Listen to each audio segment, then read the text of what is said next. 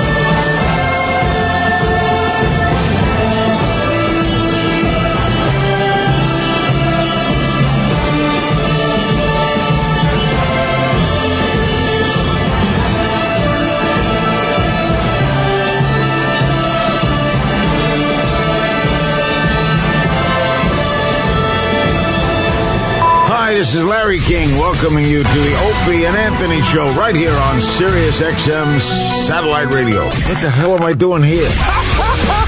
Isn't it brilliant? Forget it. The thing's out of control. Out of control. Great guests, interesting interviews, and of course, your phone calls as well. Gets my nipples hard. You know what I mean, son? Are you Out of your mind. It's not the most talked about, not the most written about, and certainly not the most listened to show in the history of radio, but I'm still proud to intro it. Oh, you're going to have a ball. There you go, lads.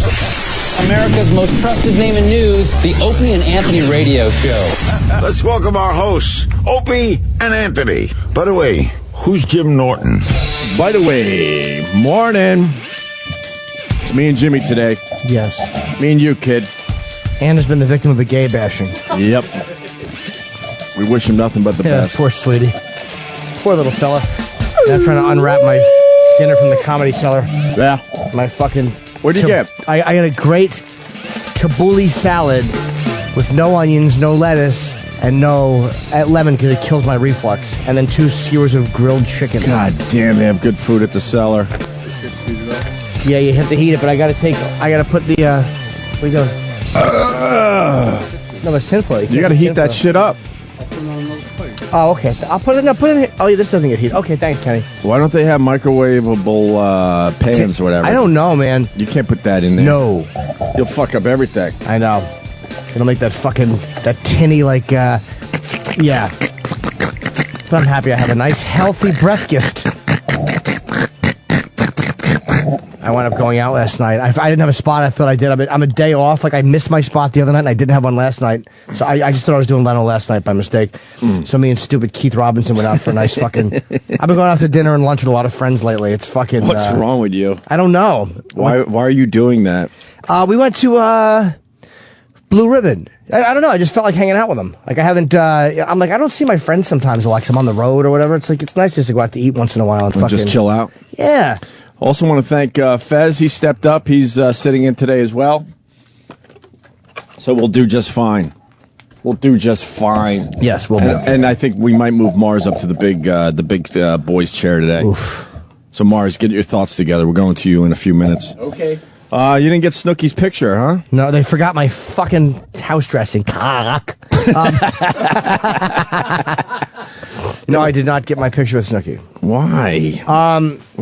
Why? She's just Snooki. Wasn't her. She was running a little late, I think. I think she had like to be on Cosmo at 10:30. Well, just to set it up, yesterday you wanted a picture with Snooki, and you had your luggage from your LA trip, so you were just kind of hanging around with luggage so you could get a picture with Snooki. I had to do some boneyard stuff because I was expecting to have a guest, but there was a mix-up, so I had to stay for a couple minutes anyway. Yeah. So I'm like, stay for the extra 20 minutes and just get her. She's coming in at 10:30. I figured 10:20. So she came in at 10:31 instead of 10:25. And the booker said, look, I want to get her. I don't want to take any time away from anybody's interviews, which, okay, that's fair. But I was like... You're way too reasonable. That's where you and I are so fucking different. How is that reasonable? I just figure... Because a picture takes less than a second. Yeah, it's quick. So how are you taking time away from anybody? I don't know. I think that they felt they're rushing her in. She went right into the studio. She didn't go into any dressing room. She went right into the studio. Right. But I was standing there by the front waiting. I had my camera out, and I'm like, I knew I could have waited and gotten it. I was just too tired. I'd been up for 24 hours, and I'm standing like a douchebag. I'm like, what do? You can't stand in the lobby with your luggage.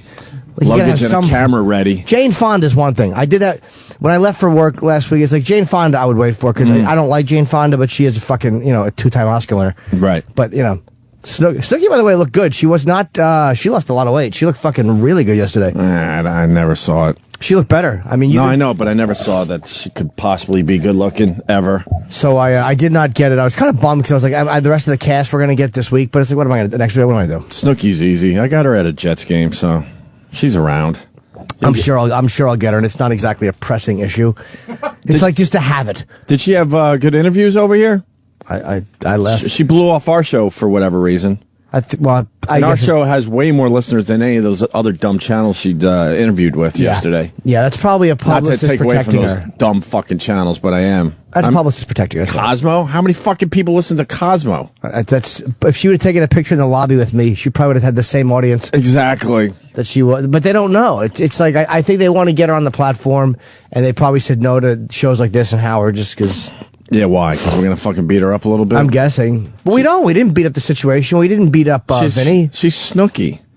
JWoww, we were nice to. Yeah, we were really nice to JWoww. We've been nice to all the Jersey Shore people. Yeah. Every single one of them. Yeah. I should, she might be, I don't think it's her. It's probably her publicist. That's normally who it is. What, are they trying to, like, polish her up? Shine her up real nice? I think they get scared. I think that. What are they scared of? She's on a show. A Reputation? Have you watched Jersey Shore? No. But I mean, I'm just answering your question. That's what they're scared of. The first 2 seasons, she was just drunk fucking everything in sight and rubbing her vagina on everything. I don't think they're scared she's going to be associating with unsavory characters. They're scared that she's just going to be attacked. Like, they're afraid that she's going to come in. Well, that's ridiculous. And be attacked. That's ridiculous. I mean, we would be respectful, and so would Howard. Yeah. Defend him too. What? I mean, it's Snooki. Watch the Jersey Shore, and then you would see how ridiculous that is. It is very silly, and she'll come in when she has a book. Everyone comes through when they have a book. Dude, she fell down so many fucking times. She fell down on the sand. Her vagina was on display for everybody. What respect? What is she talking about? She looked nice yesterday, I'll say that. She did look nice yesterday. I don't see it. Why did I get this now? I should have gotten this after. I'm so stupid. What are you talking about? I had my chicken heated. I can't even eat it now. You can eat. No, I'll wait. I've been, my fucking fat stomach, I've been so awash in self-hatred for the last 5 days. Why? I don't know. Because I treated myself at the Tonight Show and I come back. I'm like, well. Why are you treating yourself? I don't know. I like some M&M's. Why do you treat yourself? You're a grown man. No, I fight it. It's hard not to. Yeah, but every once in a while you just go, I don't know, I'm going to have some ice cream. But in my mind, it's not treating myself. I know. You actually go out of your way to treat yourself. I got to stop. Yesterday before the show, who are you? Jim's just sitting there, and I look Travis. over at him. Hi, Travis. Hi, guys. I didn't recognize you. How are you, sir? Good, how are you? Good. And I look over at Jim, and he's just squeezing his stomach. You saw that? Yeah. That's the first time you saw that? He's been doing that for years. No. I know he's been doing it for years, but it was because of the M&Ms that he ate. I'm like, Jim, what are you doing? We'll be in the middle of a radio show, and I try not to bring it to everyone's attention, but all of a sudden I'll look at Jimmy, and he'll grab his gut with two hands sometimes and go, "Argh!" but not make a noise, and then just pop back up and be funny Jimmy. It's fucking amazing. It's like every moment that I'm not doing it, I'm fighting the urge to do it. Those aren't weird moments. Those are actually just moments where I slip up. Yeah. Sometimes I have to turn my mirror a certain way. Voss talked about that. Like, he couldn't walk by the mirror with his dick out because he hates his dick after a shower. He would always have to have a towel on. What's wrong with his dick after a shower? He just thought his dick looked small. My fucking penis looks good all the fucking time. Yeah, but everybody knows that. Maybe I'm sharing too much. No, I'm sorry. everybody knows that. I apologize for that. Okay. Your nickname isn't the delicious cock kid for nothing. It could be. I could model my penis. I'm telling you, it's perfect. It's a perfect shape. Yeah. Has a freckle on it though. Where? At the kind of almost near the ball bag, almost near the root system. One freckle, ruins a perfect penis that I have. Yeah, freckle's good. It just shows everybody that it's not actually sculpted out of marble. It is actually a flesh thing. So why did you treat yourself? Because you had such a great Leno appearance? Well, no, just because I was done with it. Like I got so many Jim Norton things DVR'd. I finally saw your appearance on Louie last night. Oh, I haven't seen that. People said it was good, but you did good. Thanks. Yeah, the whole Dane Cook episode, which was, holy shit, was that a great episode. No. That seemed real. Did Louie ever have a problem with Dane Cook? I don't remember. Oh, yeah. Yeah. Did we talk about it on our show? Yeah. Okay. But I think they made up. So what? They decided to just, go with it? I don't know. I didn't see any of I got called at 6. That was an 8 o'clock shoot in the Bronx on a Friday. I get a call from Louie on my old cell. Yeah. I happen to have it. Most times my old cell is not on. I mean, I joked about the good boy phone, naughty boy phone. Right. But I still get calls on my naughty boy phone, which is the only reason I still have it. Mm-hmm. Fucking, I see the number light up. It's Louie. So I answer it. He's like, hey, could you be in the Bronx in 2 hours? What? And I had sets to do. But he's like, we'll come get you. And I had to go somewhere after. I think I had to drive for a gig. Yeah. I was meeting Kenny late with one of our late Friday drives for a Saturday. Wait, so gig. You weren't even prepared for that? I got the call 2 hours before I had to be there. And then he told you what you were going to do on set? I saw the script when I got there. Yeah, it was. But that was easy. It was only a few lines. Yeah, but still, man, that's pretty cool. Yeah. What happened was I think the guy that was supposed to do it was unable to do it. It was a replacement for somebody. Right. So it was. Hey, I was glad I got something. Yeah, you were hanging out backstage at a Dane Cook show. Yeah. Because you wanted pussy. Yeah, young pussy. Young pussy. No, it was good. But he's fun. Louie's fun because when you shoot with him, it's a low pressure. He always looks like he has no idea what he's about to do next, even though he does. Mm-hmm. So you're kind of doing like, oh, all right, over there. Nah, just stand here. You want to come a little close? Nah, right there is fine. Right. Like, it's very, very unlike other sets, which is why I think that comes through. Well, that's probably why it's working so well. Yeah, it's different. It's very different. You know, I don't think a lot of people could just kind of wing it like that. I don't want to say wing it because Louie's very preprepared, but you know what I'm saying. Is. He's just kind of he knows how to just go with things as well. Yeah, and I haven't. That scene where everybody talks about from with Rick Chrome, the gay scene from last season. Again, that was from a Comedy Cellar conversation. Yeah, sure. At the table. And an article came out yesterday. They're praising the second season of Louie. Yeah. Praising it. What do they compare it to? Nirvana's Nevermind or something like that? I didn't read it. Could you get that article? Because we're discussing it right now. So you treated yourself because you had a good Leno appearance. Well, because I was done shooting. So you had what? Just a peanut bag of M&Ms and a regular bag. You had to have 2 bags? I was so hungry. I wanted some I never get to eat chocolate. Yeah, but when you're hungry, you get a sandwich or something. No, I wanted something bad. Grantland? Huh? Was it the Grantland interview I don't know. article? Yeah, I don't think know. that's what it was. Louie's brilliant second season, yeah. Yeah. It's getting fucking praised, and I thought there was a Nirvana thing in there or something. What does he say? What does I it say hope about Louie Nirvana? winds up like Cobain. This fall marks the 20th anniversary of Nirvana's Nevermind, so lots of folks are talking and writing about how life-changing the release of the record was. But is this just a separate? How does it compare to Louie? I don't want to read all that. What does it say, Travis? But in 91, Nevermind was not unilaterally appreciated. People argued about its merits constantly, and a lot of people hated it. Yeah. We generally agree it's awesome now, but that agreement is retrospective. Louie is not like that. Right now, Louie is like the Beatles in 66 or DiMaggio in 41. Oh, so, okay. Very good. Good for Louie. So he's got another season, too. I thought you were going to do a lot of reading, so I shoved a piece of chicken in my mouth. I didn't realize you were going to just skim it. I'm fucking not reading today. Fuck that. Maybe Fez will read for us. He's sitting in today, and I want to thank Fezzie for doing that.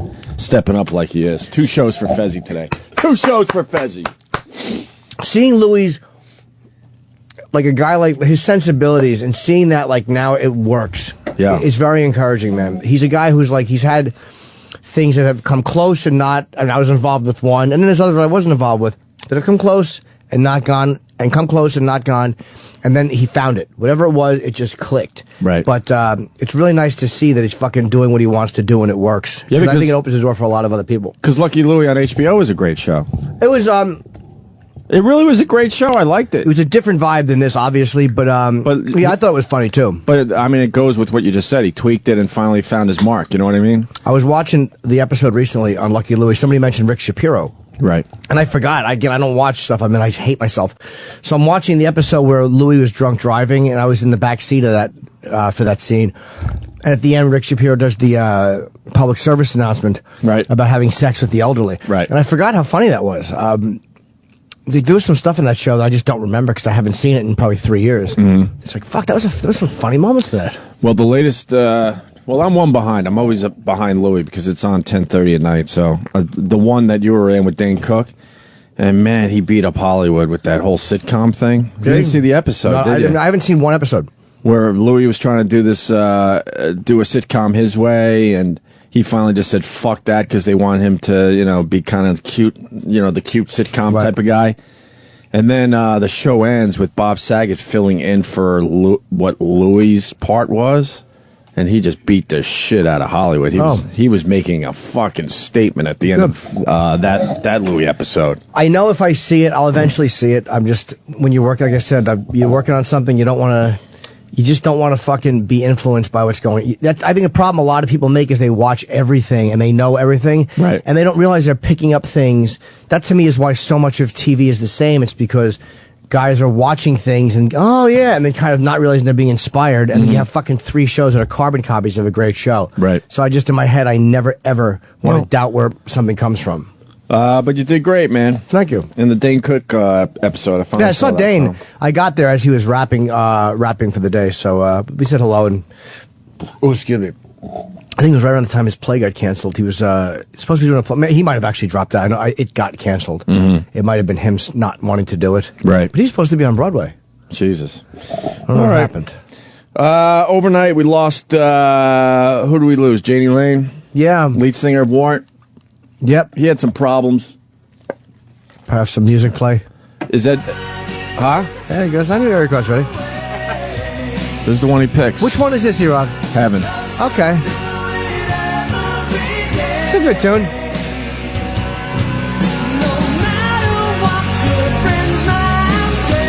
Fucking, I didn't realize, I for some reason was thinking Coverdale sang Cherry Pie. Seriously? Yeah, it just wasn't. That's weird. Yeah. No, Warrant did Cherry Pie. What was the big one for Whitesnake? Here we go.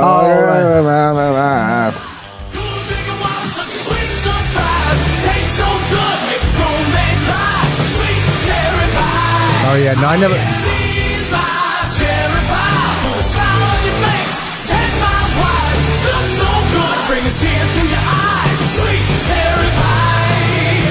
That fucking song was huge, man. Massive. A massive hit. And it does everything 80s songs did. Right. With that chant, like, whatever. But I think Janie Lane was another one of these guys that was tortured. I remember he was on, I think it was Celebrity Fit Club. And they kind of showed you that he had some problems, possibly a massive drinking problem. And they found him in a Comfort Inn. A fucking Comfort Inn. No offense to the Comfort Inns out there, but Jesus, this guy, sort of had a career. Yeah. And then you fast forward a bunch of years and you're dead in a Comfort Inn. What the fuck? It really is hard to maintain. Like, you forget how many bands. And, of course, I focus on Ozzy because I'm a fanatic, so I always make it about Ozzy. But there's other bands, too. There's a few other ones that were able to survive the hair metal thing. Not many. But, man, most of them fucking grunge killed most of those bands. Destroyed them. But what the fuck happened to those guys? They were done in 1989, 1991 maybe. Right.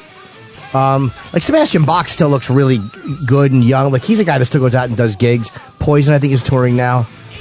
But I get bummed when I hear these guys. I'm like, fuck, man, I forgot about Warrant. What are they... Fucking Molly Crew's doing good, though. Molly Crew's at least on tour. They've always stayed relevant. Like, Molly Crew has always stayed kind of in the... I think they're touring with Poison.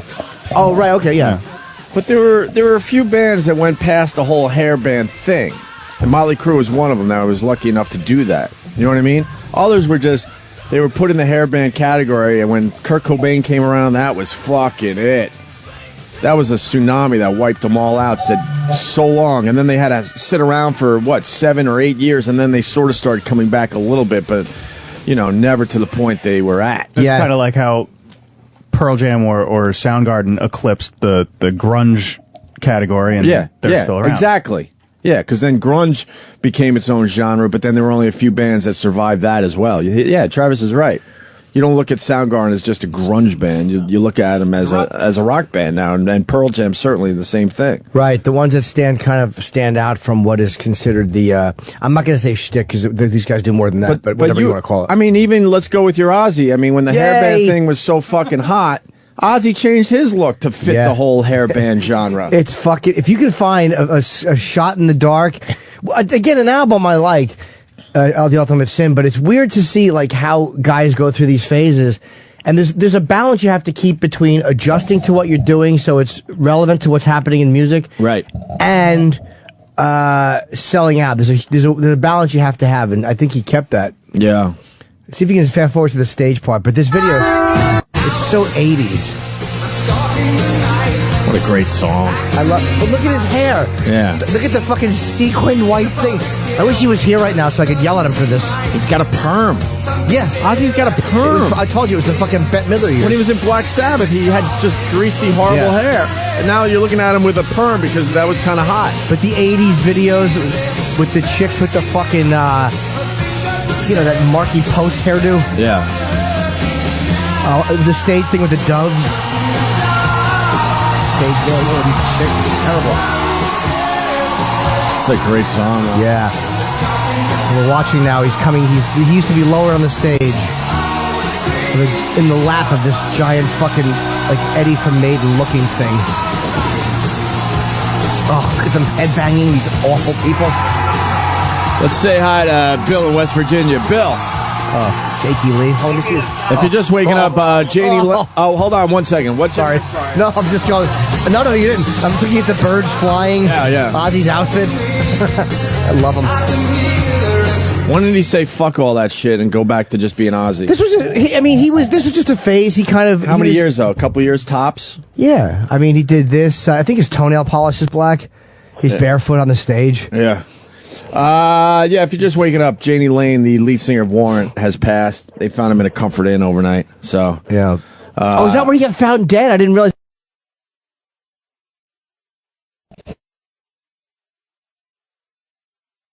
What do you got, buddy? I was going to tell you, boys, maybe he got screwed up when he was born because his real name and his parents named him John Kennedy Oswald. Is that really his real name? Yeah, that's what it said on the internet yesterday. That's a hell of a name to go through life with. Yeah, that's what I thought too. All right, I'm going to look that up. I never knew that. I interviewed Janie Lane over the years. Did you? Yeah, a real nice guy. Sucks. He was only 47. Something. Jesus Christ. John Kennedy Oswald. That was really his name, huh? We don't know how he died yet, right? No. What years were they popular, Warrant? 'Cause they were like a joke on MTV for Beavis and Butthead. I would. Oh no, that was Winger. I'm sorry, that was Winger. Warrant. No, Warrant was too. They used to make fun of Warrant on Beavis and Butthead a lot. Well, let's find that clip. I want to hear it. No, but they would always wear the shirt. What was the shirt they got to wear? The Winger shirt? I think they did the Winger shirt mostly, right? What was Winger's song? Oh, fuck. They had some big ones, all right, or no? Yeah. Kip Winger. What the fuck was the song? Kip Winger's a terrible name. Cherry Pie was 1990. What? Cherry Pie. Oh, it was 90. See that? I thought it was Cherry Pie was 1990. I didn't realize that. Are you serious? Yep. I did not realize that was the end of hair, like the end of the. Wow, they were the second tier. I would have thought that was 83. Every genre has like 3 tiers. The first tier, the solid bands, then you got kind of the second tier, and then you got the third tier where everyone is jumping into the genre. Right. And that's when the whole fucking thing collapses. Yeah, That's exactly how it works. It's too many guys copying the style or just kind of picking up the cadence and not doing. Right.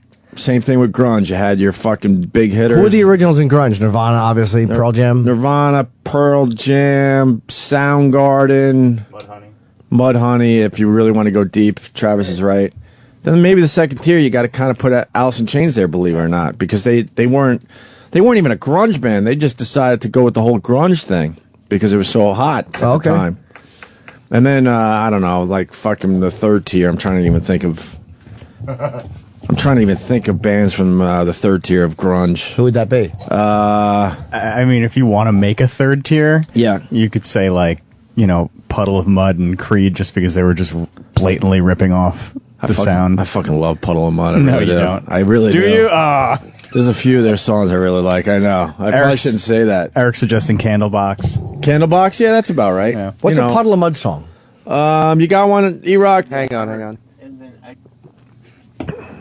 I don't think Courtney Love liked Puddle of Mud. I think she fucking was furious. That's the bodies hit the ground, guys? No, that's Drowning Pool. Drowning Pool. No, because I mean they sounded like they sounded like Kurt Cobain, the lead singer. Yeah. Puddle of Mud had Blurry. She Hates Me. Blurry's the one. Yeah. Right? Blurry. Hit Blurry. All right, hang on. Eric has a goatee. Ooh. Eric just hasn't shaved. In a week. Oh, no, Eric's just depressed like Nicholson in The Shining. He's throwing a ball against the wall all day. Fucking. Oh, she's only 17, Winger. Thank you, fucking Chris. Oh, she's only, Of course. Thanks. You don't like this, Travis? I mean, it's all right. His voice it always bugged me. Not only do I like this, I fucking turn it up when it's on the radio. It's not a bad song. I don't know, I've ever heard this. Everything's so blurry and everyone's so fake. Is this a Cobain ripoff? You're gonna hear Kurt Cobain in a second. So messed up, preoccupied without you. What can I live at all? I don't know this song. Wait for it to kick in. He starts screaming. You could be my someone, you could be my seed. You know that I'll protect you from all of the obscene. I wonder what you're doing, imagine where you are. These oceans in between us, but that's not very far. Can you take it all away? Can you take it all away? When you shoved it in my face, explain you get to me. Can you take it all away? Doesn't remind me of Cobain for some reason. Huh? It doesn't really remind me of Kurt Cobain, but maybe I just don't know enough I'm about actually Cobain. getting help because I haven't thought of Puddle of Mud in a while. I want to thank Kurt Love. He's a regular from New York City. He's a good one to follow on Twitter, by the way. I'll acknowledge that, Kurt. He says Heel Overhead is the one that sounds a lot like Nirvana. Can you give me that one, E? Sure, 1 second. Fuck, I'm going to have to listen to some Puddle of Mud today. I can't believe you really don't like it, Travis. No, not really. This is 10 years ago. Huh? This song came out in 2001. Jesus Christ. This is the one that sounds more like Nirvana. Were they the third tier, you think? Well, I mean, by 2001, it was really over. But bands like this and Creed kind of like, I took that fucking sound. hate Creed. Nobody likes Creed. All right, good. We interviewed them a pretty bunch big, of right? times, too. Fuck, They Creed was were. massive. Turn this up. I've done for you, year after year after birth.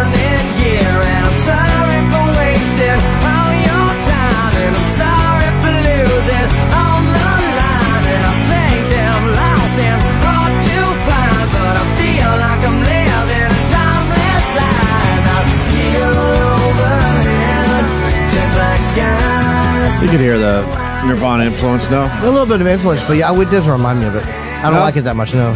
It's not terrible, it's just... You don't like it? No. I don't hate it either. It just wouldn't do anything for me either way. Oh, they're saying Silverchair was third-tier grunge. Yeah, you could throw Silverchair in there. I've never heard of that. You don't know Silverchair? Song. You probably... Give me the Silverchair hit. Turn this down. We're doing this because Janie Lane from Warrant fucking passed. You know what song? And he wasn't on Celebrity Rehab. A lot of people think that this is another Dr. Drew success story, but he wasn't on Celebrity Rehab. He was on Celebrity Fit Club. Yes. What do you got for Silverchair? You don't know this song? This song was huge. Giant. I've never heard of the band. They actually just broke up. Me and Ann used to get these guys drunk.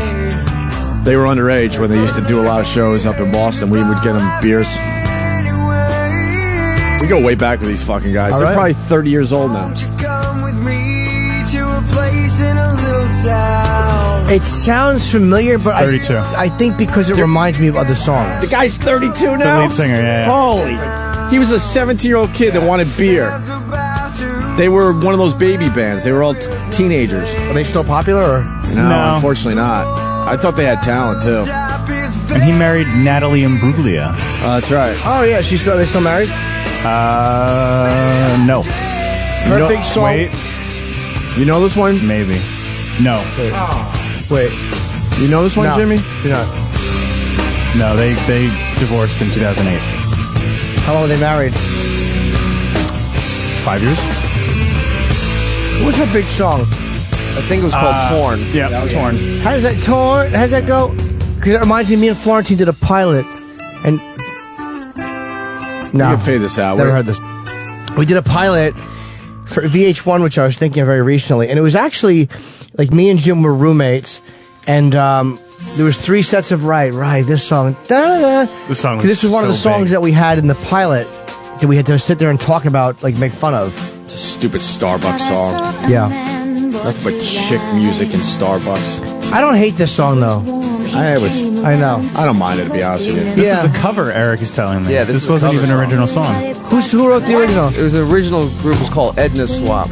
And Edna Swap? Edna Swap, and it didn't really chart anywhere. And then she came out with the song, and it went huge. How long ago did Edna Swap do it? Boy, she covered this right after they broke up. Oh, probably. They were around in the 90s. It's not a bad song. I don't know if I go great, but I mean, I like may it. have had this on tape single. Oh, yeah, singles. Yeah. Remember singles instead of cassettes? What an awful idea. Yeah. All right, enough of this. Get on the floor. Da-da-da-da-da. Sorry, it just really gets me. It's a catchy song. There were certain ones I remember from the pilots we did. We redid the pilot, and then we redid it again. And the fucking writer they got was so fucking bad. Yes. It was almost like a Beavis and Butthead, but with real people. And it was me and Jim, and then there was a married couple, and then there was a gay couple. They was just being politically correct. And we would have little storylines going, and then we would sit there and they would play videos. And we would all, in our own apartments, be watching the same video. And we would just be talking about it and commenting on it. But of course, all the fucking really funny comments they made us take out. Ugh. And for the pilot, this is when I was touring with Dice. He's like, what are you doing? I'm like, I'm in LA. I'm shooting a pilot. He goes, can I be in it? He goes, can I be in it? So we're like, okay. So we got him a scene at the end, completely disconnected, where we're all watching a video at a party. Yeah. And Dice is just sitting there being Dobie Dice, where he was like, I don't know nothing. Like when he would do his Yeah. stupid thing. Right. And he wanted me to grab him by the shirt. I grab him and I spit my bubble gum in his face. I think I slap him and I spit my gum in his face. It was very funny because he says something and I just go, shut up! And I hit him and spit my gum in his face. And VH1 didn't use that in the pilot. Ugh. They fucking went with the corny ending that we had. They're like, we don't think it's like the character of you. I'm like, you fucking idiots. Just stop overthinking everything. This corny fucking LA writer they got. Yeah. That's too bad. I fucking hate these LA white guy writers. Are terrible. Goes back to the discussion we had earlier this week. I don't know if you were here. A lot of movies or let's say TV shows that were great on paper that they just fucked up as they were producing them.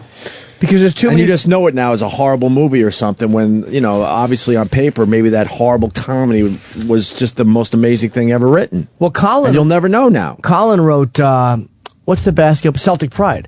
It was Colin Quinn, but I think that got changed so much from what his original vision of it was. Right. That it's not even his movie now. It got switched. A lot of it got changed, I think. So originally it was his project? I believe it was. But by the end of it, he didn't even recognize it? Yeah, I think that's one of those that's cases. exactly what we've been talking about.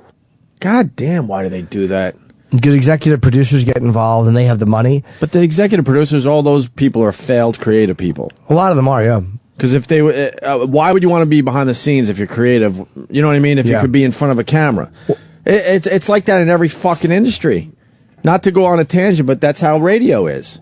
All these fucking idiots down the hall wanting to be. Oh, sorry, Travis. Yeah, definitely. I see what I'm doing. No, it's definitely it's right. Oh my God! Right in front of your face too. I'm sorry, Travis. But you probably could do a good radio show, though. To be honest with you. What are you gonna say? He's right here. I feel like an asshole. Travis has natural abilities. I'm not talking about honestly, and I swear I'm not. I swear I'm not saying. It looks this. good on you. I swear I'm not saying this because now I got to save my ass. But the guys that work for the show, I think all of them could do radio. Even Roland with his stupid fucking. You don't know what the fuck he's saying half the time. But I'm talking about the. Huh? Roland's shaking his head no. Shaking his head no. All you guys are really good on the radio. I would amend that to some of them are tolerable. But a lot of guys that try to tell you what to do in radio. See, you don't tell me what to do. That's the difference. The guys that think they could tell me and Ann and Jimmy what to do, with a radio show, those guys are all failed radio show hosts. Yeah, but they love the business so much they went into the boring end of it. Exec producers are sometimes, they're just the money guys. A lot of them are sometimes bigger managers who have a lot of money built up. There are some guys that just produce and do a good job and produce a lot of. Oh, we got Penn Jillette coming in, by the way, on Monday, right? Yeah, I can't wait. I got his book. I started. It's very good. What's the book about? It's called God No, and it's just Penn. I just read the first chapter of it's about him being an atheist or whatever. Or that's what I'm getting of it so far. But the opening is fucking great. It's a take. The first chapter is about. It smells good, right? It's very good food at the cellar. Jesus, Roland. It's like it literally is like a German Shepherd just walked in the way, sniffing around the plate. He's sniffing everyone's balls. But it's about the arrogance. Oh, T.I.'s book. All right. Oh, these are both books people we have. Great. It's about how you think that atheists are really arrogant, but he makes a great point in the opening chapter about how it's not atheists that are arrogant. Atheists are humble because they're saying, I don't know. I mean, right. I think some atheists are arrogant, but right. It's really fucking funny already, and he's a smart dude. I want to read some of that over the weekend. I'm going to try to blow through the whole book if I can. Hey, Travis from Neptune is pissed off. Silverchair, third tier, it came out in fucking 1994. Yeah, 1994 was third tier fucking grunge band. Yes. The biggest one was already dead. Right. Yeah. So, Travis, you just fucked yourself by saying that. And then someone told me that Puddle of Mud did a version of Gimme Shelter by the Stones. We have that in the system? I'm finding it. Hang on. I don't think I've ever heard that fucking song. And there's something else. Oh, this guy wants to tell us a Puddle of Mud story. Why are we talking about Puddle of Mud? Brendan in Ohio. Hey, morning, guys. Welcome aboard, brother. Brendan. Yeah, I used to be a Puddle of Mud fan. I went to see a show in Toledo, where I'm from, and he only played 1.5 songs before he threw his guitar into the crowd, and then started throwing beer bottles into the crowd and yelling gibberish at the crowd. There's a great picture you can find online of him in the back seat of the Toledo cop car, handcuffed and banging his head against the window and spitting down the window. Well, did he have problems, this guy? He was at the bar, and before the show started, people were just buying him drinks, and he did about 15 shots of Jaeger before going up on stage. And, wow. Yeah, he's not welcome back in Toledo, but I don't think anybody would want him now anyway. Puddle of Mud's not too popular these days. No, they kind of fell off, right? Yeah. All right, brother. Thank you, Brendan. Yep. Let's hear Gimme Shelter, a little piece of that. Fucking love this song. The D's are backwards in Mud. That's no good. You like this song by the Stones, even though this is Puddle of Mud's version? I do, yeah. Sure. Fucking could be my favorite Stones song. Not of my all favorite, time. but I do like it. What's your favorite? You had to guess. Think about it. Yeah.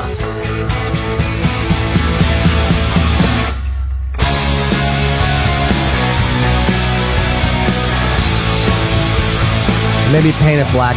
Really? Yeah. This is relatively new. This is off of an album that's not even out yet. Really? Of all covers. Turn this up.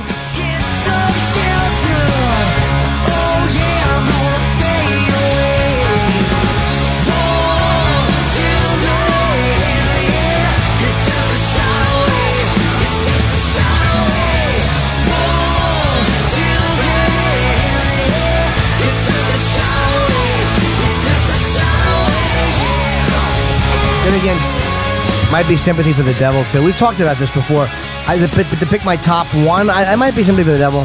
As much as I've heard it That's a million a good times. choice. I was going to play this a break, but I'm not feeling it. It's cool, but... What is, let me ask you, hey, for Stones fans, just to tangent for a second. Paint It Black, is it about... there's a line of that. Is it about his girlfriend dying or something like that? I think it's got something to do with a funeral. He's depressed because he went to a funeral. There was somebody he loves died. That's my impression of the song. I'm not that deep with the Stones. Well, let's find out. If anybody knows, I'm sure some Stones fan out there. You like Dead Flowers by the Stones? I don't know if I know that one. Oh, God. I think it goes like... We're playing a Stones song to break. I'm Dead flowers in my sill. No, I don't think I know Dead Flowers. We might have to go Dead Flowers in a break. I think that record's worth anything as a record. We're looking at the Paint It Black picture. Under My Thumb's a fucking good one too, man. Yeah, but those are all the poppy ones, man. I like that, Under My Thumb. No, I mean I don't hate the poppy Stone shit, but I'm more of I like to get a little trippy with them. Give Me Shelter. I don't know. Give Me Shelter just reminds me of so many movies. Because it's in so many... It's like the scene when somebody's going into the drug haze of their life. They'll play fucking clips of Give Me Shelter. But you don't realize how many of these songs are used in films until you hear them, and you're just like, oh my God, I've heard that 50 times recently. How many movies use Give Me Shelter? I don't know. I've heard it a lot. The Vietnam movies use it, I think, a lot. Yep. It is a good... Does anyone know the question to the answer to that... Paint It Black thing? One of the listeners might know. It was a group effort. Jagger contributed to the lyrics seemingly about a man mourning his dead girlfriend. Oh, okay. More literally, it is about using the visual trick of painting everything black in the mind's eye. Hey, why don't we have the queers on today? Wow. The who? Those aren't queers. What? Oh. Why don't we have the queers on today? Well, why are they blowing us off? Probably because you're calling them the queers. Yeah, maybe because you're not saying the name of the show, you're saying the queers. That's a good point by Sam. Well, maybe I shouldn't say the show because we assume they may be a bit on the queer side. Yeah, Lucky yes, for you, Roland. they're back in 3 weeks, so you want me to get them? Sure, yeah, have them back in, assholes open. Make sure they get married on our show. We're going to marry a gay couple because we're edgy. Like Tiny Tim. We don't even know if they're gay, but we've had our They probably are. suspicions. Yeah, I think they are. I'm pretty sure. With each other, though. Oh, yeah. Want to thank Fezzie sitting in, man. That's just a hell of a thing he's doing for us today, man. A hell of a fucking thing. Ant's out today, and Fezzie stepped right the fuck up to the plate. He's doing 2 goddamn shows today. He doesn't doing... Does he walk circles in the building? He does. He does. Well, ask him. Because I saw Fez yesterday. He's I don't nodding. see him. He's nodding. Yes, he does circles outside, and then he does circles in the building. I see him He's inside. got a routine. Outside, I'll see him sometimes when we're leaving. But if I'm here a little later, I'll see him inside. Right. But then I saw him walking, and then I saw him like a few minutes later walking. I'm like, oh, is he walking? Maybe he just does it to get himself ready for the show. Mm-hmm. Everyone has rituals. I mean, we've had Ronnie B fill in, and Fezzie's filling in today, and I really appreciate that. If Ronnie B wants to stop in today too, that would be great. We'd love to have Ronnie B. Give him a call. Wake him up. Wake him Fez. up. Should we go to break? Yeah, I'll finish my chicken, the medley. You know what? Oh, excuse me. We were going to do a fucking best of today, so fuck it. We're going to go off-roading today. Yeah. Dead Flowers. I want it right now in the break. That was quick. Thank you. Me and Jimmy today, and Fezzie sitting there. Well, when you're sitting there in your silk-upholstered chair, talking to some rich folk that you know, well, I hope you won't see me in my ragged company. Well, you know I could never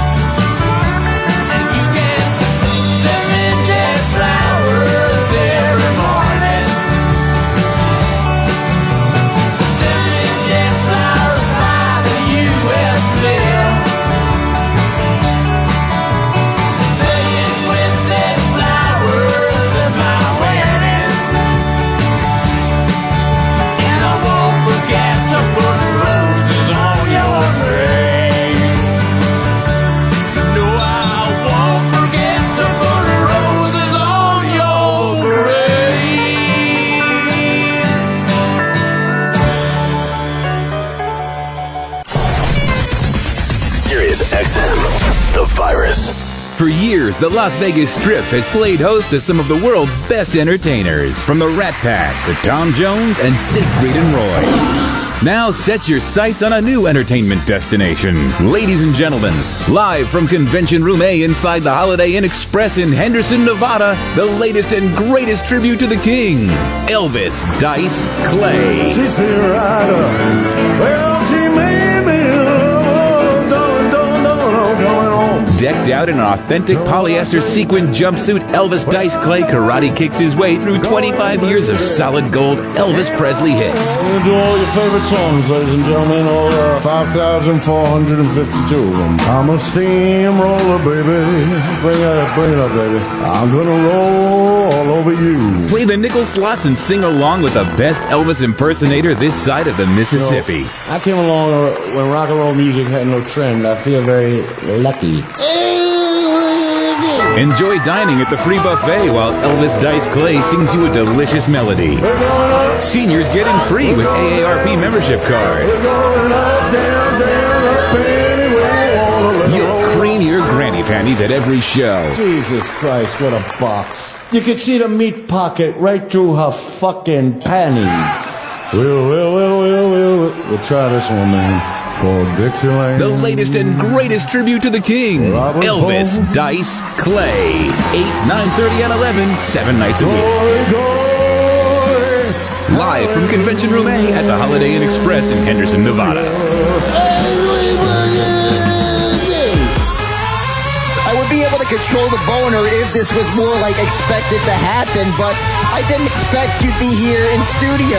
What an adorable little boner. This is a lovely surprise that I am very thankful for. Oh, I love surprises. It's a lovely gift. It feels like Christmas already. Oh, you're Christmas all over my I'm just trying to look at her.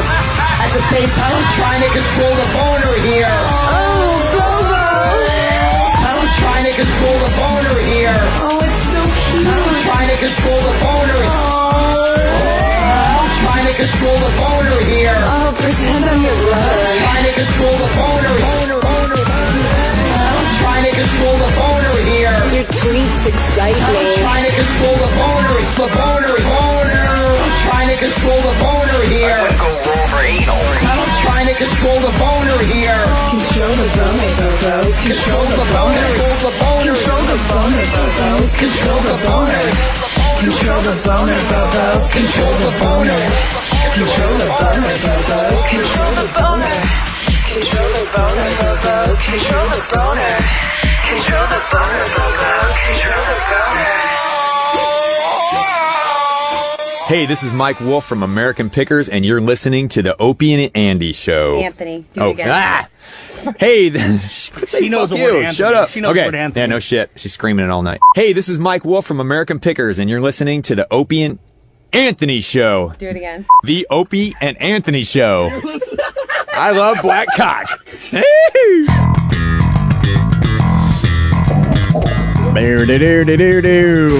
me and Jimmy today.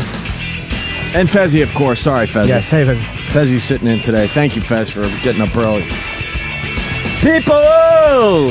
What were we talking about before the break? Tiger. I get beat up a lot about my comments about Tiger on Twitter, but this fucking guy's done, I'm telling you. He's done for a while. He's going to win a tournament or two, but he's done. I don't know. He's done. But I don't know why I like Tiger. He's probably arrogant. I guess because I met him once, and he was very nice. Right. The one interaction I had with him years and years ago, he gave me an autograph, and he was pleasant. Well, the PGA Championship is going on. Tiger started... Is he winning? Oh, my God. Not only Opie, is he winning? Oh, my God. He might not even make the cut. I was trying to stand for a piece of paper. After the first 2 days of the tournament, then they cut a bunch of golfers, Jimmy, the ones that don't have a shot at winning the fucking thing.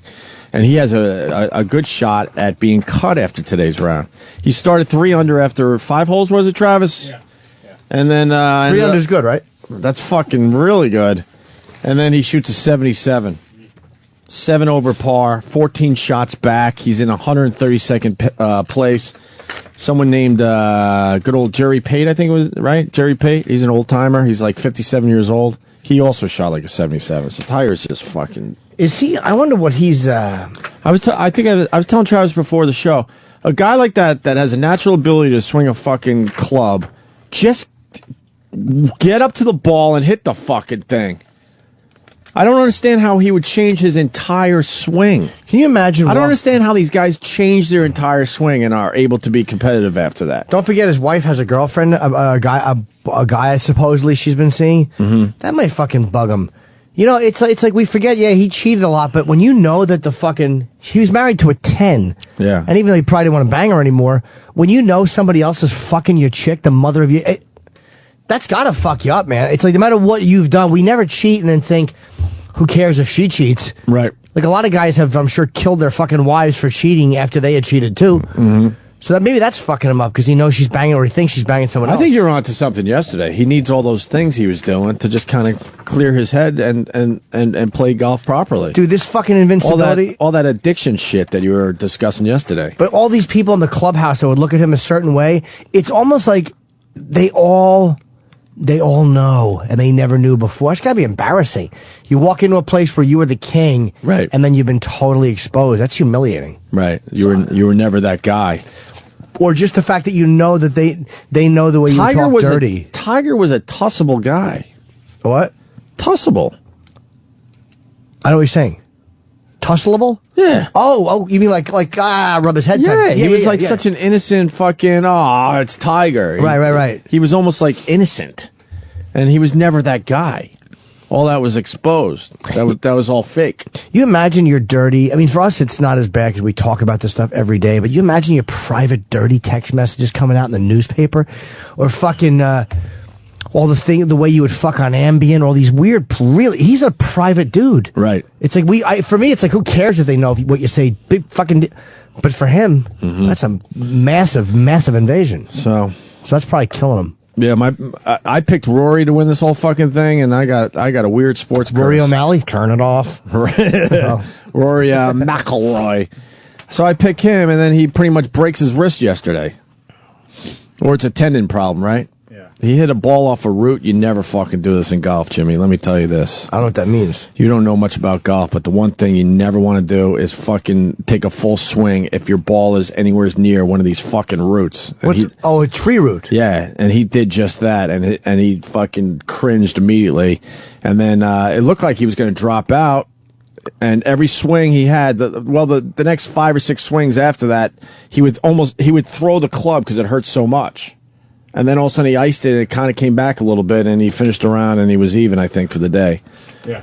But he's definitely injured. So he was the guy I picked yesterday. He full swung on a root? Oh, fuck yeah. Yeah, he's lucky he didn't break his fucking arm in half. You just don't do that. He should have just kind of poked out. I admire golf's a very, I'm sure, difficult thing to do, and I admire guys that are good at it. It just annoys me, and I wish it didn't, because I would rather enjoy it than not enjoy it. It's always on TV. Well, what's funny is when someone like me goes and plays golf, just a regular schmo, we have to dress the part on a public golf course. It's like, really? I need a collared shirt? Really? Why? I think it's because it's so exclusive. Golf, like there's places that they wouldn't let Clinton play because they didn't want a Secret Service. It's like, you fucking assholes. These are shitty public courses. No, but it's not some real nice country club. The ones where people really can't get into. And I know it's a private club and they have that right, but they just annoy me. I've been denied because I didn't have a collared shirt and I had to go back to the car and put one on. I'm like, really? Well, you mean like a stiff collar shirt or just like an Izod? Just a shirt with a collar. They won't on some of these public courses, and they're not that great. They will not let you on if you don't have a collared shirt on. Has to be tucked in. Yeah. It's like, really? I've been stopped on a fairway and told to tuck my shirt in. On a public course? Oh, yeah. See, that's where you should be really pissed off. But you're right. It is the only sport where you're forced to dress the part. Yeah. You can go play, softball, and they're not forcing you to wear, baseball uniform. Yeah. It just stinks. Let me say hi to Marie in New York. Marie's going to talk golf with us. Marie. Hey, guys. You know golf? Not really. I was just calling to tell you guys that you guys need to help Tiger find a caddy that's going to get him laid, like Jimmy. Jimmy, you need to be Tiger's caddy so you can help him get laid again. Yeah, but this guy was all in with Tiger's girl thing. Yeah, but he was married, so it's like, you know. Tiger doesn't need help getting laid. That's easy. Tiger needs to stop feeling like he feels like I think he probably feels like he's walking naked on the course. He's completely exposed.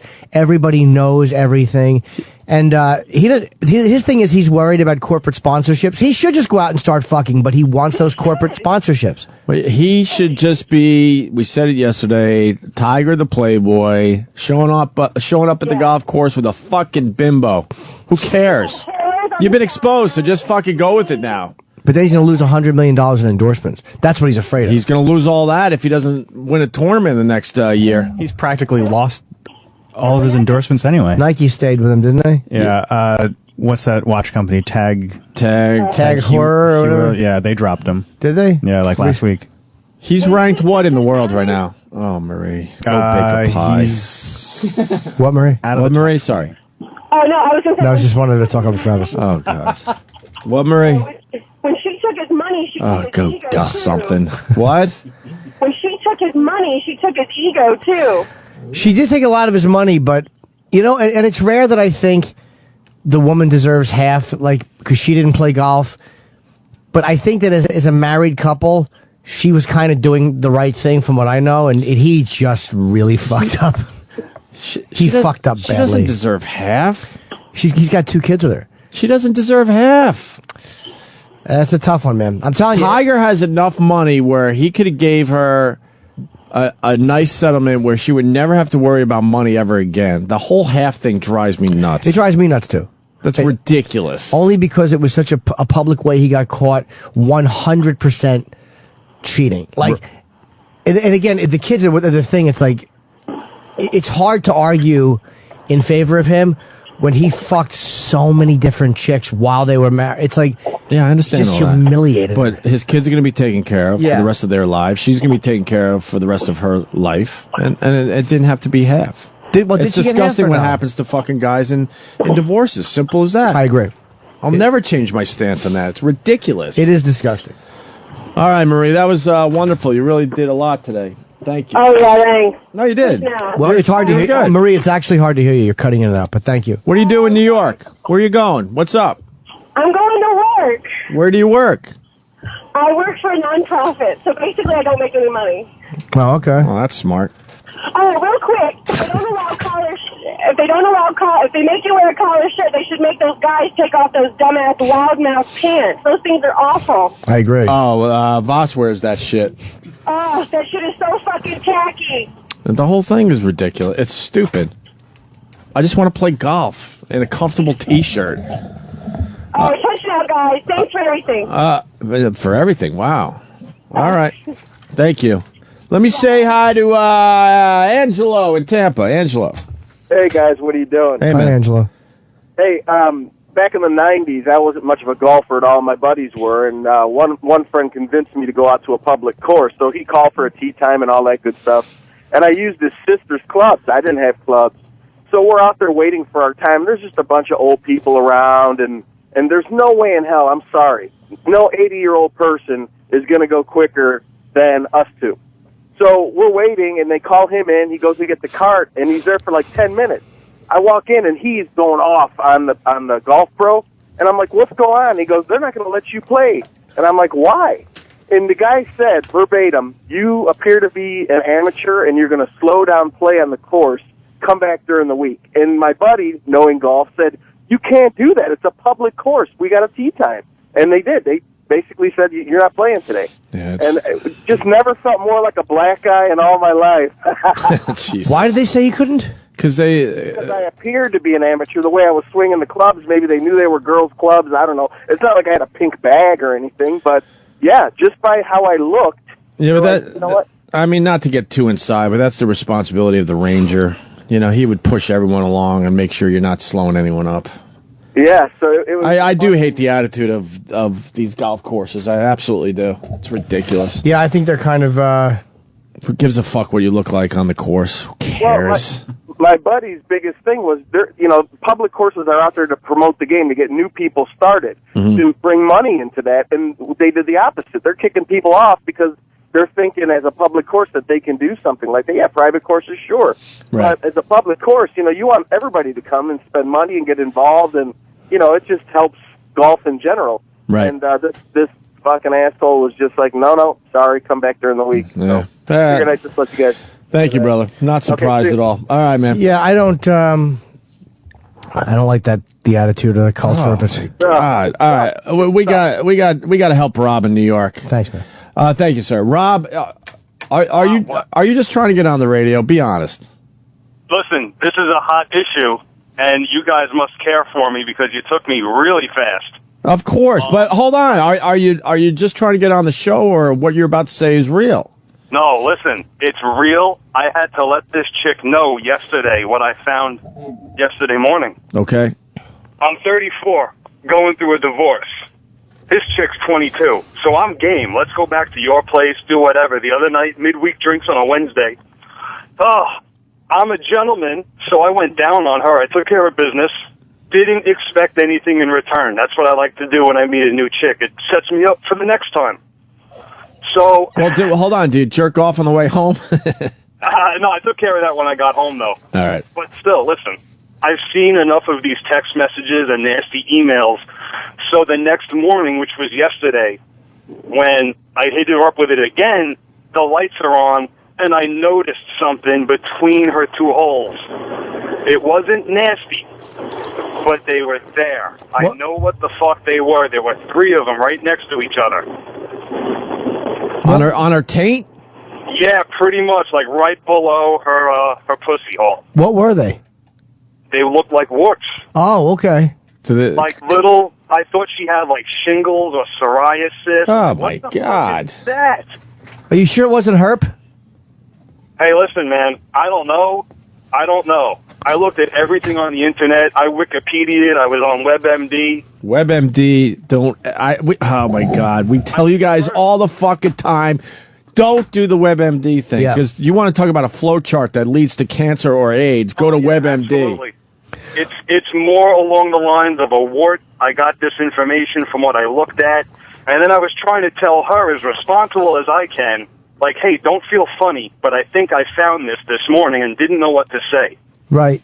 So she took it well. I took the medical approach to it, like, it could be a side effect of HPV. If you have that, you might be in line for cervical cancer. Get yourself checked out. Then she tells me, yeah, well, she had, like, cancerous cells removed from something years ago when she was a teenager. And I'm like, well, fuck, all right, well, check that out. And now I'm wondering if, in fact, it was warts. Maybe. She may not even know she has them there. That seems like a tough place to check. She didn't. According to her, she didn't. She was, like, really embarrassed, Yeah. To the point where I was talking to her, like, look, it's okay. Better I found it than somebody else that was going to ridicule you and cast you out, Does she, I'm more mature. But what's my risk now? You know what I mean? I don't know.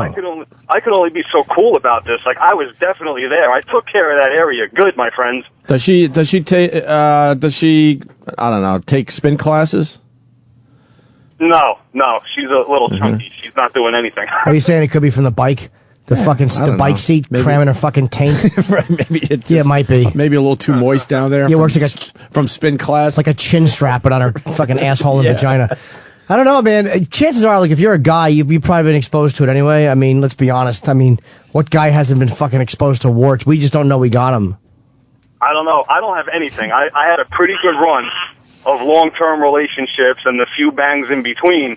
I haven't gotten anything, nor have I ever seen anything. This is the first time I saw it. I know I was in that area twice before I realized it. Well, and I'm wondering what my exposure is, Well, how fucking wasted were you that if you're taking care of the area, you didn't notice a few speed bumps? Oh, the night I didn't know the night before because it was kind of dark. You're just working by memory. You're feeling yourself out a little bit. Mm-hmm. The next morning, back by popular request, she wanted it again, and now the lights are on. I'm looking. I'm like, hey, wait a minute. Wow. Did you try to pop them? No, I did not. No, sir. You know, I mean, they weren't nasty. It just looked like her skin, but it was a little fucked up. I'm like, that shouldn't be there. I know what that is. Jimmy, what do you think? I don't know, to be honest with you. I don't know, but whatever. I wouldn't freak about that. You know, herp or fucking, if you saw herpes sores or, that's different. But if you just see what could be a wart, I mean, yeah, that's gross. But you know how many chicks you probably fucked that had them and didn't know? Do you know how many chicks you fucked that had, I mean, you know, even a long-term relationship, a lot of times girls don't get checked for that.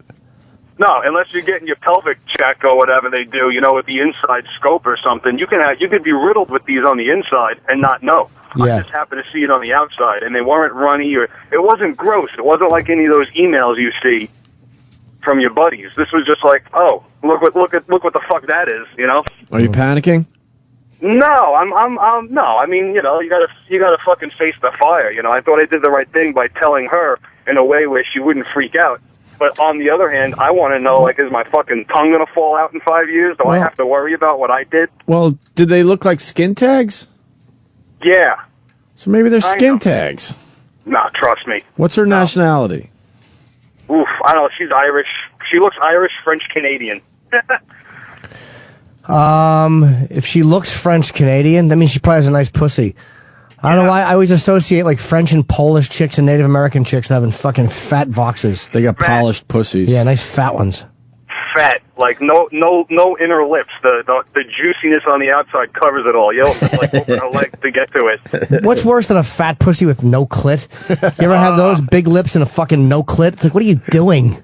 I've had them all, but who are we to be picky? You know what I mean? Bob, believe me, I'll take it. I'm not saying I've never actually objected, but it reminds me of like the chimp lady's face.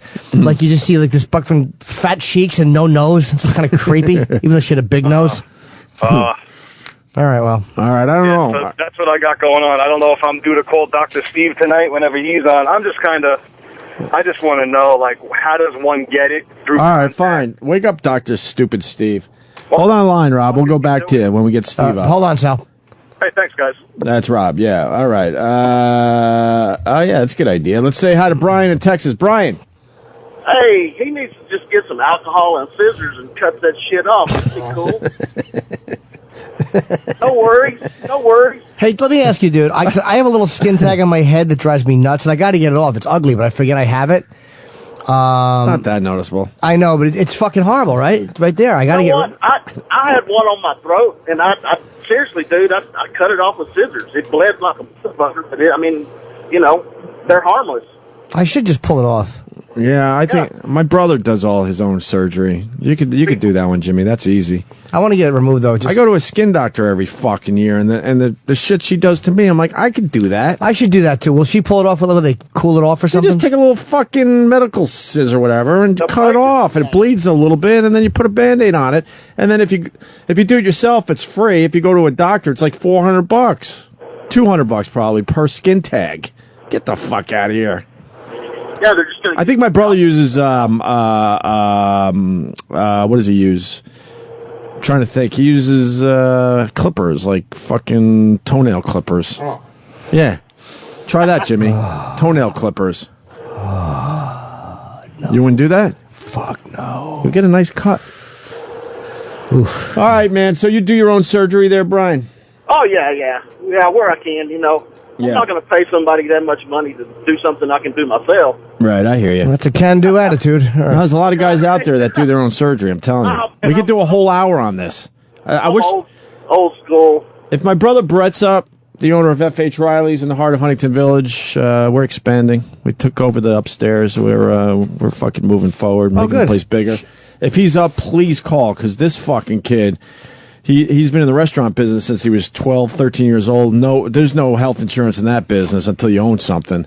And that kid has fucking done his own surgery, man. Impressive shit. Gotta get rid of my skin tag. Want to do it right now? No, I don't. Dr. Steve. Good morning. Are you awake? Yeah. You've heard of guys that do their own surgery, right? Oh, yeah. It's fun.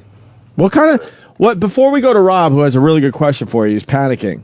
What kind of surgery can we do to ourselves before it gets too dangerous? We could do the skin tag thing, right? That's easy. Oh yeah, absolutely. But there was a guy when I was a medical examiner. I got that really bizarre journal called the Journal of the National Association of Medical Examiners, and these guys love to tell stories and put it into scientific terms. But they're really just telling horror stories. And Sure. This one guy was having improper sexual thoughts, and so he thought it was his adrenal glands that was causing it. So in his dorm room, he did an adrenalectomy on himself. Where are your adrenal glands? Well, they're above your kidneys. So this guy opened up his abdomen and apparently gave himself some kind of anesthesia, but was able to perform the surgery. Got one of his adrenals out before he had to stop because he had too much pain when he had to retract his liver. Get the fuck out of here. Absolutely true story. And he ended up going to the hospital, and he was in the hospital for a while, but he survived, so...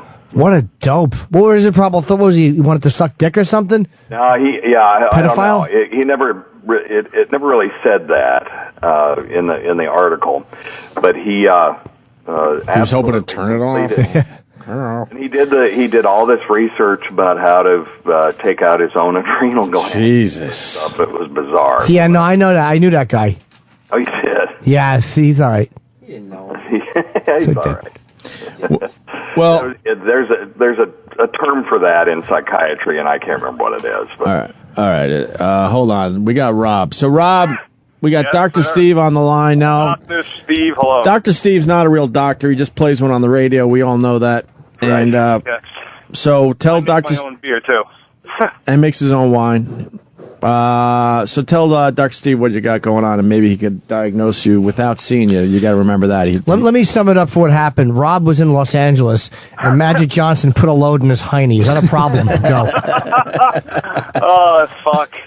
Well, it's not that bad. No, it wasn't Magic Johnson. It's not AIDS related, and there wasn't a dick in my ass this time. But no, listen, I was going downtown on somebody the other night, and then the next morning, realized that she had something between her on her taint that I believe to be 2 or 3 warts. Okay. That she didn't know about. Well, Dr. Steve, ask him what they look like and all that, I guess, right? Yeah, absolutely. Yeah, I mean, it looked like they looked healthy as they could be for being there. They weren't oozing, they weren't weird or bumpy. It just looked like 3 little flat, like little triangles almost, like little pyramids. Okay. Well, genital warts can look like a lot of different things. They can look like little skin tags. They can be fungating, where they just look like a chunk of cauliflower cascading out of... No, nothing like this. It almost looked like... Fungating. It looked like skin. You never want to hear that you got something fungating. Fungating. Oh, God. Fungating. No. Holy shit. You never want anything that looks like cauliflower on you. Oof. There was no seepage or oozing or anything, That's seepage. Yeah. Oh, no, nothing like that. Okay, so 3 triangular things, and it just looked like skin. Yeah, it was the same color as everything else. Like, I had to look at it for a while, because I didn't know. There's a lot going down there. Maybe it was like another layer of skin or folds or whatever these chicks have going on, but no, this was significantly lower than her opening. So it wasn't part of her vag. It was definitely something that shouldn't be there, that I was in close contact to before I noticed it and the night before. So I'm wondering what my exposure is and what's the risk. Is something like this transmittable? Yeah. Here's the thing.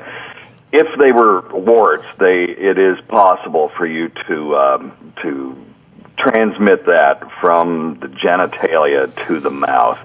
It's called human papillomavirus that causes warts, and it is certainly transmissible. It's a sexually transmissible disease. Now, I'm not convinced that these things were warts, though. It's not impossible that she could have had some kind of trauma there, or even, vag zits at one point that caused scar tissue, because, this sounds a little bit like it could have been scar tissue. How well do you know her? I mean, is this? I don't. We're getting to be fast friends as we speak about it. I took a responsible approach. I told her about it. I'm sure she's happy that you're on a national radio show. Actually, this show is heard around the world now. That's right. I know. 2 countries. Yes, I'm sure. This is what you can do. As long as this is somebody that you'll see again and you can talk to her about it, she needs to go get checked out and see if those things are indeed warts. If they are not, you're pretty much good to go, assuming that she doesn't have gonorrhea or chlamydia. Or syphilis or any of the other things that you could get. But if they are indeed warts, it's not impossible that you could have transmitted those yourself. Now the odds are not 100%. Even if she has herpes, the odds that you'll transmit that to you are not 100%. Even if she's got a lesion, although it's really close if she's got a lesion. So. He was licking them. Yeah. I know, but it's. I was all over there. I mean. So skin to skin transferring is possible regardless of the state of the wart. Like, it doesn't have to be infectious or disgusting looking for you to be able to get it yourself. Well, that was what I was going to say. The reason it's not 100% is because the warts or the virus is protecting itself by this sheath of wart that it's created. And a lot of times the viruses aren't right there on the surface, and if it's not, one of these fungating cauliflower type warts, it's less likely that you'll pick it up. Will you not say, Steve? You can't say things like a sheath of wart. Do you know how awful a sheath of wart is? It sounds like an alternative band. Sheath of Wart is playing in Irving Plaza tonight. Jimmy, when he says it to you, it sounds gross. But for me, it actually sounds like this thing I saw could have been protecting me from what she had. So I don't mind hearing a sheath of wart. A sheath of wart. Oh. You didn't get any of the juice on you, right? It didn't pop or nothing. No, it was very healthy. It looked like skin color. It was. Imagine it pops and some of that juice hits your eye. I mean, if I don't even know what to say, guys. I'm kind of half still fucking nervous because there is a chance skin to skin contact. That's how you spread these. How about you tell her that she owes you and that she's got to get checked out and then give you a fucking phone call and tell you what it is? Right. Well, no, she's already on that. She was all freaked out yesterday. She said she was going to the doctor today. All right, so this is what you got to do, Rob. You got to fucking let us know on Monday what it is. Oh, I can't wait to call you guys again. All right, good. All right, yeah, it might be a sheath of wart, but if it's fungating, it could be a problem. You don't need it fungating because the virus is protecting itself, much like the virus in this studio does when he can't tell a joke. It's a sheath of wart. There's no fucking punchline here. Right. Fungating. Fungating. Jesus. All right. Sounds like something black kids do with fungating. It's got something to do with attacking white people by slamming them into a gate. Boo. I think it's planking. Boo. Some form of planking.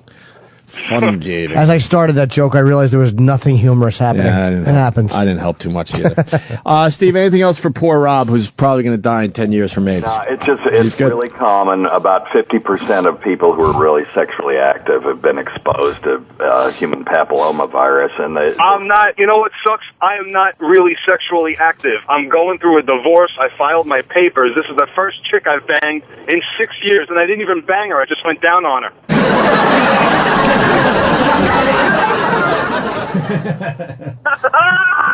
Jeez. You guys, thanks a lot, man. All right, Rob. Give us an update, Rob. Everyone wants to know. Take care, Sal. Thanks. All right. Bye.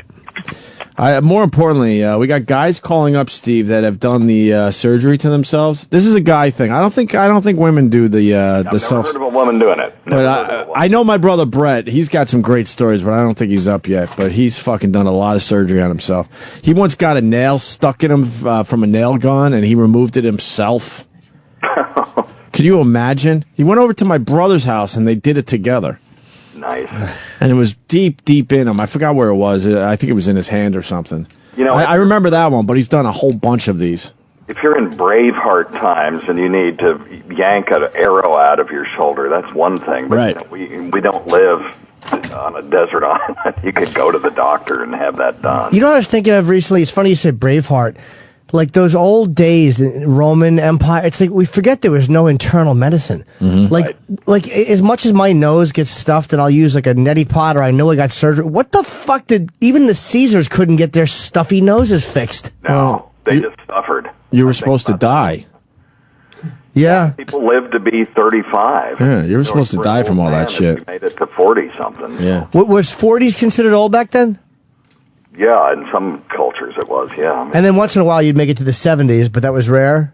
Yes, that's right. What really did it though wasn't so much modern medicine, was modern sanitation. That's one of the things that really jumped our life. Oh, what do you like what? Like, because now we know more about germs?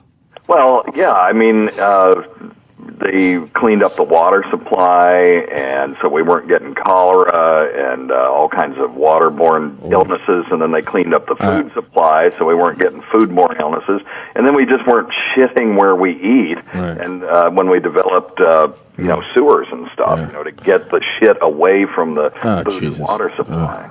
All right, listen, I want to go to some of these home surgery guys. Ryan in the Bronx. Ryan. Good morning, boys. Hey, buddy.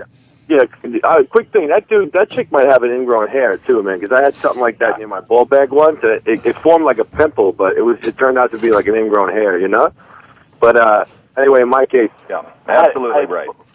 What's that, Doc? I said absolutely right. One time I woke up in the middle of the night. Just probably I was like 19. I broke a tooth years ago in the front, like on the bottom jawline. And I woke up with like this crazy pressure in my head, and fucking my sheets were soaked with sweat. I was bugging out, like I didn't know what to do.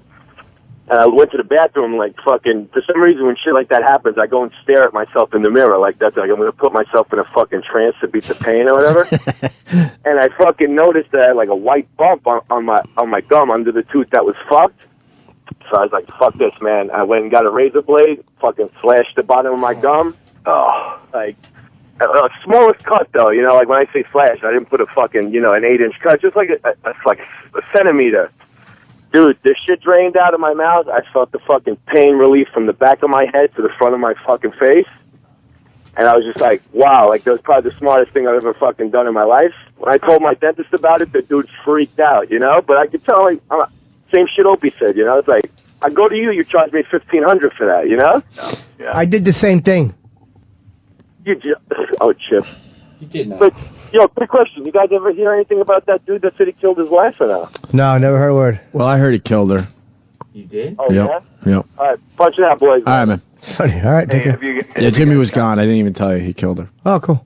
Dr. Steve. Danny or Sam working the computer today? What? Sam will attempt to, but he won't do it well. I'll do it all right. Just Google fungating genital wart. Why? We don't Google fungating genital wart. All right, hold on. I want to go to a woman that does this surgery. Who is this bitch? This is what the health system has fucking done to us, man. We will do some of these procedures ourselves now. Melissa, go ahead. Hi. When you go to the emergency room, they usually charge about $3,000, like total bills. So I started. I'm a heroin addict, so you get a lot of abscesses. So I've gotten pretty good at lancing them myself, cutting them open. How do you do that? With razor blades? A razor. Sometimes I'll just make a couple of series of holes using a syringe, a clean syringe, and then you just kind of lean on it and push it out. I'm better than the doctors. You're a heroin addict? That sucks. Are you trying to get better? No. Hold on. Oh, okay. Why aren't you trying to get better?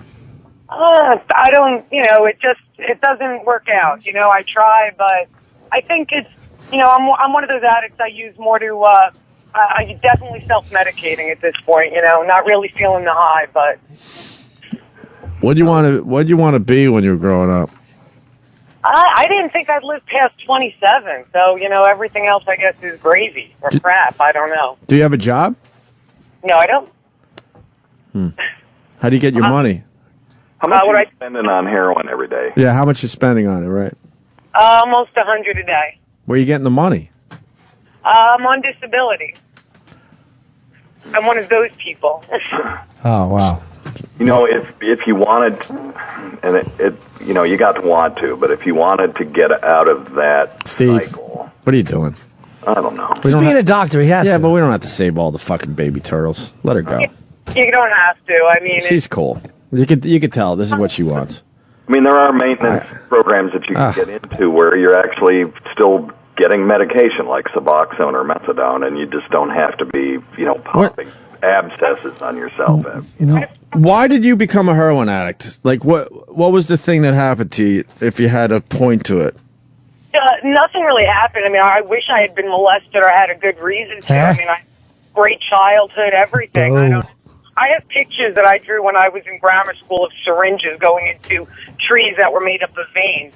I showed psychiatrists and asked them, why would a, 4th, 5th, 6th grader draw these pictures? So, I don't know. Destiny? Who knows? And Steve, we found what you were looking for, by the way. Yes. The fungating. Yes. But hold on, I don't want to describe. Sam, I need Sam on the radio. Why? To What's describe, wrong? Why? What happened? I want you to describe that one right there. Is it bothering Sam? Yeah, he can't look at it, but I wanted to describe it for Which the radio. one? Point to the one. This one right here. Oh, my God. Sam, what is that? Describe it. It looks like... Talk into the mic and describe it for the radio. There's a page of fungating genital warts. I could describe it, but then you can't use my description. No, I want Sam to do it because he won't be happy. All right, and then can I describe it Yeah. afterwards? All right, go ahead, Sam. You go first. Yeah. Oh, it's like it's a penis, and what is it around it? There's warts surrounding the head, right under it. Yeah. That's disgusting. What about that one? Well, the one you pointed to, Jimmy, it looks like he dipped his penis in chopped meat. Yeah. This one up here is pretty bad too. Which one? Point to it. I don't. Look at the top left. Oh, it looks like you see that's where the hole of the penis is. You got to look, Sam. Oh my God. That's the hole. Can you describe that one? There's huge amounts of warts just protruding off of it. It's like cauliflower. Yeah, that's cauliflower. He's a small dick too. It literally the warts are almost as wide as his cock. He must have been a hell of a boxer. Oh, yeah. His dick is a wrestler. You go about halfway down, there's a vagina that just has warts cascading out of it. Oh, cascading. Gross. I also love this one. Jimmy. I love how jaded we've gotten that we have a heroin addict on the line and we don't even care. Well, but she doesn't want. If she wants to get, she knows what to do. If she wants to stop, I think, right? Sorry? You know what to do if you want to stop. Yeah, she doesn't want. I've been in place. I mean, I know how you guys feel about people with psychiatric issues, but I think that's definitely what the heroin's for. If I don't use my depression level and the fetal position, I mean, that happens a lot faster if I don't use. Can I tell you, I don't have any tolerance for people with emotional issues, but that's because it's all-encompassing in my fucking life. Yeah. And I've had it. And it's not fair for me to say that, but I can't take it anymore. But hold on, I also have a lot of empathy for people who have mental illness and stuff. My issue is not that they're sick. It's the self-centeredness of it that doesn't get addressed. It's the only thing that bugs me. I just hate how it affects your life. Right. It's fucking frustrating. It's like when you're staring at the abyss or in the abyss, it's not that you're self-centered, it's just that you can't even fathom how it affects other people. That's part of it, yeah. Hey, do you at least listen to cool music when you're on heroin? Absolutely. That's part of the enjoyment of it. I put on the Buzzcocks, I put on, old punk, I listen to everything. The Buzzcocks, it sounds like bees are on a cock. Exactly, shit. Horrible. So you're on disability and you're using all your money to get heroin, right? Basically, yeah. So you probably live in a shithole. No, I live in a house I grew up in. You live with your parents? I live with my husband just passed away, so. What did he pass away of? What do you think? Oh, drugs. OD'd? Or AIDS? No, he didn't. He didn't OD, but drugs killed him just because he didn't take care of himself the way he should have. I know. I'm such a happy, I didn't mean to be the downer of the morning. No, Sorry. it's fine. Fine. You didn't hurt my heart on. All right, Melissa, try to, I don't know. Good luck, What do you Melissa. say to Melissa? Good luck. I mean, I hope you get better. Yeah. I hope I get a gun and put a bullet in my head, but that's okay. But if you want, if you're not, I know how it is to be that depressed, but you got to want to do something about it. I mean, you can't just keep languishing in it because it's comfortable. It's just, like I said, I mean, my husband suffered from depression too, but there were things he wanted, like he wanted to go to Ireland, he wanted to travel. Like, there's nothing I want to do or see. So it's like, when people say get better, it's like, but why? It's not going to make the world any brighter a place for me. It's just going to be, I'm miserable, but dealing with it head on. Oh, I don't know if that's true, though, because the symptom that you're talking about is a symptom called anhedonia, which is just a lack of taking pleasure in stuff, or apathy, and those are both symptoms of depression. And those symptoms will go away if you get your depression treated. And the one thing is using something that depresses your central nervous system won't really treat your depression. It just kind of masks it, you know? So, Can I ask a question, Dr. Steve? I mean, I've been on every psychotropic medication known to man in high doses, and they never had any impact on me. Is that because of the heroin? But I know other heroin addicts who are on the the Zoloft and the Prozac, etc., and they feel it. It does, like my brain. The only drug I ever had an effect from was Abilify, and I went totally psychotic on the antipsychotic. yeah. I mean, do they counterintuitive or? I mean, yes, they can have what are called paradoxical effects, where you give somebody Ativan, it's supposed to calm them down, it makes them crazy. So that's why there's so many different drugs, because one isn't going to work for everybody. But there's some new antidepressants out there. Definitely talk therapy is on the list of things to do, and then just getting out of the cycle of going to the streets to get your medication can make a big difference. If you're getting it from either a methadone clinic or your regular doctor in the case of Suboxone, and it's a lot cheaper. It would be like getting a raise, because you wouldn't be spending $100 a day, and that might brighten your outlook a little bit. But there is help out there, but like Jimmy said, you kind of got to want it, but you got to be aware that it actually would help you, But it may take 2 or 3 or even 20 tries. And how old are you, Melissa? 40. Yeah, it's too late. No, not too late. I may be hope out there, but I don't know if there's hope out there. So, you can't go through life like that, just waiting to die. That kind of stinks too, right? Yeah, I would agree, Jimmy. You got. So why don't you do something? Like what, Jimmy? What is there to do? Like make an effort into getting better. Like, first of all, why don't you address the heroin? That's that number one thing when you're not doing well. Get rid of the heroin addiction. Start there? Yeah. Like maybe go to a detox or a rehab and then fucking, try to start from there. But recovering from heroin you can't understate how much that would help depression. Stop shooting heroin or whatever you're doing. No, yeah, shooting. I guess. I mean, but I've been depressed in some level. I mean, literally, swear to God, since I'm 6 years old. Like, this has been it's just as I've gotten older, it's gotten progressively worse. It's just. But I understand that, and I know that's a real thing, and it's not just the drugs, but the drugs are the elephant in the room. You gotta fucking do something about that, and then you can worry about the other stuff. But if you're 40 and you've been like this since you were 6, well, in 34 years, medications have come a long way. And the fact that you're doing heroin, no, you're not going to test any medication's real effects if you're fucking doing dope.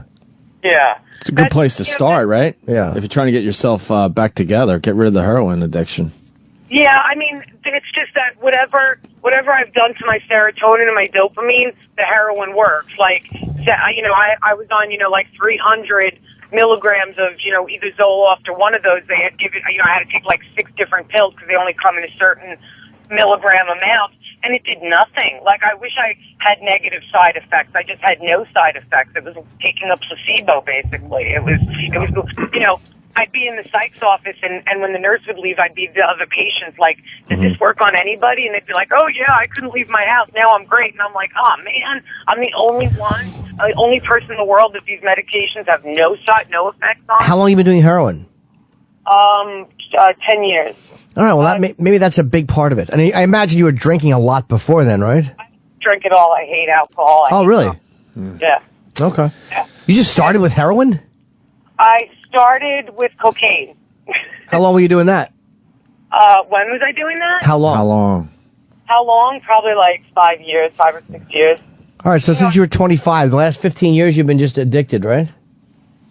Yeah, basically. The coke I just stopped one day and then I started jogging like 6 miles a day, and then I found heroin. Wow. You know what? I think you should do the commercial for Sirius XM. A heroin addict is able to get a fucking subscription to our show. Holy shit. And enjoy it. Yeah, it's great. The show's great. When I go to Cops, that's when I listen to Opie and Anthony. Jesus. All right, Melissa, I don't know what to say to you. Good luck, Melissa, but, you know, good really, luck. there's another way. Even if I'm not saying life's going to be great, but it's going to be a lot better than what you're doing now. Yeah. You're gone? Hello? She probably get disconnected. She didn't seem like she would hang up. Wow, I think she just shot herself. It would have been louder. Dr. Steve. Bye, Melissa. Are you depressed now? I am depressed. Oh, well. I know someone who's got some dope if you need it. Wow. She's off the phone, and but just that cycle of going to the street and spending $100 a day and popping your own abscesses and stuff. There is another way to do this, and she could still be on narcotics, for a while, right? While they were weaning her off. So there is. Like Jimmy said, you got to really want to do it, and she doesn't want to. All right, Bobby, North Carolina. Bobby. Hey, what's up, Opie? I before you took that depressing fucking phone call, the second you heard her voice, you prejudging ass, you just went, ah. I've never fucking laughed so hard. Yeah, that's listening to that. I just have like I don't know. I have this gift. I can hear the voice and I just know what I'm gonna get. She could have been a 10, and you're just like, I know. Who the fuck are you? Sorry, Bobby. I'm an asshole. Her voice bugged you? Yeah. I like Melissa. I hope she. I don't know. Yeah, me too. Let me. You want to do more self surgeries? Yeah, let's go to Ben in California. Ben. Hey, Opie, how are you today, man? Pretty good, brother. We got me and Jimmy today. Ed called out sick, and Fezzie sitting in, which was very nice of him today. I heard that Fezzie was in today. I'm glad to hear him doing two shows. Fucking two-show Fezzie, man. It's that's his new nickname. Two-show Fezzie rules. All right, what do you got? I pulled the tooth out just yesterday, man. Driving down the road, it was just killing me, and I couldn't stand the pain anymore. So I ripped the fucking thing out. With your fingers? No, man, I used a pair of small vice grips. Jesus. Put it on there. Well, hey, man, short-term pain over long-term pain. I can deal with that, when I was in the Marine Corps, I used to get, like ingrown toenails. Yeah. They can do the same thing. You use your knife and kind of dig them out and just rip them off, man. I think I have one of my brothers that took off his own toe nail as well. Yeah. This self-surgery thing happens all the time because you know what it's going to cost if you go to a doctor or the emergency room. Well, it's the whole, like I said, I look at it as I can deal with pain short amount of time. Right. If you take care of it and just get it the fuck over with, then you're good. But who wants to sit around with agony with a toothache and, oh, shit, man. Pull that fucking thing out, deal with it later. Right on, brother. Reminds me of a little movie I saw called... yeah, thanks. What was that movie with Tom Hanks where he was stranded on the island? Castaway. Castaway. Where he had to pull his own tooth. By the way, we're looking at footage. Grayson Chance is live at Fox. Yeah, how old is he? He's young. Ellen DeGeneres is like 14. He's very good. Oh, that's the kid that Ellen discovered? It doesn't seem like there's on a Ellen's Justin record label? It doesn't seem like there's a Justin Bieber vibe outside the building, is there? No. He's not at that level, even close. You want a picture with him? No. No, I would, if he was there, I would, sure, but he might be famous someday. He's on Fox News, so I'm assuming Eric is working on him for the after show. That's the Loverboy gig. Oh, really? Yeah. Let me say hi to John in West Virginia. John. Hey, how you doing, guys? Hey, man. Well, I had this friend who told me he had these big, large bumps on his beanbag, and I told him I'm not a doctor, so they were about the size of the blueberries, the standalone fruit. Sure. So I seen this motherfucker do some home surgery on You can himself. handle that. Yeah. He lanced, go on. All right. He lanced one of those bad boys, and it splattered against the fucking mirror, and the smell was unbearable. I think they were like cysts, but they could have been some kind of STD. I don't know. I'm not a doctor, but, But the thing splattered after he lanced it? Yeah, he lanced it. He lanced it like Nice. poked it with, he just stuck a fucking needle down in it and squeezed it, and it just went all over the mirror like spread wide. And the smell was fucking unbearable. What do you think? I want to hear some chip action. I want to hear some chip on that. I got nothing to say. I mean, what are you going to do? He's lancing a boil. Like, You know what's what his name was? what's he, Sir Lancelot or something? Yeah, his name was Lance. Steve, what do you think that was? I like this dude. Yeah, what do you think, Doc?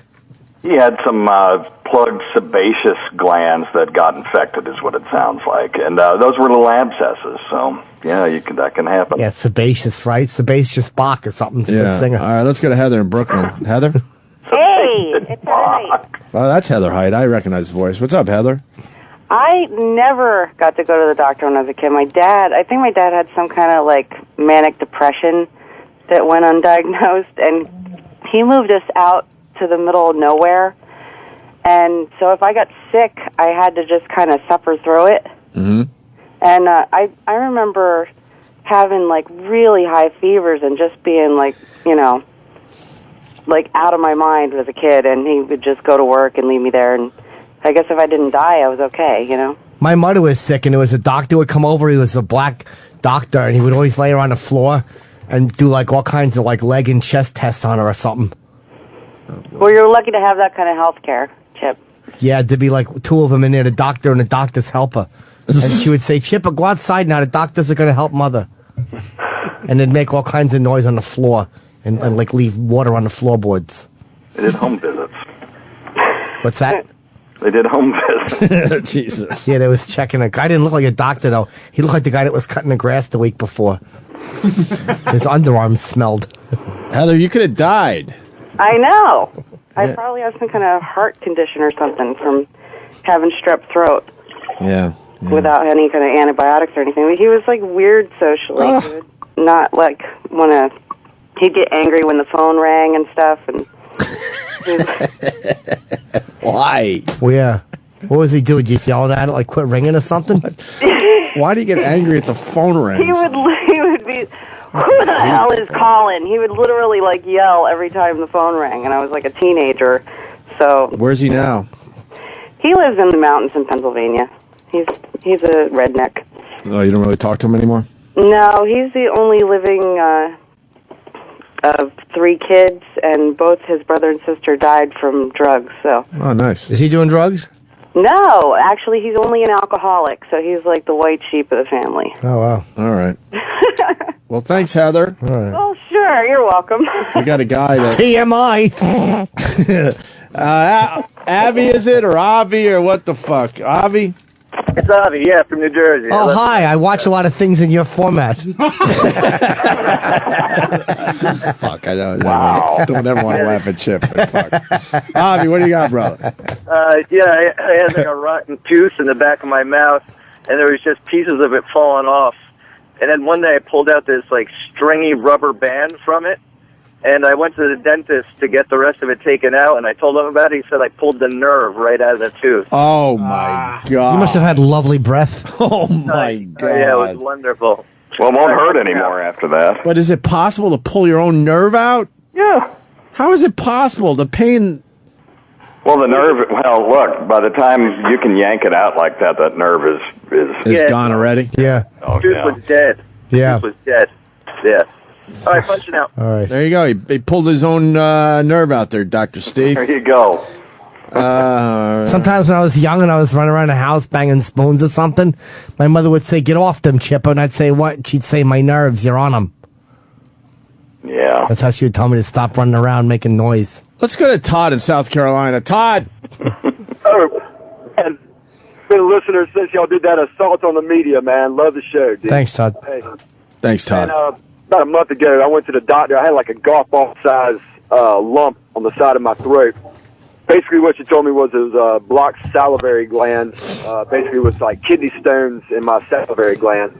Be about $2,000 to get it taken out, outpatient surgery. I couldn't afford to take the day off and fuck paying $2,000. I started squeezing on that motherfucker, and 3 like little things just popped out from underneath my tongue. Wow. I was working on that sucker, and I could feel like it felt like a half a quart of fluid came out behind it. Instant relief. Never swole up again, and it was the best feeling in the world. Fuck that $2,000. I mean, it was great. It hurt like a motherfucker, but it was great. See, I'm telling you, this happens all the fucking time. Yeah. And I'm sure there's a few people out there down. that fuck themselves up bad by trying to do this shit. Hey, Steve, what were some of the other, like back in the days before this stuff, that they would have to fix on themselves that, like, now we couldn't dream of fixing on ourselves?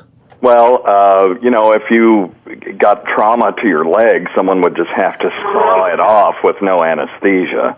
And the trick with the doctors, especially in the Civil War, if you got a wound that was quote unquote mortifying, then it would.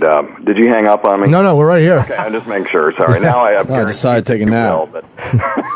But if you had a wound that was mortifying, the best doctor was the doctor who could take your leg off in under 14 seconds. And it wasn't just the sawing of the leg off that was so horrific, because then it was bleeding. So what do you do to stop the bleeding? You take a red-hot poker and you jab it onto the stump to burn it, to cauterize it. Cauterize it, right? Oh, my God. How would they get it off in 14 seconds? Yeah, just, really good sawing technique. Couldn't anyone be a doctor back then if that's all you had to do? Well, the original doctors were barbers. Yeah, but really? Yeah, that's where there were the sort of Hippocratic type doctors that did symptom management. But if you were in a little town in England or something, you would go to the barber to get stuff done, and they could bleed you, and Jesus. and that's where the barber pole comes from, is that red and white, because they would take gauze to sop up all the blood, and then they would hang those strips out on a pole outside their establishment to dry, so that they could reuse them. Jesus. And so the red and white, the wind would whip the things around the pole. And Double Vasectomy Todd, who's on our show, is a barber, and he told me that story. Oh, wow. You think it was possible back then that you would get a haircut and your leg removed at the same time? I think so. Take a little off the top and bottom. Right. So wait, they would saw through your leg in 14 seconds. Would you pass out from that, you think? Some people did, but there are accounts that people gave of this is what happened when they sawed my leg off, and they said that they never completely lost consciousness, and they would curse themselves for that because they didn't get the blessed relief of fainting. And then they, right after, as you were bleeding out, would just fucking take the hot poker? Yep. You'd put a tourniquet around it to try to slow the bleeding down, and then take a hot poker to it and just cauterize the crap out of it to get it to quit bleeding. And then if it didn't get infected, which was real likely, you might survive. And of course, back then they didn't have good prosthetics. You had wood. It was about the only thing that you could carve out to do something, so you're walking around on this wooden leg, and so those guys were getting wounds to their stump, and they didn't live a normal lifespan by any means. So the fucking especially if it was on the upper part of the leg, that's got to be awful. Oh yeah, it's awful now, even with rubber and stuff and molding it around the stump. I got a friend who's got a prosthetic leg, and he's miserable. Why? He does it keeps getting infected? Yeah, you can't make, a really good prosthetics person can do amazing things, but it's just not the same as your God-given leg, and you're going to end up with some, neuropathic pain. That's pain from compressed nerves. You're going to end up with some wounds, and, my friend, his good leg is the one that went bad, because he had to put so much pressure on it walking that he ended up getting his ankle fused. Jesus. What about stem cells? Is that going to fix a lot of that, Steve? Say that again? Stem cells going to fix a lot of that? What we need to be able to do is figure out how salamanders regenerate their limbs. If you rip a salamander's arm off, it just regrows it, and it's like, why can't we do that? In how long? A day? No. It'll take weeks, but I've seen it in a day. Choice of regrowing my limb after they cut it off, or but it taking 6 months, or having to wear a prosthetic the rest of my life, I'll wait the 6 months. Yeah, I think the trick is that you have to live in like a little terrarium. And you have to eat flies. Imagine that was the fucking cost. Let's go to Wade in Louisiana. Wade. Hey, boys. Hey, we're on with Dr. Steve. Hey, Dr. Steve. Yeah, one time I was working on my house in New Orleans and busting up concrete, and I kind of bent down, and what I didn't see was the concrete had somebody must have thrown a Coke bottle in there. It broke up, and when I bent down, I just felt a little snap, and I looked down, and it had opened up my calf, the skin on my calf like an old coin purse, I mean, it was like lift down there. And it was a weekend, and I said, that's $500 at the emergency room. So I looked around, and I thought I'd had a suture, and I just couldn't find it. So what I did was I took a carpet needle and nylon thread, and I sewed that bugger up in my bathtub. And I'm going to tell you what, you should have seen the blood. And I'll tell you this, your skin is a lot tougher than people think coming up from the inside. And I sewed it, I put 4 stitches in it. But, I poured, alcohol all over it and everything like that. It healed up fine. Did it hurt a lot while you were fucking pouring alcohol on it? Jesus. It was like watching a movie. It was like watching Rambo. Yeah, it was. We've all had stitches. When you go to the emergency room, they give you that needle to numb it up before they sew it up, and then you watch them sew it up, and it looks so fucked up. Yeah. You did that without anything numbing you. Holy fuck. Yeah, when they stick the needle in, it just gives you just a bare taste of what it would feel like. Sure. We're doing it without the anesthesia, so yeah. Do you think the way we look at medicine, like now, like you look back at like the Civil War type doctors, and we can't comprehend it. In 50 years, they're going to look back at the way we live now and think the same thing. Like, what do you mean, you guys, when you got burned, your skin didn't come back? Or like, how did you live without a limb? Like, what the fuck? When you got cancer, you gave people poison. Yeah. Yeah. You died from cancer? Be looked back on as a very barbaric phase, but I mean, it's a necessary phase, and we have, better survival than we ever did, but it's still a phase that we're going through that will be cast away when they figure out how to make the immune system kill cancer itself. Yeah, I guess eventually. But then it'll be something else, right? Natural, doesn't nature have to have something that fucking wipes us out? Yeah, well, until Ray Kurzweil's singularity happens and we all upload our consciousness into machines, won't that be fun? Do you think he's right? I think he's right. He's a smart guy. I mean, I just think his time frame. I think his time frame is off. He's a bore as far as describing all that shit. But I think look, if you could upload your consciousness to a machine and never have emotions and never feel a tit again, is that worth living forever? I don't know if it is. But would you be downloaded into another body? I mean, I think he means you'd be downloaded. Talking about it right now, he's just talking about your consciousness just sort of going to live inside a computer box, Now down the road, surely we'll be able to make, if we advance enough with an infinite amount of time, that we could develop some sort of body that we could walk around in. But also, like, what feeling a tit and all that stuff is all mental anyway. It's like what a tit is or a knee. So if you're in a computer, like, look what computer simulations can do. You could think you're in the space shuttle. So I think we could probably fucking mimic all that stuff, tits and all that shit, and you could probably live happily. Yeah, so like living in the Matrix. Yeah. Dr. Steve, do you like tits? Love them. All right, we got the carpet needle guy. That could be the best one so far. Let's take a couple more. Thank you, Wade in Louisiana. Bye, Wade. Okay.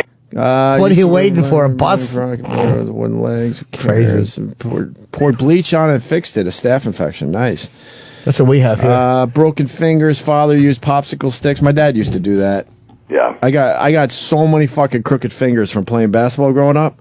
Went to the emergency room for a bunch of them, but other times he would just put a popsicle stick on the damn thing.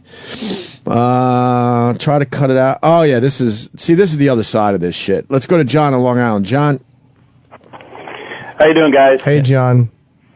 When I was about 19 or 20, I was working with a friend of mine. We had a sledgehammer, and the hickory handle splintered. And as I slid my hand down to take a slam at something, a splinter broke off and lodged between the tendon and actually my bone and my knuckle and my finger. A big splinter, I would assume, because I know what you're talking about with that shit. Yeah, right? really big and very stiff. But what happened was it made my finger immediately bend over like as if I was making a fist, and I couldn't straighten it out. So I said, "Oh, no big deal." So we grabbed a buck knife and went on the picnic table and was going to cut it out. And the moment I put the blade against my skin to start cutting, I turned like grayish white and almost passed out. Yeah, of course, because you realize what you're doing. I think that type of stuff you can only probably do. A lot of people can do if you're like for surviving. Like when that guy's arm was trapped and he had to cut it off. Mm-hmm. And I've read another story about that where a guy got trapped in a boiler, like his arm got trapped in a boiler, and it was getting infected over 2 days. Like the metal was digging into it. Like, I think if you have to do something to survive, you're more likely to be able to do it. Steve, is that right?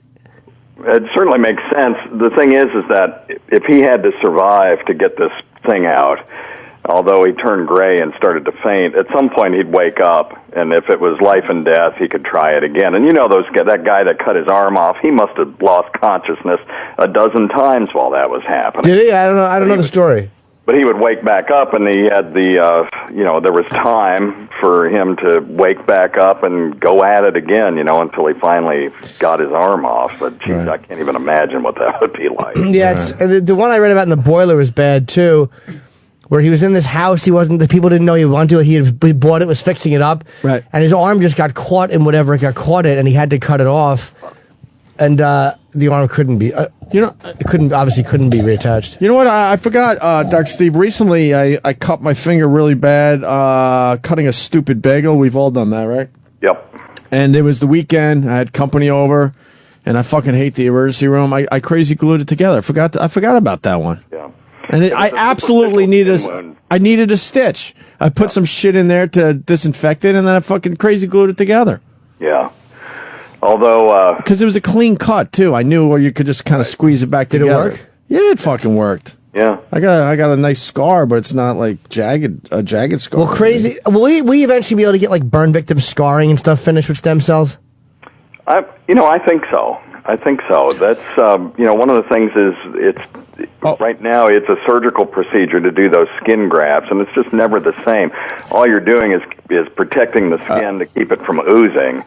And, eventually, surely, there's nothing in physics that says that we can't grow new skin. We just don't know how to do it yet. Hey, speaking of that, and Nathan reminded me of this, I just read it the other day. What are they doing with leukemia and altering the HIV virus or something? Wow. It just hit like 2 days ago. Are you asking me or Steve? Well, I have to do it on my show because I don't know the answer to that. Really? Well, fucking start Googling. You're the doctor. All right, let me get to the computer. Well, how about the guy in I'm trying to remember what it was. Was it a stem cell thing or... guy in San Francisco? They're doing together, they're modifying this HIV was virus. Something with leukemia and fucking HIV. Using some form of the HIV to cure the leukemia. Yeah. Oh, I didn't hear that. Yeah, this just hit. But I only read the first. No. I only read the first sentence. So. This is a guy that had leukemia. Yeah. I know this story. Okay. He also had now that you HIV. Googled it, of course you know the story. Yes. No. Yes, yes, sir. Sorry. Well, it's a little different than the way that you put it. What it is this guy had acute myeloid leukemia. Aw. And he had HIV virus. He got shit. And he got stem cell treatment for his leukemia. Okay? Yeah. And when he got the stem cell treatment for his leukemia, he was also found to be HIV free. And what they figured is that the stem cells that they used were of the subtype of those people who are able to eradicate the HIV virus. This was the guy in San Francisco, right? No, I think it's a new guy. I don't know. I mean, he was an American patient. That's what. Because I think that was there anything to do with bone marrow? Yes, yeah. He had a stem cell transplant. Okay, yeah. I believe that's San Francisco because the gay activists, a lot of them were saying that they actually cured his HIV, and they very rarely claim stuff like that. Mm-hmm. Right. Yeah, he's 3.5 years later. He's HIV status, and they declared it in a peer-reviewed journal. So that's the story that you're talking about. You think he went back to unprotected sex? I don't know. Who knows? Would you, Steve? Would I? Yeah, if you cured your HIV. Yeah, well, it depend on the situation, I guess. But yeah, if what they're concerned is that he still has the virus lurking somewhere, but it's undetectable in his body. So but he might still have it. It's just kind of hiding somewhere. Where does something like that hide? Ducks behind the asshole and just waits for an unsuspecting penis to come in, and then it jumps all over like a crook. Well, it's like shingles virus is chicken pox. It just it hides in the central nervous system where the immune system can't get at it. So there are places to hide in the body. How about it stops hiding? Where can't the immune system get it? Into the central nervous system. Oh, the immune system. That's where herpes and stuff is too, right? Right. The herpes hides in what are called ganglia, which are collections of nerve cells, but they're behind the blood-brain barrier. So when they come out in your skin, the body will attack them with antibodies, but it never gets all of them because they're hiding in these damn nerve cells. It's a cowardly virus. And the same thing, shingles does the same thing, which is, shingles is a herpes virus. It's just not herpes simplex. By the way, Dr. Steve, nice try. What's that?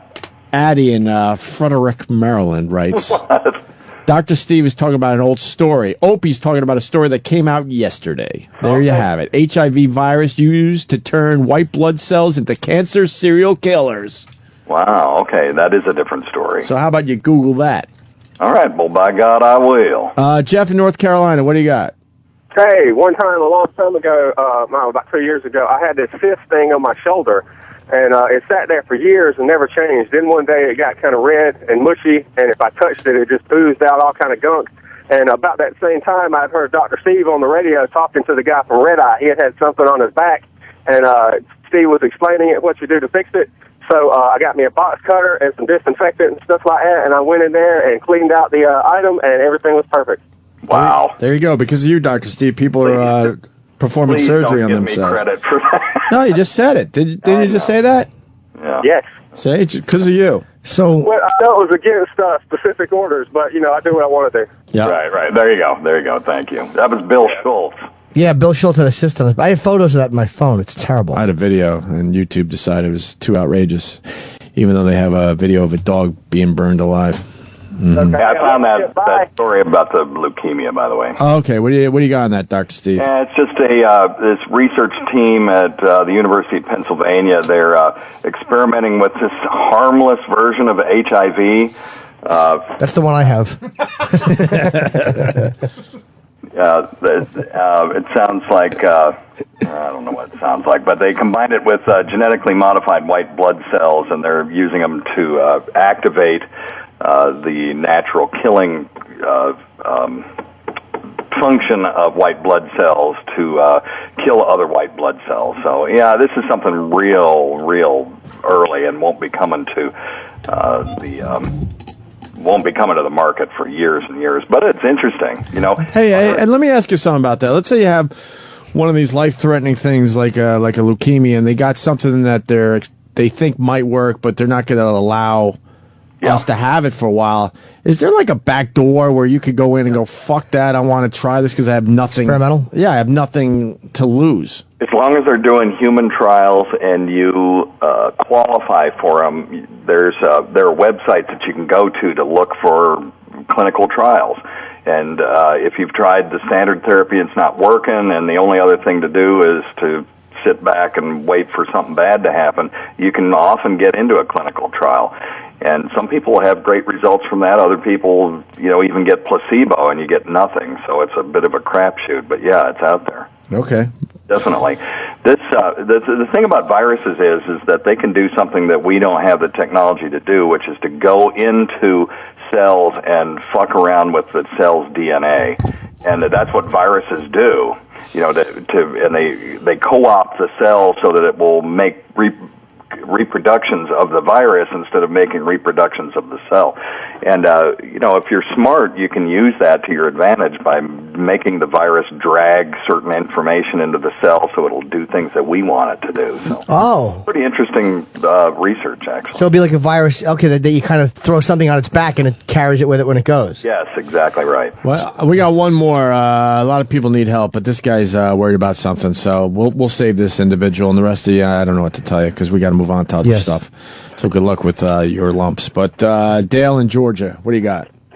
What's up, boys? Hey. First off, I got the remedy from Norton. He was talking to a dominatrix one day, and she said that back in the older days, that when guys got chlamydia, they would hire these hookers, dominatrix, whatever, to come in and basically shove a pipe down their dick and get rid of all the scar tissue. Well, I have that problem, and I went to the doctor one time. I'm in debt out my ass, and I can't afford to go back to the same urologist. So I want to ask Dr. Steve, what can I do to unblock my urethra? Yeah, really the only way that can be done if it's truly blocked, you won't be able to piss, and you'll end up with renal failure. But I'm assuming what you're having is slow. Yeah, very slow, very sporadic. And the doctor that did it the first time, he described to me, when a beaker gets full, that's your bladder, and then you completely empty it out, but mine's not completely an emptying out. So I'm having to go to the bathroom. Like, when I got to piss, I better have a bathroom or a cup or something right then and there. Yeah. Or else I'm going to piss my pants. Yeah, because you're never completely emptying your bladder. It's just it's different degrees of being full, and when it gets really, really full, then the pressure's big enough that you can push some of the urine out. And when the pressure drops down below a certain threshold, you'll stop pissing, but your bladder will still have urine in it. Is that with every person? No. He's got an obstruction, and that can either happen with an obstruction in the prostate or anywhere on the other side of the bladder. So prostate, urethra, tip of the penis, anywhere. Is that why I always piss so much? Because I feel the same thing. Well, are you getting up in the middle of the night to piss? Yes. How many Does times? it burn when you piss, Norton? No, it doesn't hurt when I piss. Sometimes you don't have an infection. No. Oh my God. How many times do you piss in the middle of the night, Jim? Hard to say. I mean, sometimes 2 or 3. I don't know. Yeah, that's called nocturia, and that's something I would get checked out just because you could have a prostate infection, and you could have a slightly enlarged prostate that's causing this, and that's really easy to treat, but you're going to get the finger up the ass and maybe express some fluid out, and then look at it under the microscope. No, I had my prostate they did like a little sonogram on it, and my bladder, and they said they're both healthy looking and normal size. Nice. Okay, so you've complained to them about this before. Oh, yeah, my doctor, yeah. Yeah, okay. All right. Well, if they've done all of that, then it just may be the way you are. Now, this guy will have to get his urethra dilated if, in fact, there's scar tissue in the urethra. How do you dilate a urethra? You just got to pick it up and put it to your ear and go, hello? Good one, Chip. Yeah, great. I'm calling my urethra something. Hello? Basically, they take a real shiny tube and they'll shove it up there, and then they'll start shoving bigger and bigger ones, or it may be tapered, Can I do that, Steve, or do I have to go to a doctor? I would not do this myself. Now, he could do it himself. That's good news, Dale. You can do it yourself. I would not do this myself. How does he do it, Dr. Steve, now that you told him he could do it himself? The reason that I wouldn't do it myself is because you could really damage the urethra, and then you get scar tissue in there, and it's just going to make it worse. And It can't get any fucking worse than it is right now. Yeah, exactly. But it could get better with a good urologist. Can he just get a pipe cleaner and kind of shove it in the pee hole and hope for the best? Unblock some shit? Maybe a Q-tip? Anything. Yeah. Anything. Help me. Yeah, man. No, this is something only a urologist should do, seriously. And, I'm all for,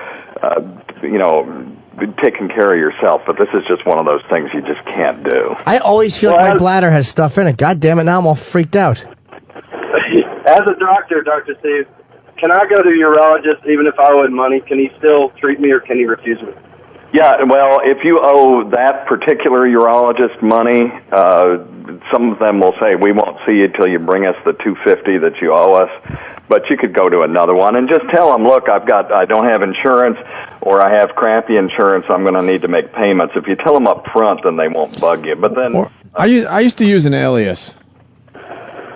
I don't think you get away with that anymore. Yeah. When I was in college, I had no money and no insurance, and I did a couple things at the ER under an alias. Tell him your name is Casey Anthony, but you spell it like the Sunshine Band. Hey, Dr. Steve, thank you, Dale. I hope that helped you a Thank little you, bit. guys. Good luck, bud. No, not really.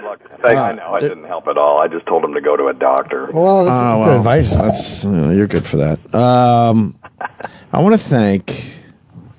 Yeah, man. You're going to get a retweet today, my friend. Palmer, Palmer Squares. Go there now. He's got a video that he linked. It's he writes, this is fucking gross. Gauze wick removal. You want to go there right now, Dr. Steve? Sure, absolutely. You'll probably this will probably make you cum. This one's going to make you excited. And maybe you could explain what the fuck, because this guy has some kind of something on his back, and they pull gauze out of it that has to be at least 12 to 16 inches. Could you go back to that? Yeah. Yeah, we do that all the time. Oh, do you? Yeah, yeah. So why is there gauze in this thing, and what is it? Okay, what this guy probably had, and I'm looking for Palmer Squares on Twitter. I don't see a link to a video. PALMER squares. Would you smell that you can't watch it? No, I'm letting you watch it. You got it, Steve? No, but I know what it is without looking at it. Well, it's also on YouTube as Awesome After Cyst Wick Removal. Okay. Awesome After Cyst. Okay, so here's the thing. When you have a sebaceous cyst, which is a cyst where skin is growing under the skin, and it's got nowhere to go, it can't slough off, so it just makes a big ball. And there will be a wall around it, and then this cheesy, nasty-smelling stuff inside there. And if it gets in, it's a great culture medium. So you'll have a cyst that might be the size of a marble, and when it gets infected, it will expand 10 times its size. And when you hit that thing with a scalpel, it will spew pus across the room. Right. Okay? Yeah, we all know that. When you finally get all the pus out of there, you can't just sew that thing over again, because now you've got this potential space where fluid can collect, and it'll just get reinfected. Yeah. What you have to do is jam this stuff called iodoform gauze in there, and it's a strip about an inch wide and maybe 2 feet long. And you just start cramming it in there until you pack the wound completely full of this gauze. And then you just put some more gauze over it and some tape and let the person go. And then every day you pull out a little bit of that gauze. Oh, wow. And, you can have the patient do it at home, and you tell them to pull out a couple inches every day. How long does it take to do? It can take a week. Maybe even longer sometimes if the cyst is really big. But what that does is it allows the cyst to drain, to get the pus and bacteria and fluid out of there, to wick it away, and then it will heal from the bottom up instead of the top down, which doesn't work. Now, what kind of where does Travis go? I don't know. He's got a rod. Oh, okay. What kind of gauze is it? It's called iodoform gauze. How much do you owe?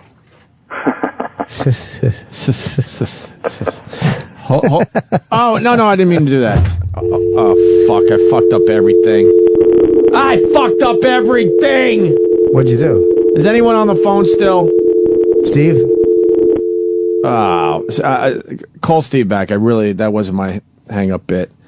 I was trying to conference him with somebody, and I fucking hung up on everyone. I have a little cyst on my back I want to get off. Want to do it live on the show? No. Why? Because you want to pop it? No, I have to get it surgically removed.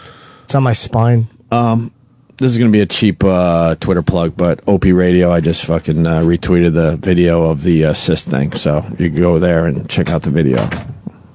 I know it's a cheap plug, and I apologize ahead of time, but it certainly will get me a lot of followers, so I'm not going to feel too guilty about it. Yes, Sam?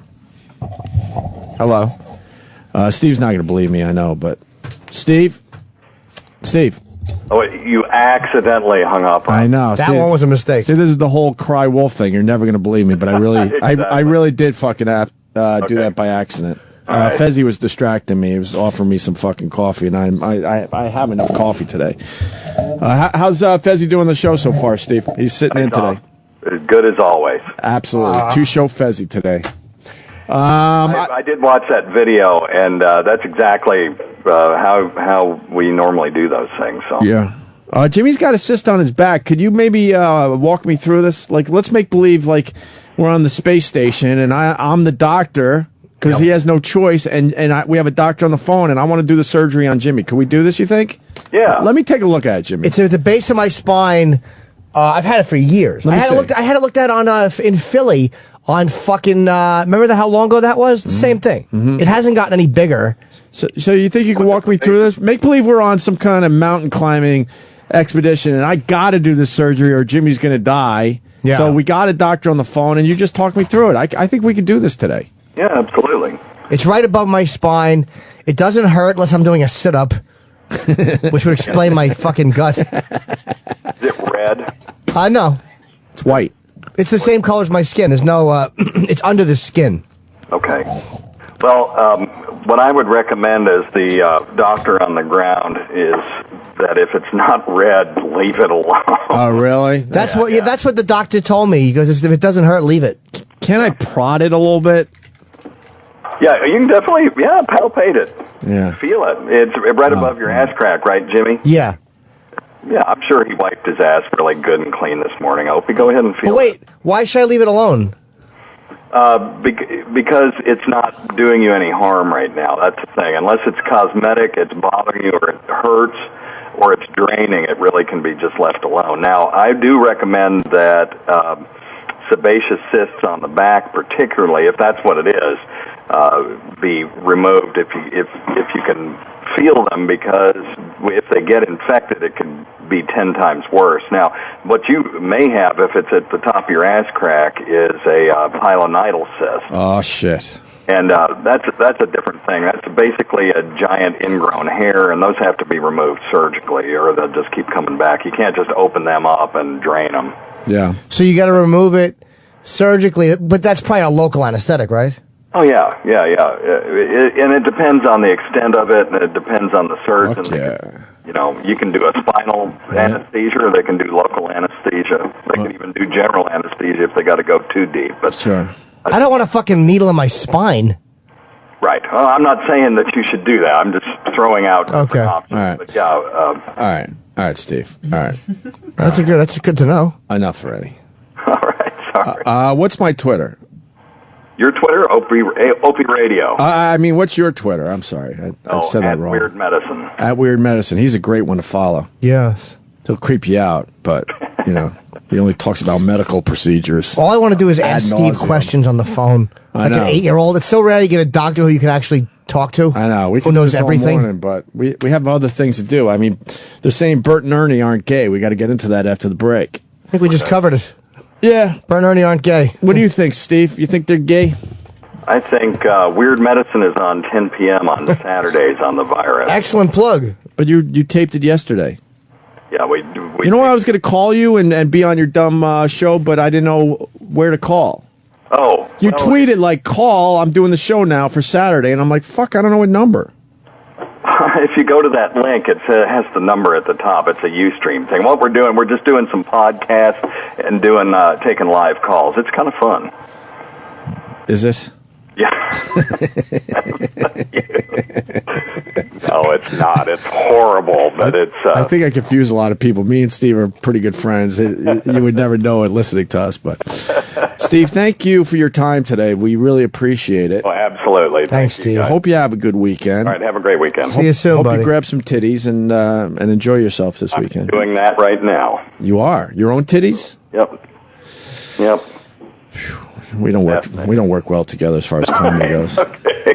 All right, Steve. Have a good day. man. All right, there he Good goes, guy. Dr. Steve. All right. We got a break because we have live reads and shit? Yes. Okay. We could do that. I have to go tinkle. I'm going to get my bladder checked. God damn it. Why? I'm all freaked out. Why are you freaked out? I pee so much. You I want to really thought it was a problem, but... You want to, take the chance and look it up on WebMD to see what No, you got? because I had the doctor, the same lady. I had her look at it, and again, she filled my bladder, she sonogrammed me, and she said the size of the bladder and the prostate are normal. So you're good. And there's So no why are you freaking out? Because it's a blockage of some sort. I don't know what, but it's not like cancer or anything. How do you know it's a blockage? It has to be. Why? Why else would my fucking bladder empty? I'll pee 10 minutes later sometimes. I feel like I have to pee. You drink a lot of coffee, though. Oh, I drink a lot of fluid. And a lot of water. Yeah, a lot of palpitating. You just got to palpitate it. Well, that was an all right hour and a half. Hour and a fucking half? At least, yeah. Can we go home now? Sure. Really? No. We got to go watch that Joel McHale movie. Oh, my God. What time is that at? I'm hoping right at 10. Yeah, we're doing the We're going right McHale next door to movie today. Fox. All right, we're gonna. Oh, I want to play this in a. No, we went too long. I'll figure some shit out. Just take it, E. Hey, this is Bob Saget. Hey, it's Colin Quinn. Dane Cook. Hey, this is Jim Florentine. This is Louie C.K. Hey, everybody, it's Joel McHale. Hey, this is Howie Mandel, and you're listening to Opie and Anthony. It says here I can be profane. Avoid the word cunt. All right.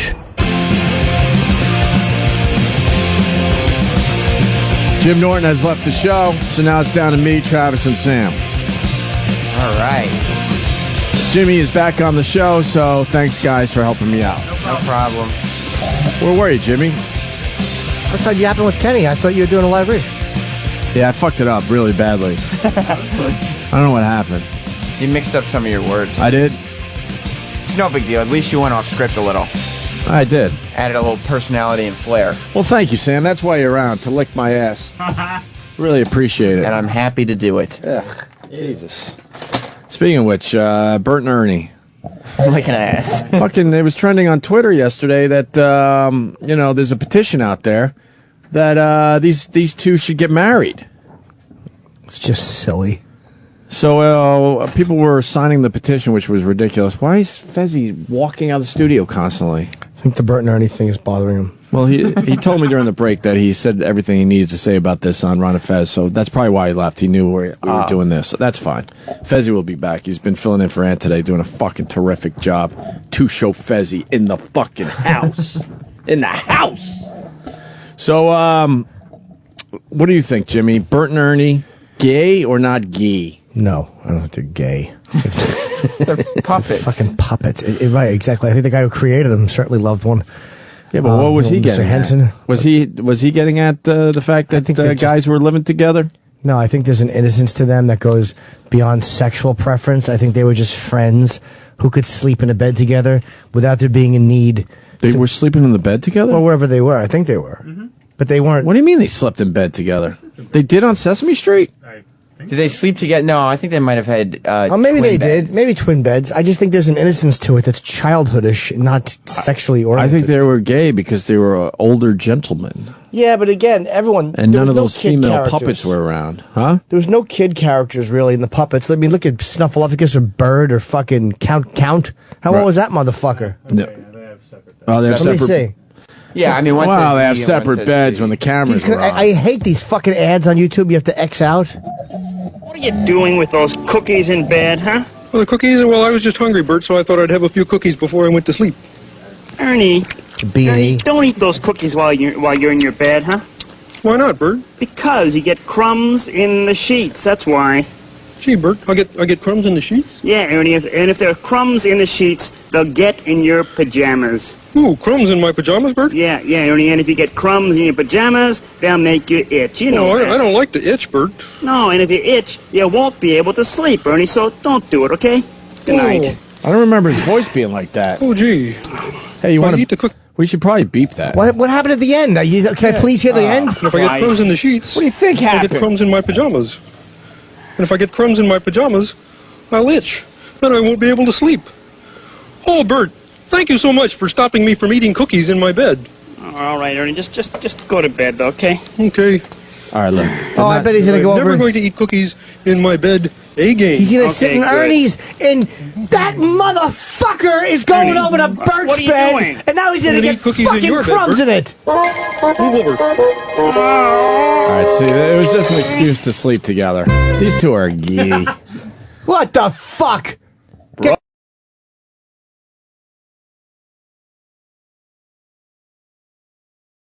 I don't know how, but Opie's right. His voice sounds a little different. Is that a newer one? Yeah, I don't know. I don't recognize as that being the voice of, which one was that? Bert, I think? Yeah, that was Bert, the anal retentive one. Is Yeah, Bert. he's See, the Felix. There's some gay things in there, man. I mean, real guys don't really use sheets.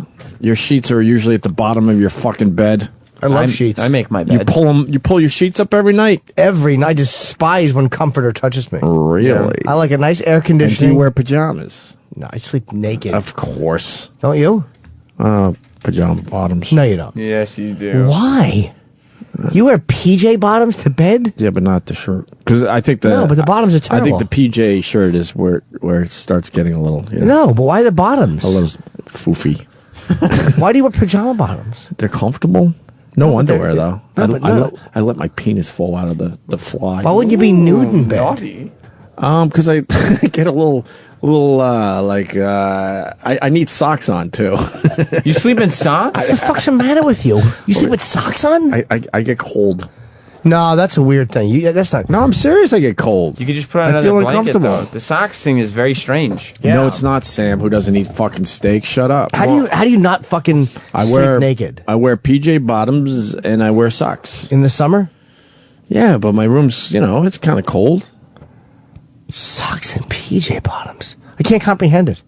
Seriously? Can't comprehend Your feet it. don't get kind of cold and then you feel like you got to wrap up your feet? No, my mom. So I don't have to wrap up my feet because I put on my socks. No, the socks are to me not as weird, believe it or not, as the Fresh PJ pair of bottoms. socks. Doesn't matter. PJ bottoms are weirder than socks. Socks, I could see your feet. Why getting is cold. PJ bottoms I think the weird? socks. I think the socks are weird. The PJ bottoms aren't that Socks weird. are definitely weirder. They are weirder because You they're not. sleep They're with not. bare- I meant to say no, they're not. You sleep with bare feet? Of I course. sleep with my feet. Why is out she of the looking at her covers. vagina? Checking it. Because the lady has crutches, and she probably wants to think, she's probably saying, do you have a pussy crutch? This woman is crutching down the hall, and then the other girl bent in front of her and lifted up her dress to Probably look 'cause she underneath could. it. What are you gonna do? Yeah, gimp. Socks, PJ pants, and T-shirt coming in. Terrible. It's fucking motherfuckers. terrible.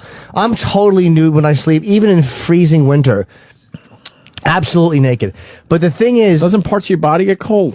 no. I sleep under the. I like it freezing. Sometimes I do pull off the socks if the room's not cool. Do you enough. understand when it's 5 degrees out because my air conditioning? I'm on a double duct system in my fucking dumb building, so I can't get really cold AC in the winter. I have my window open sometimes on some of the coldest nights. When it's 8 degrees out, my window is open. You're not telling me anything I don't know. It's because everyone else has freezing. their heat on it, and it rises up into your apartment. So most winter nights I got my windows open. But socks are so constricting. You assholes are losing this big fucking time, except for the guy that just called me an 80-year-old man. Fuck. Socks are not weird because I could see your. I think it's weird, but I could see your feet getting cold, and to me that's just a warm or cold thing. Pajama bottoms is not a warm or cold thing. But that's why Do they you make wear pajama underpants? bottoms. No, now I do. No, I mean in bed. I'm naked. Underwear? No. I honestly, I never. I have slept naked, but on a regular basis, I'd rather not. I just feel more comfortable. I sleep in underpants. I didn't ask you, Sam. You guys are weird. I didn't ask you. I sleep in mesh shorts. Mesh shorts. That's so E-Rock, what are you? What the fuck? What's wrong with you guys? Full top. I have like those sweatpants shorts. Nightcap. You wear shorts? Wait, who else wears socks? I'm the only sock Nobody guy. wears socks. It's a strange, That's weird yeah. thing. No, all of you are weird for wearing fucking underpants to bed. I don't wear underpants to bed, just PJ anything. bottoms. You should be naked when you sleep. It's more comfortable. Why is it comfortable? Because you're not. Parts of your body get cold. No, they don't. My Yes. asshole doesn't get cold. Huh? No, my asshole doesn't get cold. My legs don't get cold. I'm under the comfort of my head. If you wore a ski mask, I'd understand it because that's the one part that's exposed. Oh my god! I don't like my privates rubbing against my Oh, sheets. That's got some. I'm telling you, that's what it's all about. The penis and balls. Of you Scott in guys. Chicago. Scott. And bottom. Yo, I think you were molested as a kid, Opie. Yeah, that's it. The socks thing is very strange. Why would socks No, that's mean I not was the- molested? Not It's socks. constricting. Huh? A buddy of mine tucks. He wears pajama pants, socks. He tucks his pajama pants into his socks and tucks his T-shirt into his pants. And he honestly worked through his stuff, he said, with a counselor, and it was because he was touched as a kid. It makes him feel protected. And Protected. secure, that he's like in armor. You That- know, he's all tight in and tucked up. Yep. So I think wearing socks makes you were touched, buddy. Sorry. Yeah, because it's so constricting. Well, You according need- to Jimmy's flow chart, yes. socks means touched as a child. Jim thinks pajama bottoms mean Yeah, molested. yeah, But exactly. why else would you need to feel covered in bed? But why would they No, make pajama it's more, bottoms? I feel fucking cold, man. Nah, but not in the summer. You don't. Roland, socks? Bare ass naked. Yeah, of course Bare you're ass naked. naked. Of course Nice. you are. Now that's a Have nice all the thing to think windows about. open. Yeah, all right. Well, what are we going to do? But why would they make pajama bottoms Huh? if not to sleep in? Like, that's what pajamas are. Yeah, so what? point. Because a lot of people wear them. But how could it be weird if they make them? Pajamas Who cares? They make dildos. You don't shove that in your ass when you sleep. Well, pajamas do very well on the free market. Yeah, they for do. yourself. Yeah, a lot of people buy pajamas. Somebody bought me pajama bottoms for a I'm like, what are you doing? What the fuck am I going to do with these? I'm going to wear them. They stink. A lot of a lot of nice sweatpants. I do have some PJs, but sweatpants. What's wrong with like a worn out pair of sweatpants? Everything. Why? Naked. So in the summer, pajama bottoms, you mean like long? Yeah, yeah. Oh, that's weird. That's weird. It's not because I got it nice AC. It's childlike. I have to be naked when I sleep. That's childlike. No. No. I get up nude in my own house. I'm fucking buck naked. Go piss shit, whatever I do. I'm fucking naked, man. You're the naked kid. Yeah. A kid. A kid.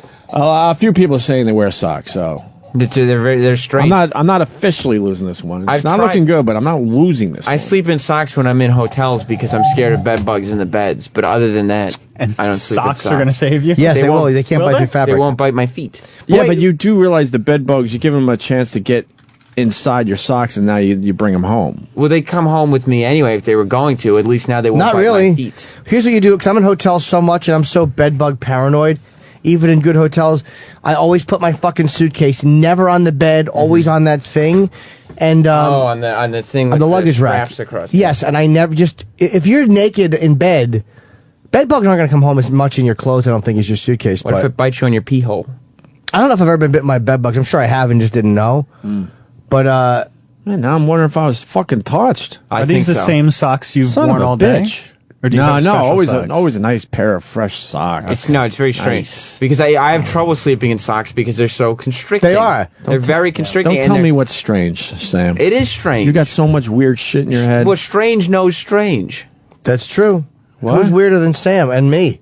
Strange knows strange. I'm admitting that I do strange things, but you have to come to terms with that yourself. Yeah. Okay. Somebody fumbled with you. I don't know who. I think that's true. Yes. I am molestable.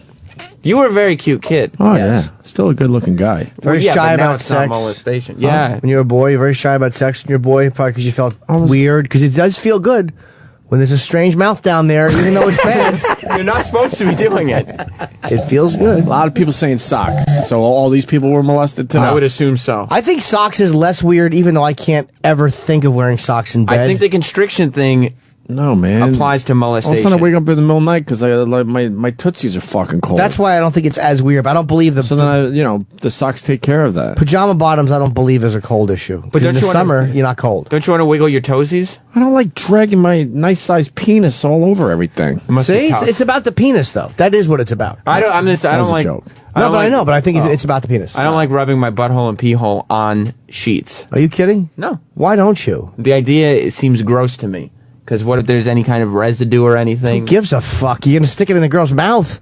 Well, that's their mouth. That's for them to worry about. That's so bizarre. You should drag your penis down the street and then you'll be cured of all that. Just fucking drag it. Dude, if I take a shit, I'll wipe it and get right back into bed with my fucking gaping asshole all There over. you go, I would Jimmy. never do that. Ever. I know, it's bizarre to me. Why? Especially after going to the bathroom. No, I would need to have some. Like, even if I went to sleep nude and then went to the bathroom, after I went to the bathroom, then I would have to put underwear on or It's something. so silly. It's like, it's your asshole. Who cares? I'm not saying I would sit on my pillowcase with my finger through my pillowcase, then jam it in my asshole. Are you diabetic, Jimmy? People are saying you're diabetic. I've had Patrice told me to get checked for Thank you, diabetes. Adam. I've been checked and I'm not. Okay, people want to know. No, I'm not diabetic. The Tonight Show guys were very worried about Jim when he kept taking pee breaks at Comic-Con. Oh yeah, I piss so much, but I've been tested for diabetes. I don't have it. It always just feels like my bladder's not empty, but again, I've had my bladder checked. I may have a blockage, or it may just be because I drink so much caffeine.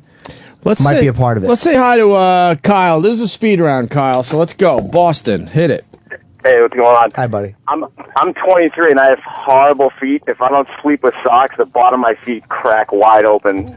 Well, that's a medical I mean, Opie, do you have medical concerns like that? Are your feet like the earth? Yeah, it's fucking no good. Well, I get the athlete's foot thing because I'm a pretty good athlete even at my age. No, well, I've heard. That's why you got the body you got. I'm terrific. Have you seen his V? I'm terrific. Fucking V is amazing. It really looks good. Yeah. Now I got to suck in my gut for the rest Should be of the the show, Adonis and assholes. Anthony show. Yeah, I think we should play the beep game with the cookie thing, Sam. Joey's saying that it's going to work. We'll do it. We'll try Who the fuck is Joey? Joey is I don't know. Joey on Long Island. Trust Joey. I don't like that you're using Joey as a point of reference as if... Joey has no idea what he's talking about. Joey! I disagree, Jimmy. I have wonderful ideas. I'm not saying it's a bad idea. I just don't know who you are.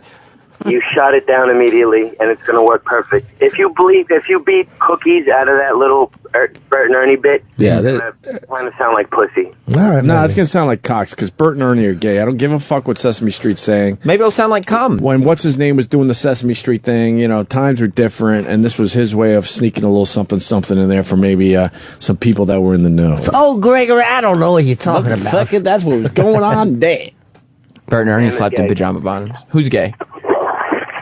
But who was the top, you think, if you had to guess? Bert? Yeah, I would think Bert. He's a very domineering personality. Yeah, but that could also mean that he's a submissive sexually. And Ernie is more free-flowing, like... Yeah, okay, I'll stick it in your ass. Like Ernie doesn't know how big his cock is. He doesn't understand that he has a gift. He just shoves it in. He doesn't One of understand. those retard penises? Yeah, he doesn't understand that 9x6 is something to really brag about. Basically said, take that fist out of your ass. I got a penis that'll take care of it. I got something that will plug you just as good, Mr. Fucking Straighten everything up.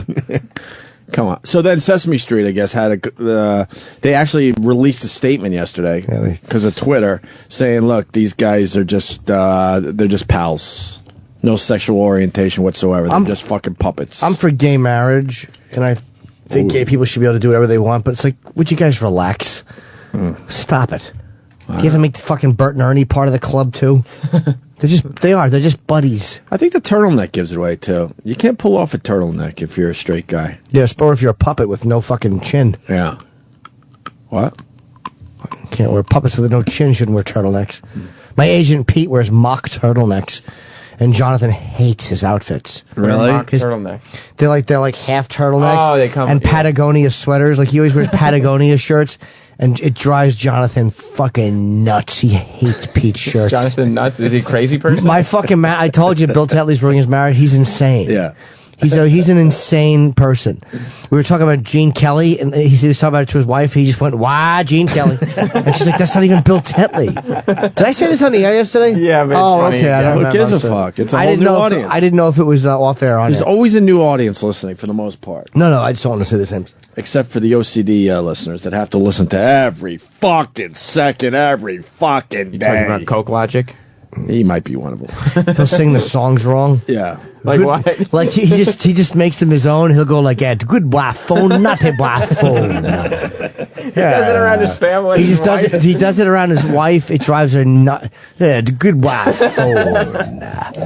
Or he'll send her emails that say things like, "Hey, it's Bill's world. We're just living in it." Nice. It's about Bill Tetley. Out of nowhere? For no reason. He said she fucking hates Bill Tetley. I saw his wife. I forgot to ask her about Bill Tetley.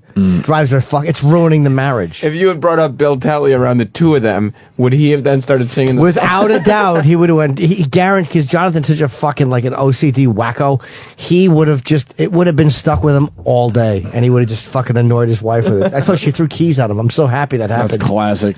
Is that a good Bert and Ernie you got ready to go there, Travis? We're going to try another Bert and Ernie in a second. All right, let me making beds. Let me say hi to Ryan in Colorado. Ryan.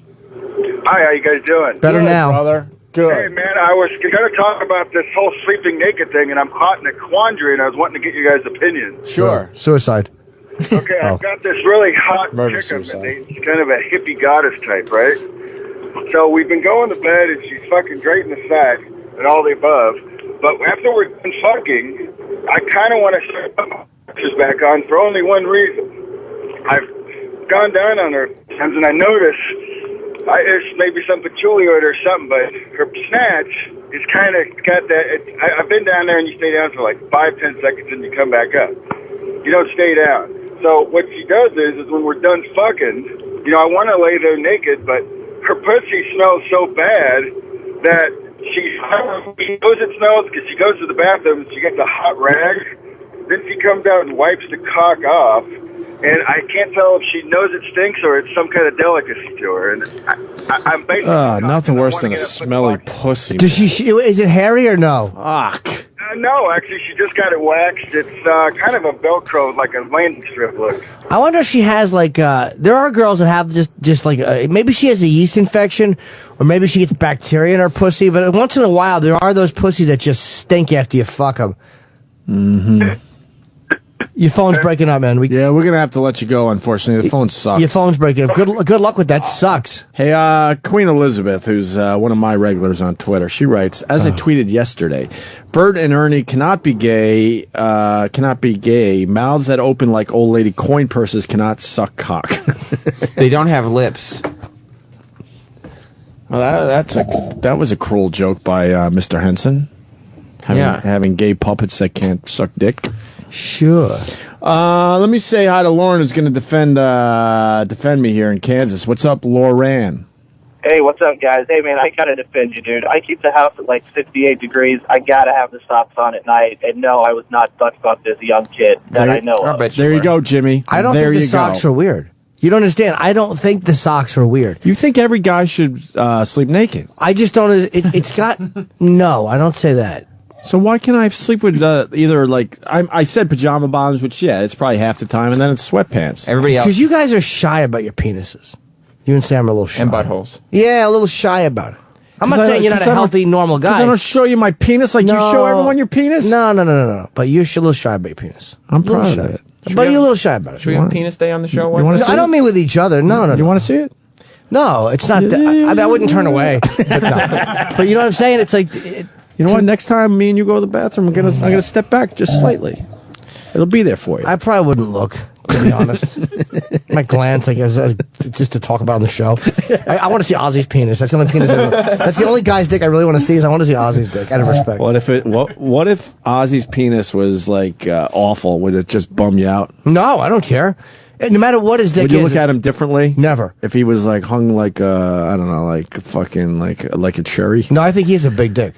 I suspect he does because he has huge hands, Ozzy. I got weird fucking hands and I do all right.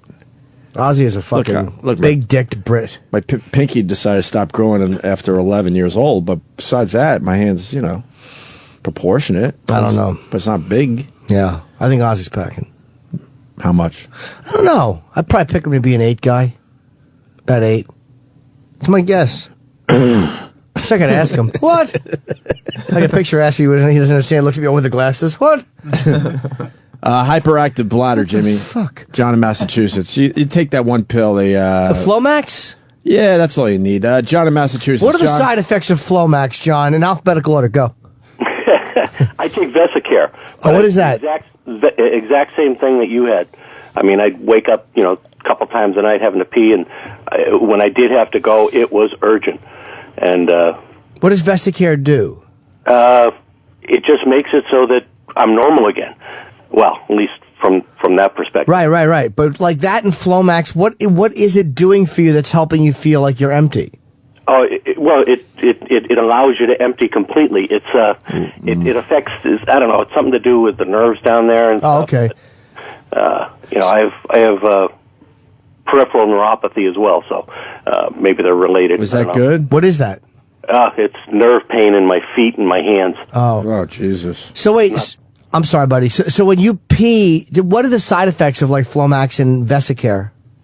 Well, you can go a lot longer than you normally would be, and hold it a lot longer.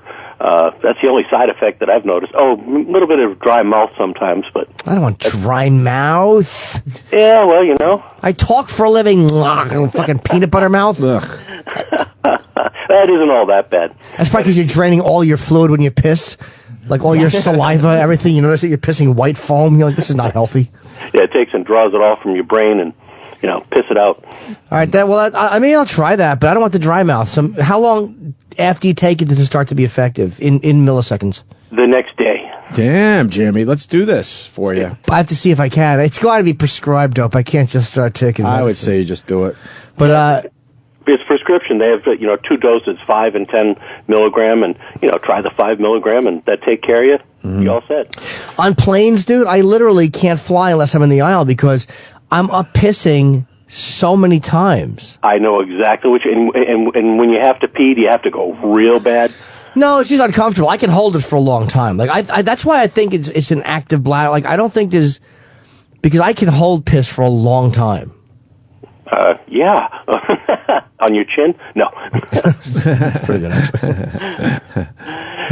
Way to hurt a guy's feelings. It's all good. All right, buddy. Thank you very much. Maybe I'll try one of those. We're getting a request for the Chap song, maybe in a second or two here. Oh, of course. But you can do what you want to do. Just call me tomorrow, Chap.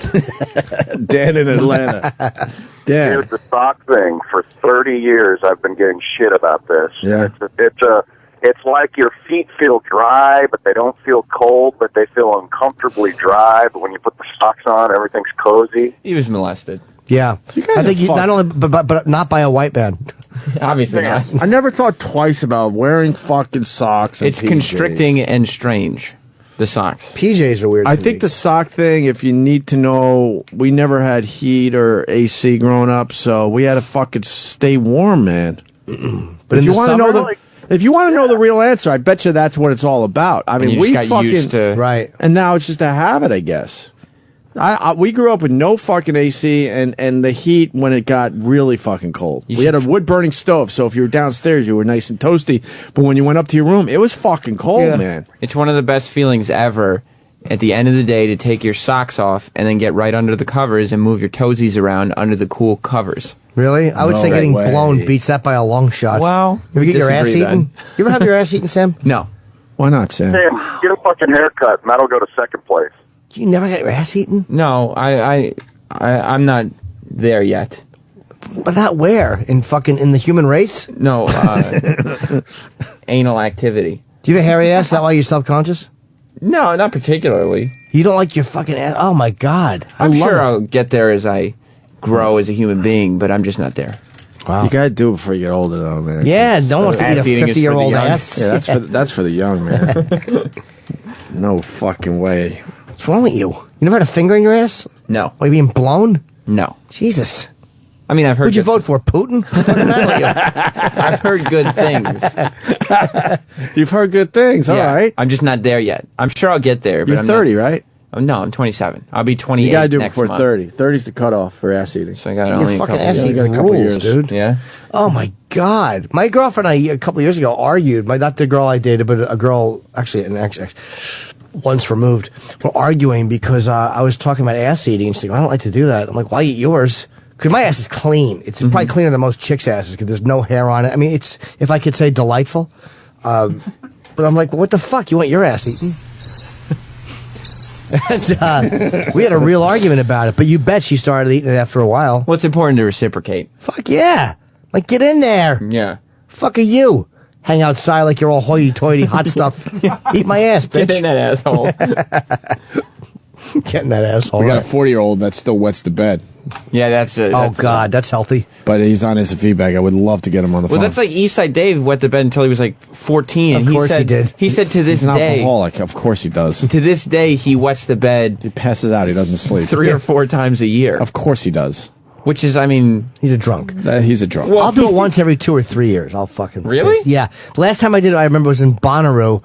And I remember me and Louie C.K. did Bonnaroo together. This is probably 2005 or 2000... whatever. And might have been even when we were off the radio. And I fucking wet the bed in Tennessee. Oh, my God. I woke up and I was just pissing my bed. That's a molestation thing. No, it's not. To wet the bed as an adult? No, you just dream that you're in the water. You just don't wake up in time. That's all. It's just a deep sleep. Yeah, that's all it is. Let me see how Denise, it looks like, in Jersey. Hey, guys. Hi. Why does your phone suck? Oh, come on. Does it really? Hi, Denise. Wait. It might be working now. All right, let's try this, Denise. What's Go ahead. up, baby? Jimmy, I'm like you. I like to sleep naked, too. Good. But you know what? Because it helps me relax. I play with a little tuft of hair. My little tuft of hair. I shave all nice and neat, clean up the bat wings, and just kind of stroke the tuft. But don't you feel like when I'm naked and I turn a certain way, my cock and balls get like crunched or whatever, or the material? I like my dick and balls to be free. Like I don't like things. I like to be comfortable. Like I don't like tight clothes on my skin. So for me, it's a skin thing. I like to be totally have mobile. That's why I always wear loose, baggy shirts and baggy jeans. My dick is just so fucking big. Yeah. Do you like to play with your sack when you sleep? I'm kidding, by the way. Yes. Sometimes I do. I put my hand on my dick a lot. Like on the plane, I always have to bring my own blanket. I'll fucking... I have my hand on my dick, but not all... I'm not being turned on. Who are these bitches? Who are these bitches? Hear what we're talking about. Yeah. Who are these bitches? Yeah, what is these bitches doing? Probably in here sucking some dicks. Who are they? I don't know. You want me to find out? Oh, they saw us. Hi. Who are you? I'll ask them. Ooh. Who are these? Who are you? ladies? Who are you, bitches? They might be civilians. Oh, mate?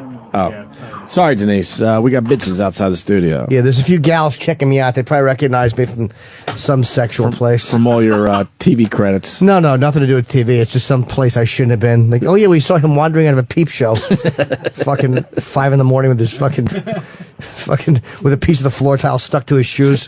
Jesus. All right, Denise. Thank you for that. I miss those All right, days. guys. I haven't been bye, Denise. I haven't been into a peep booth in a while, man. Those were good old days when no one recognized me. Sambo. They work for a company that gets sales for Sirius. Oh, okay. They're just regular ladies. Yes. They're very nice. So obviously nice? they don't know who we are. Were any of them attracted to me? I think I saw one looking towards you. But they could have been looking at Opie in that shirt he's wearing How today. could they not be? I'm looking at Opie. We all are. Look at those pecs. Well, he leaves the open collar to show off a little bit of the shoulders, the collarbone. He knows. I've spent the last 2 years trying to ugly myself up because I just can't deal with the looks anymore, man. Well, you're not doing a very good job at I'll that. say. Doing just the opposite. Just a little tease in here every morning. Yeah. Exactly. Your little Abercrombie sweatpants. Who wouldn't want you? Exactly. Those sweatpants don't naturally ride that low. Of course we know they what you're don't. doing. Yeah. By the way, I sometimes wear these to bed. Do you? There you go. They're heavy looking. All purpose. All purpose Yeah, fucking sweatpants. that is a little heavy to wear to bed.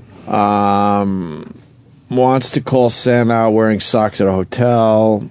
It's not the turtleneck, it's the guy below with fists up their asses. Okay. Bed bugs, though. But Sam having a bed bug fear is not crazy in a hotel. Has anybody ever had bed bugs? Did you ever twist a ball because you've been sleeping naked? No.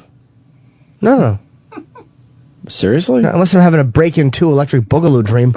And I'm fucking... Popping and locking in your sleep. You know, I'm doing the cardboard spin. Here's a good one. What were we saying, Jimmy? I'm sorry. Oh, no, just because Sam mentioned bed bugs, and we're not hearing about them as much as we were, but has anybody ever had them, and what did you do? I'm really curious. Jess once woke up, when we were in L.A., I don't remember what hotel we were in, she woke up with... Obviously some shithole. Yeah. Thank you. Probably the hotel that Janie Lane died in. Some Comfort Inn. Wow. Who are you kidding? It was an affordable room, I'm sure. But she woke up with bites. I mean, they didn't come with us on any of our clothes or anything, but... I mean, we were sleeping in sweatsuits for the rest of the trip. I would have had to move. Why didn't you move rooms? I think they were all full or something. I would have told me a bed bugs, and I'm calling the health department unless you had me, and then they would have found you a room. They would have found you a fucking suite. I guess we don't have the clout. Huh? We don't have the clout. You should have asked. Sam. I know. I'm obsessed. I don't even check in the room because I figure I'm only going to be in a hotel for a couple of nights, and I'm careful. Like, I put all my stuff on a glass table, like on the coffee table. Anything that I would normally have thrown over, like, on the bed, or I put on the fucking coffee table, like my, like any little bags I open, I put on top of the glass coffee table. I am not bringing those fuckers home. One more call here. We got Mike in Jersey. Hi, Mike. Mike. Hi, guys. If I sleep with socks on, I will jizz my pants. Okay. Now can everyone agree that he was molested? No, he should have been. Mike, there's too much cum saved up. That's a great line. And now I have to ask, because we really try to keep it real. Are you fucking around, or is this something that happens? I swear to God, absolutely. I mean, I haven't... Why do you jizz your pants if you wear socks? Nocturnal emissions if his feet are warm? Why? I have no idea. I haven't done it in years, obviously. But, Would Dr. Steve know this one? Definitely. I don't want Dr. Well, you know what it is. It's when you're feeling, when your feet are bound, you feel like a Japanese woman. And that's clitoral fluid. Oh, by the way, hold on a second, because Steven asked for Bayshore. He's always terrific. What did the Jews do now? He said that, he had the name of your girl wrong. Blank, because... We say Jess, right? Yeah, Jess. Okay. Jess got bitten by weevils that hide in Sam's woolen fro. How dare you? That's creepy. Bed bugs are creepy, man. They're the worst. Fuck. They just live with you. That's got to be awful when they permeate your home. They're on everything. Everything. Everything! Mike, why do you jizz your pants? Because you have socks on. I don't know, guys. I mean, it's one of those things. I think, like, I just passed out drunk one time and woke up and with a puddle, and I'm like, well, okay. And then after a couple of times, I just noticed it, and I just stopped. Made an effort not to wear socks to bed. Yeah, but let's be honest. Every once in a while, you put the socks on because it feels good, right? Yeah, absolutely. Yeah. All right. It's very strange. We need a psychologist to figure that shit out. I bet you there's a light tickling of the sock fabric, and he probably moves his little feet back and forth, and it relaxes him in his dream. Yeah. Do you like your feet played with? No, not at all. Yeah, don't touch my fucking feet, and don't touch my fucking nipples. I like my nipples and feet sucked. Your feet sucked? I've had my feet sucked. Here, bitch, stick these in your mouth. Really? Suck on ponder these for a while. For you. Let her know what it is. Yeah, let her know what it is. I got cloudy toenails. I don't want anyone touching my feet. You're insecure about your feet, I think. Yeah. No, I took a pill for that. They're clear now. Ew.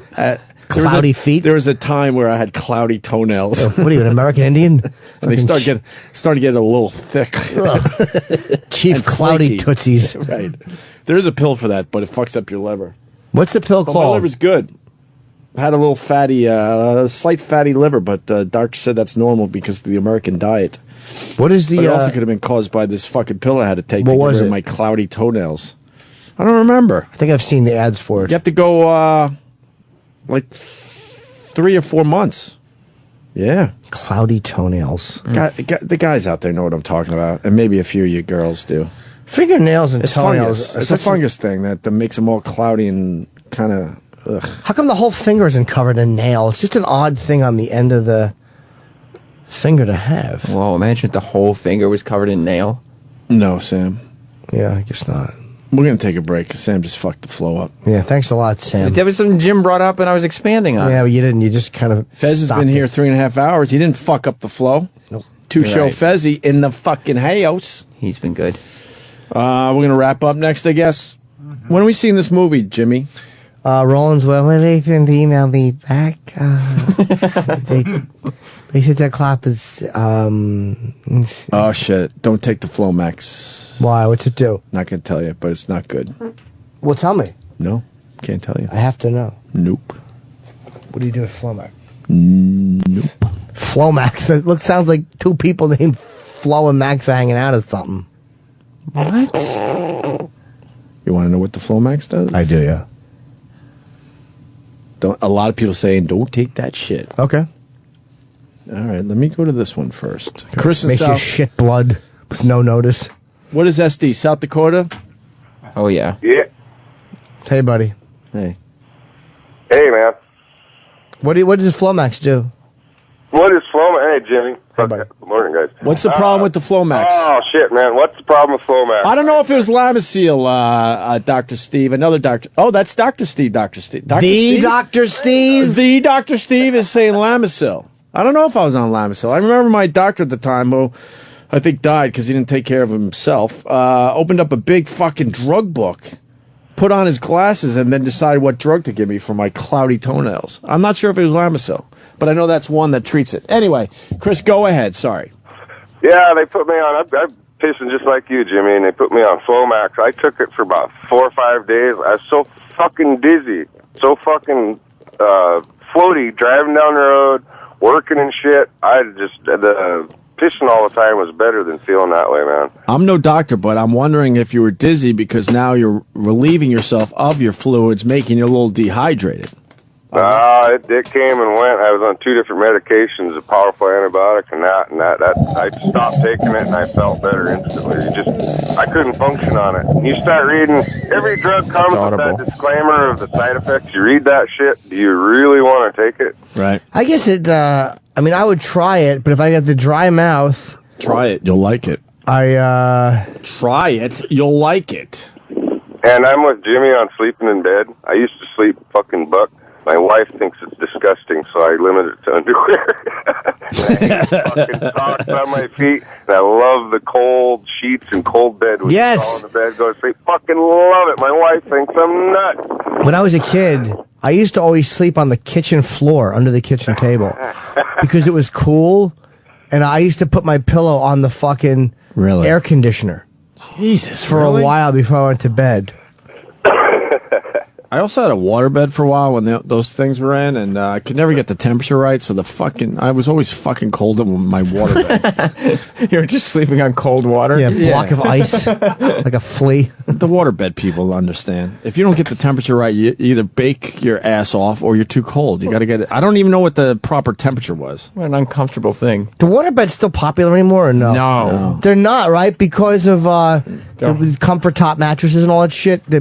I never liked my waterbed. I said hated they're it. terrible. Yeah, they're bad for your back. Are they? Cold, yeah. I used to have to put my pillow on the wood frame because I needed something like stable. I never understood floating like that. Sucked. And then you would get mold because you didn't take care of it properly.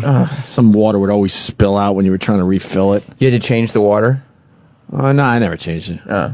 Never. Not once. Fuck that. A fucking waterbed. I mean, there's nothing going to build up in it. Like, it just seems awful. Yeah. Squishing. Could you make it harder by filling it more? Yeah. Oh, yeah. Fucking on a waterbed seems awful. Oh, yeah. It was like fucking a fat chick. Every time. I don't know. John in Brooklyn. What's up, John? Hey, how's it going, guys? Hi, John. Listen, Jimmy, with the Flomax, I had the same stuff that you had. It's just something to do with the nerve that goes to the one of the muscles over there, whatever. Anyway, Flomax, everyone's missing the main side effect. Yep. When you make cumsies, nothing comes out. Yep. Everything feels like you're about to fire off, and nothing happens. Yep. What?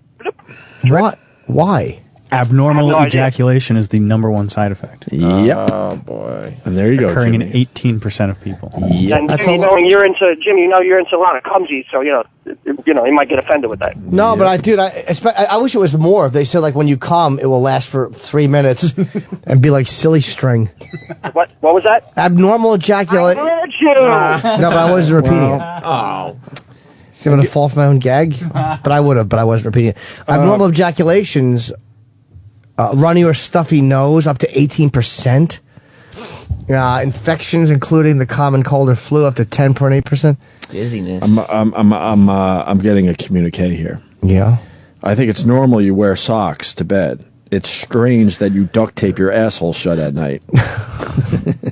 That's funny. Well, what are you gonna do? Got to protect yourself from the molesters. Yeah. Dr. Steve checking in again. Flomax can drop your blood pressure. Flomax sounds terrible. I know, exactly. Why don't you just cut your fucking bladder out and throw it in the garbage? I don't understand the drugs that take care of the one problem but give you all the other problems. I don't know. That's so stupid. Why don't you just stay with the original problem? Because I think a lot of drugs are like cleaning your room. Like, you don't throw stuff out. You just take it from one end of the room and you put it in the other end of the room.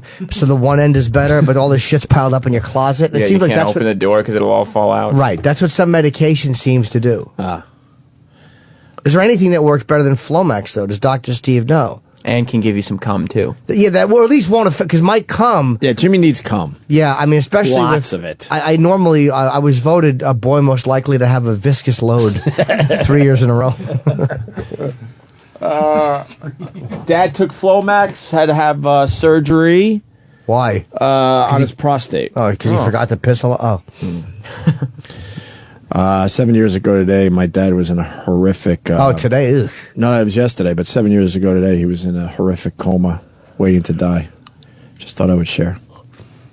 I was thinking recently we've been back on for 7 years. I didn't realize that anniversary was coming too, but it's fucking almost 7 years. That's October 4th. 4th is our first show. Seven fucking years. Yeah. Can't believe that. Yep. 7 years tomorrow, I lost my pops. It's all right. At least you won't have to work. What? At least you won't have to work. Oh, no. I mean, to the people that go through this, it's becomes something different. That's the best advice I could give to anybody. Just become something different. For the first few years, it was just the 11th, 12th, and 13th of August were brutal fucking days. But now it's just something different. It's okay. It's all right. I don't know if I remember anniversaries like that. Dates. Well, how do you got to remember the day your dad died. Your dad's alive, but I'm just saying that's when you're going to remember. Trust me. But I don't know if I, because I don't put much stock in birthdays either. Like tragic dates, like people I know who have committed suicide or whatever. Do I have any connection to those dates? And if I think about it, I feel sad. But do I feel like, oh no, the anniversary of that's coming or no? Well, I really don't. I think it depends how close you were to the person. Maybe. And friends, that's maybe a little different because we all have friends. We don't know when their fucking birthdays are. I don't know when Ann's birthday is. I don't know when yours is because every day's your birthday. But are you a birthday guy? Let me guess. You're July 19th. Yes. All right, so I finally got that one. And is April...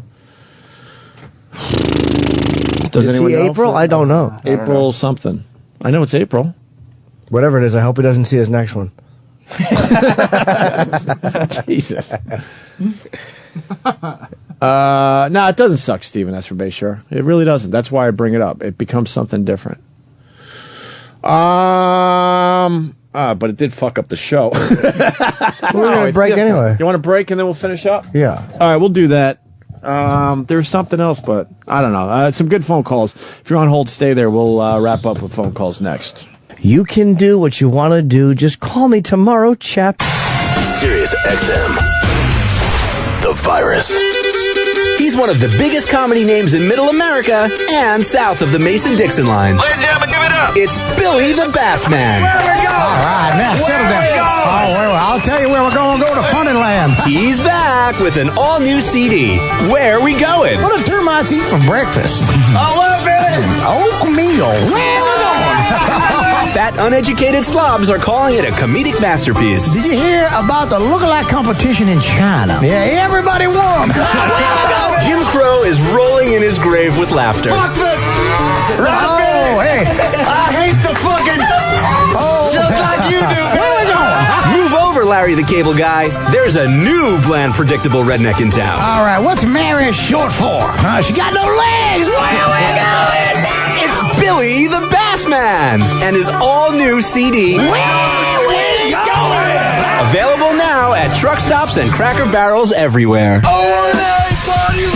I know I speak like an idiot. Do you? It's all about me. Is it? I was assaulted. Were you? We're brilliant broadcasters. Are we? You are out of your mind. Am I? Oh, that sounds real good. Does it? I'm thrilled. I'm excited. Am I? I thought I heard Negro. Did you? It's the Opie and Anthony Show. Is it? Jimmy has left the show. So it's me and Travis. And of course Fezzie, but Fezzie's going to leave in a couple minutes to get ready for his second show. I'm still in the room. Two-show Fezzie. No, I know. He's going to leave in a few minutes, he told me. Still here. Yeah, I know. He's doing great, man. No, I'm still. Sam. What? You mentioned everybody except... Hi, Sam. Except me. You just didn't mention... I was still here.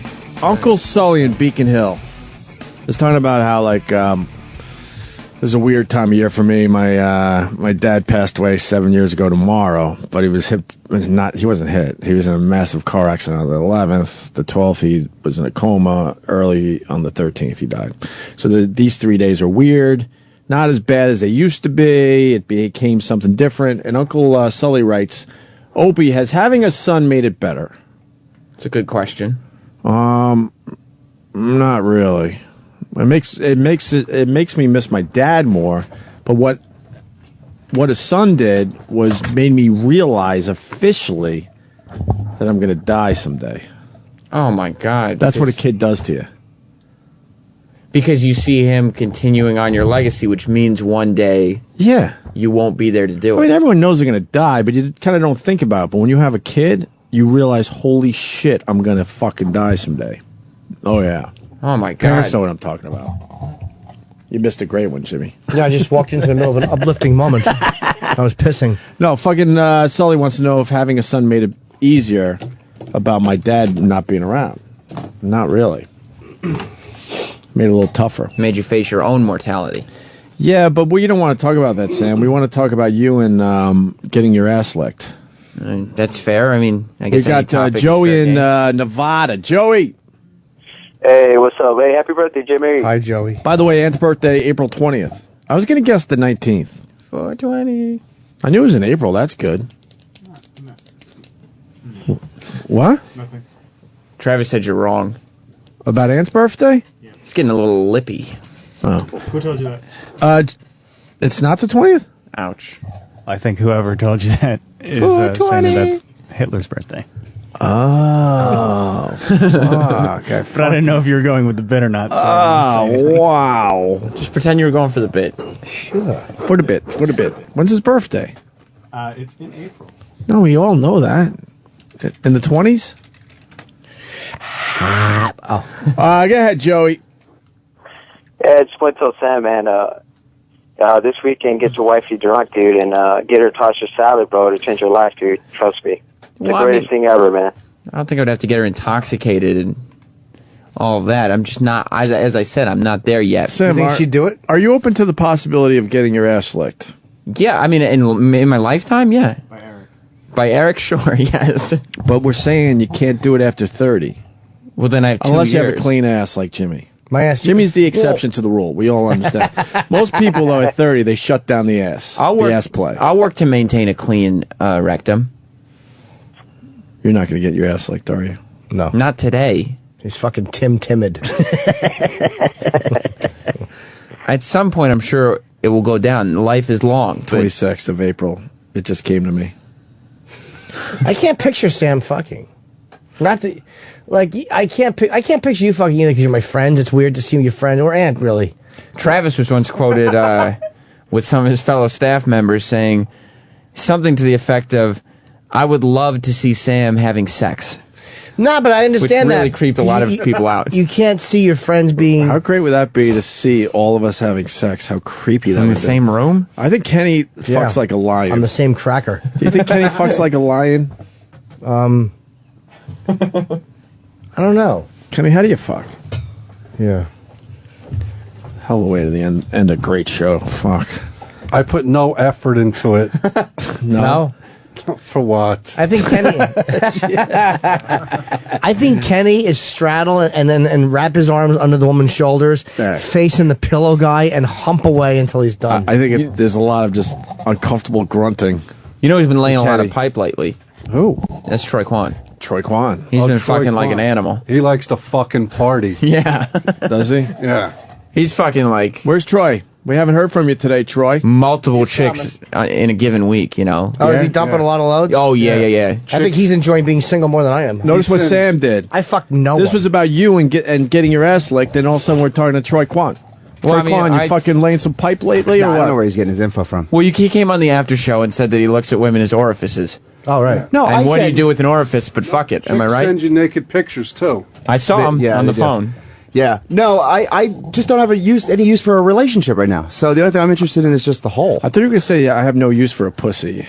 No, I mean, I always have use for that. But I don't have you wanna- been banging chicks or no? A little bit, but I don't really want to go out of my way for it. Do you know what I lick mean? If it ass? falls in my lap. What's that? You lick ass? Fuck yeah. Yeah, I see See, Troy's Sam, being very Troy early. licks ass. He's an older guy than me, you know. And Open that shit up like a head of lettuce. I mean, fucking get in there, dude.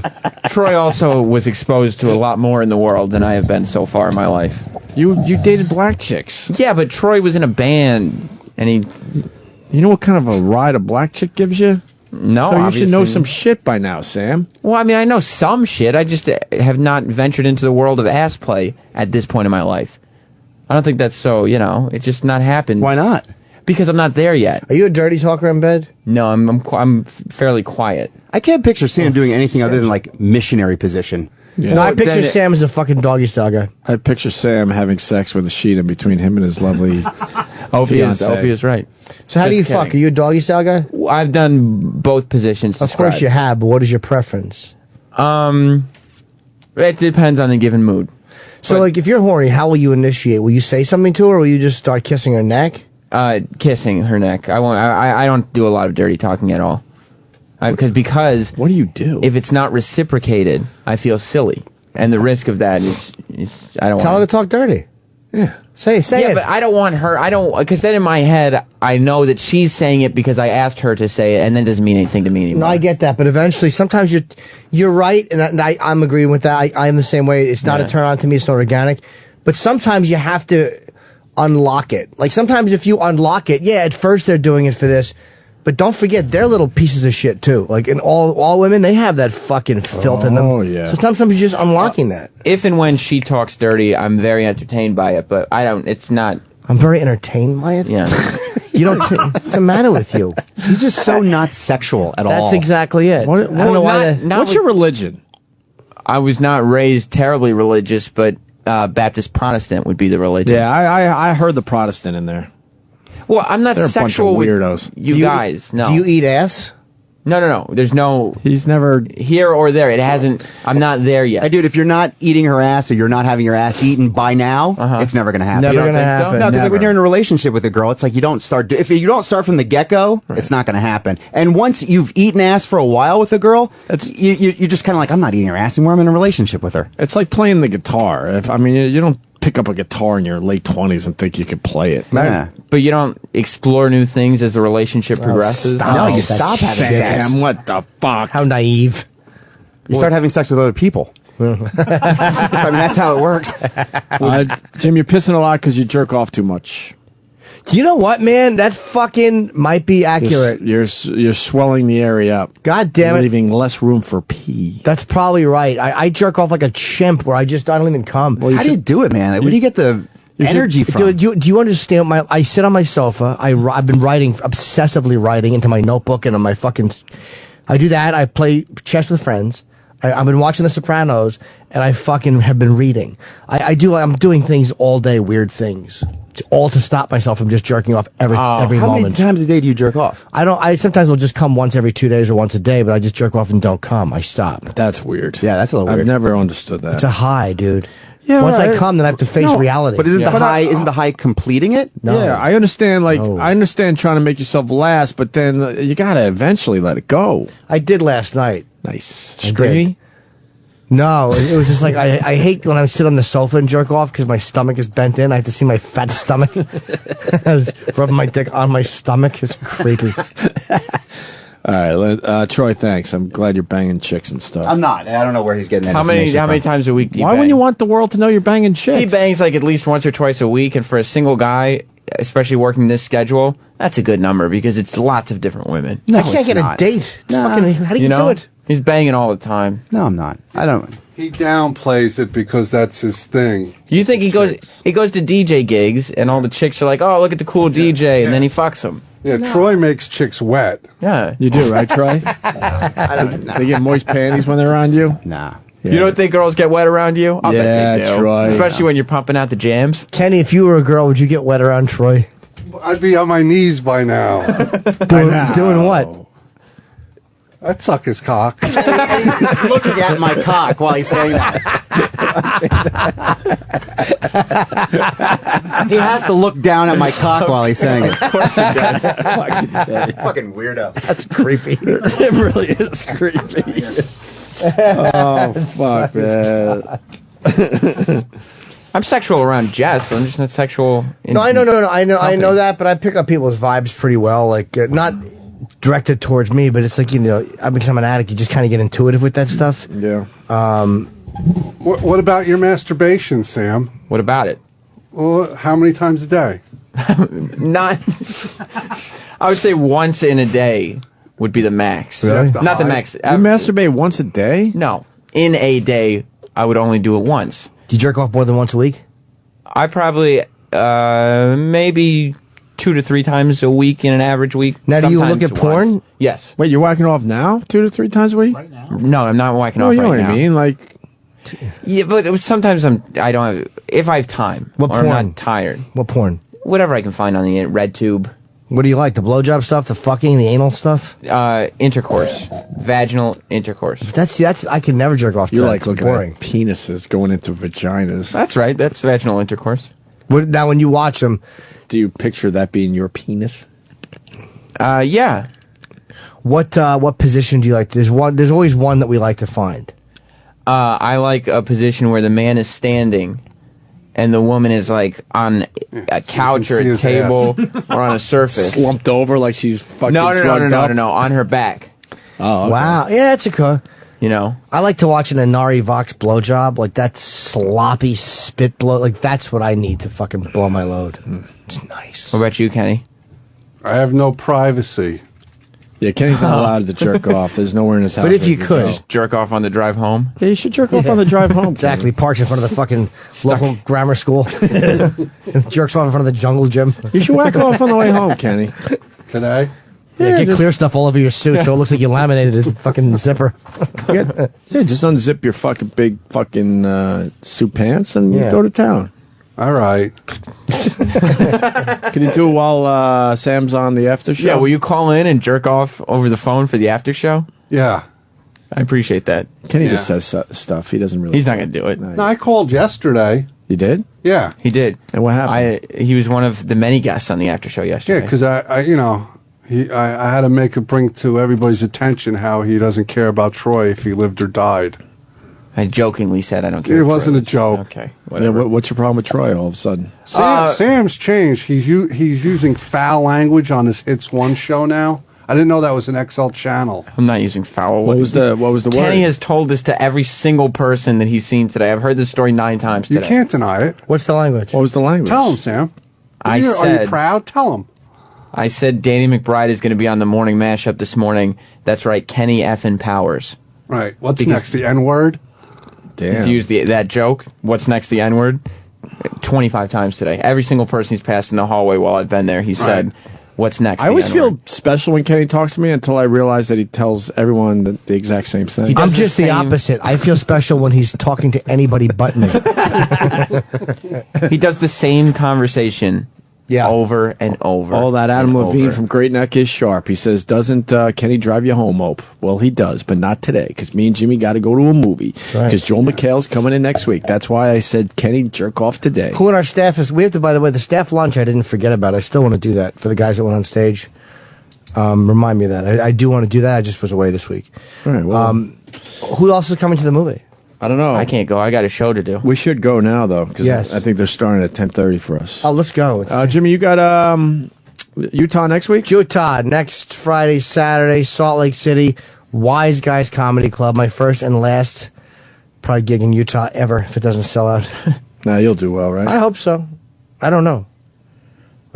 Comedians David Tell and Jim Norton remember when men were wild. What is that? Norton is also a veteran of the late night scene for comics, and most people know him from Opie and Anthony. Where's that from? CNN, I guess. Just has something. Hit on you and play. David Will that Tell. not play because it won't let you play? It's not authorized for this country. I tried to click on a link last night with me and Attell, but they wouldn't let me play it. Oh, I don't know. But that just came on Google Alerts. All right. Okay. I think we did it. Yep. Hopefully Ant's feeling okay, and we'll see you guys Monday. Great show, you two. Yeah, we know.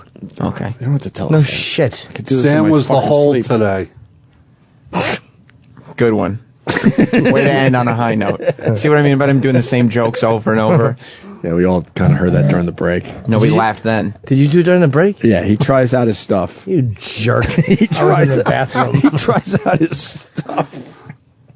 And none of us laughed, but he still felt like he had to try it. Yeah. Nobody's laughing. Right. Practice makes perfect. That's a good philosophy. Kenny, what are you doing this weekend? We never ask you. Nothing. He's just going to sit there looking at the clock for Monday What to will come. be the highlight of your fucking weekend? Going to the gym. Okay, that's nice. You like that. Yeah. And then what? I don't know. I'll probably have a nice meal. Does Kenny ever call you when he's driving to the gym? Oh, he calls you too? Yep. I always want you to feel know something. special. When you hang up on him, when you finally get him off the phone, he's just going through his phone book to call someone else. That's all we are, is time killers while he travels. And then he has the same, as I said, he has the same conversation that he just had with you. Then he'll call me and have the same conversation. Yeah. Stephen S. from Bayshore, thank you. Fan gathering late September at FH Riley's. People better start planning on attending now. Why? How did they do that, Stephen S.? I wish I knew. Well, it'll be big enough for everybody. Yeah, maybe I'll show up to that. That'd be nice. We haven't done a gig at FH Riley's in a while. I'm taking it nice and easy now because it's 10 o'clock. This hour don't mean shit to me anymore. You do. You just kind of, and then eventually you'll just walk out without saying goodbye. That's right. Let's walk over to that movie and see who else. Yeah, we should coming. do that. We really do have to go. Guys, enjoy See your you weekend. Monday. Thanks for checking us out today. Greatly appreciate that. Sam's going to continue with something. You got any guests booked or anything? Not yet. Yeah. Who? Club Soda Kenny on Facebook. You won't be here. You're going. Are you going to stay? No. You just wanted to plug your Facebook. Yeah. No. Where's my fucking wallet? Did you lose your wallet? No, I might not have brought it. Oh. I'll get this Monday. Good thing the movie's free. I saw your wallet earlier on top of the books.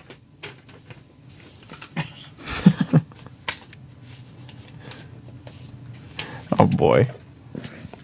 You're doing the 10 o'clock thing. He wants to believe me, but he's not sure. No, I'm pretty sure I left it home. What if I said I saw it? I mean, why would you lie? I wouldn't lie. But you would. Do you have your keys? What? Yeah. Okay. Why wouldn't I? Sam, you're right. Now we just got to walk out. All right. See you guys. A horrible ending to an okay show. It was a very good show. Better than okay. It was an okay show, Sam, but now it's a horrible ending. What could have been better? Yeah, well, you fucked it up. I said, what could have been better? You should have opened up about your ass eating. I did. I was very honest and frank with everyone. You definitely like your ow! See what happens? God damn it. You see? You say terrible, mean things, and you end up hitting your head. You're holding back on the ass eating thing. I'm not holding back. I don't engage in ass play. You don't really at this want. point in You my don't life. want to do that, right? Not at this point in my life. I'm not there. I said that. was very honest. How many times can you fuck? In what amount of time? Can we get your mom on the phone? Yeah, of course. She's always down. Really? Well, for a phone call. Really?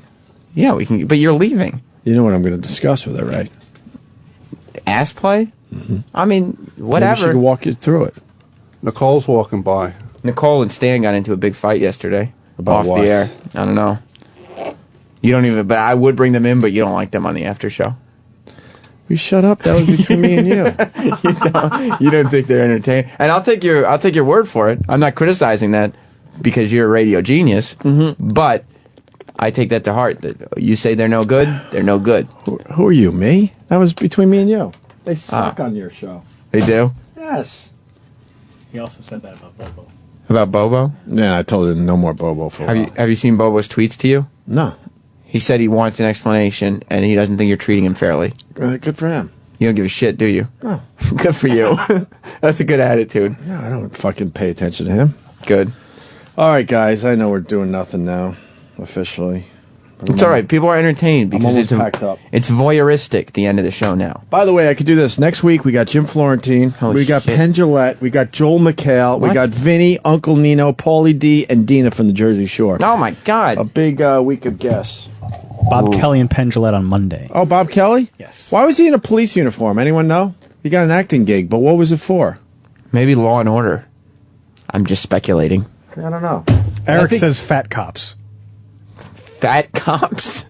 Is that real, Iraq, or was... No. The show he made up is called Fat Cops.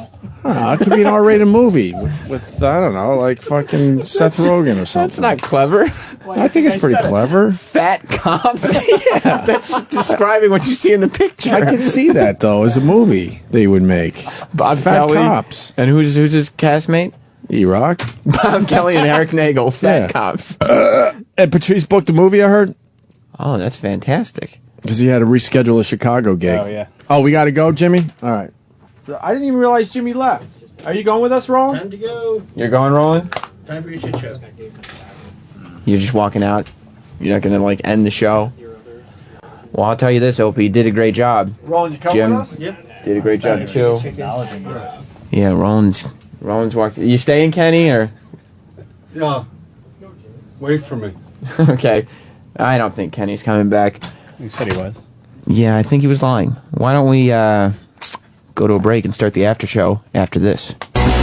99 red balloons floating in the summer sky. Panic bells, it's red alert. There's something here from somewhere else.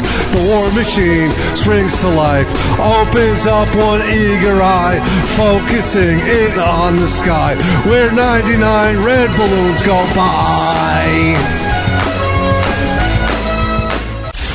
The Virus. Sirius XM. And now, the Opie and Anthony Show continues. This is After O&A Live. Here's your host, Sam Roberts. Yeah, I'm not at that movie. I'm right here with you on After Opie and Anthony Live. My name is Sam Roberts. They're all, what movie are they seeing, Eric? You don't know? No, I had it. It's okay if you don't know. Hold on. You don't have to.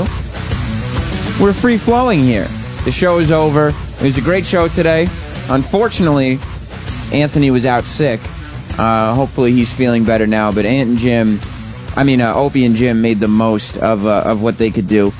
I was looking while the show was on. What's your number? I'm not going to give it to you on the air. No, that's the name of the movie. Oh! I was looking, Eric, while the show was on at Fox News, like we do, and Grayson Chance is playing on Fox News. Is he coming on the show? I don't believe so. What? Why? Because who are Grayson Chance? It's a kid. It's one guy. His name is Grayson Chance. Oh, I not thought Grace I thought it was and a duo. Chance. No, Grayson Chance is that little 13-year-old kid who played the Lady Gaga song on the piano. Oh, then no, because no one cares. Eric, we had Loverboy in here. Yes. It's not we don't care whether or not people care. We just want people in here. I'll see what I can do. Thank you. That's all I want to hear. It turned into a very revealing show today. As much was said about me and whatever I do, I was kind of weirded out about Opie sleeping with socks on. Eric, what do you sleep in again? Shorts and a t-shirt. Socks? No socks. That's a weird thing, right? No, my wife sleeps in socks, though. She does? All the time. Was she molested? No, she was not molested. Well, we don't know for sure. She just doesn't like walking around in she just doesn't like going to bed with her bare feet, so she wears socks. Well, I mean, what's wrong with going to bed with bare feet? I don't understand. I don't know. Sometimes I think it's more of a security kind of thing. You know, like some people have... She wants to feel confined. Okay, I get it. Something like that. Eric, okay, here's the deal. Yeah. You know the new lights we set up? Yeah. You want to just turn those on only and the rest off? No, I brought the people who do video for the web here to look at the lights to see what we needed and stuff. Yeah. Should we play a bit so we can look at the lights? We could. Or should we oh, you know what? We'll play real quick. Let me play this real quick, and we'll do the lights, and then we'll be back here. This is what I've been wanting to play all week. I don't have anything loaded here. Hang on. It's all right. I'll describe it. It's the Anthony Pediatrics. Oh. Anthony was out today. He was sick, and we were talking about this earlier in the week. Ant and his affinity for younger girlfriends. He had to bring one. His girlfriend. I don't know if it was his last girlfriend or a couple girlfriends ago. It was I believe it's a couple girlfriends ago. She had a stomach ache or something. I don't know. For whatever reason, he had to bring her to the hospital. Thank goodness she was all right. But the key of the story here is that she had to go to the pediatrics unit. He got to the hospital. He brought her in, and he had to. Anthony from the Opie and Anthony show had to take his girlfriend to the pediatrics unit. It's probably my favorite Anthony story of all time. Just because, not only because it happened, but because he had the balls to come on the air and tell the story, which not everybody would. Think inside yourself. Would you have the balls to tell this story on a platform as wide as this? Here it is. Anthony takes his chick to the pediatrics unit on After Opie and Anthony Live. After O&A Live. There's like, girl over the house, you know how that goes, right? And apparently she has asthma. Are you dating preemies at this point? Their lungs aren't fully developed? No, that's not. No. Do you have an incubator in your fucking compound? No, I don't have an incubator. No. You're dating so young, their lungs aren't fully developed. No, it's not like that. It's just it's asthma, and it's just gotten kind of worse over the past couple of days. Well, that's not good. So she hasn't been able to go back home. She lives out of state. Mm-hmm. She hasn't been able to go back home. Thailand? And no, not Thailand. So last night, it was time to go. I haven't gotten any sleep, by the way. I'm exhausted. I'm tripping over myself. Had to take her to the emergency room. My favorite place to go. What time? To take girl. This was about 1:30 in the morning. Were you asleep? No, I was still awake because the asthma Yankees won and like stuff. that and things. It's just one of those things. So it was time to go to the emergency room. How far do you live from the hospital? It's not far. It's Okay. a few exits. Not bad. So we go there, and you'd go through all that paperwork stuff. That she's going through all the paperwork and everything like that. It takes forever. And then is she going through the?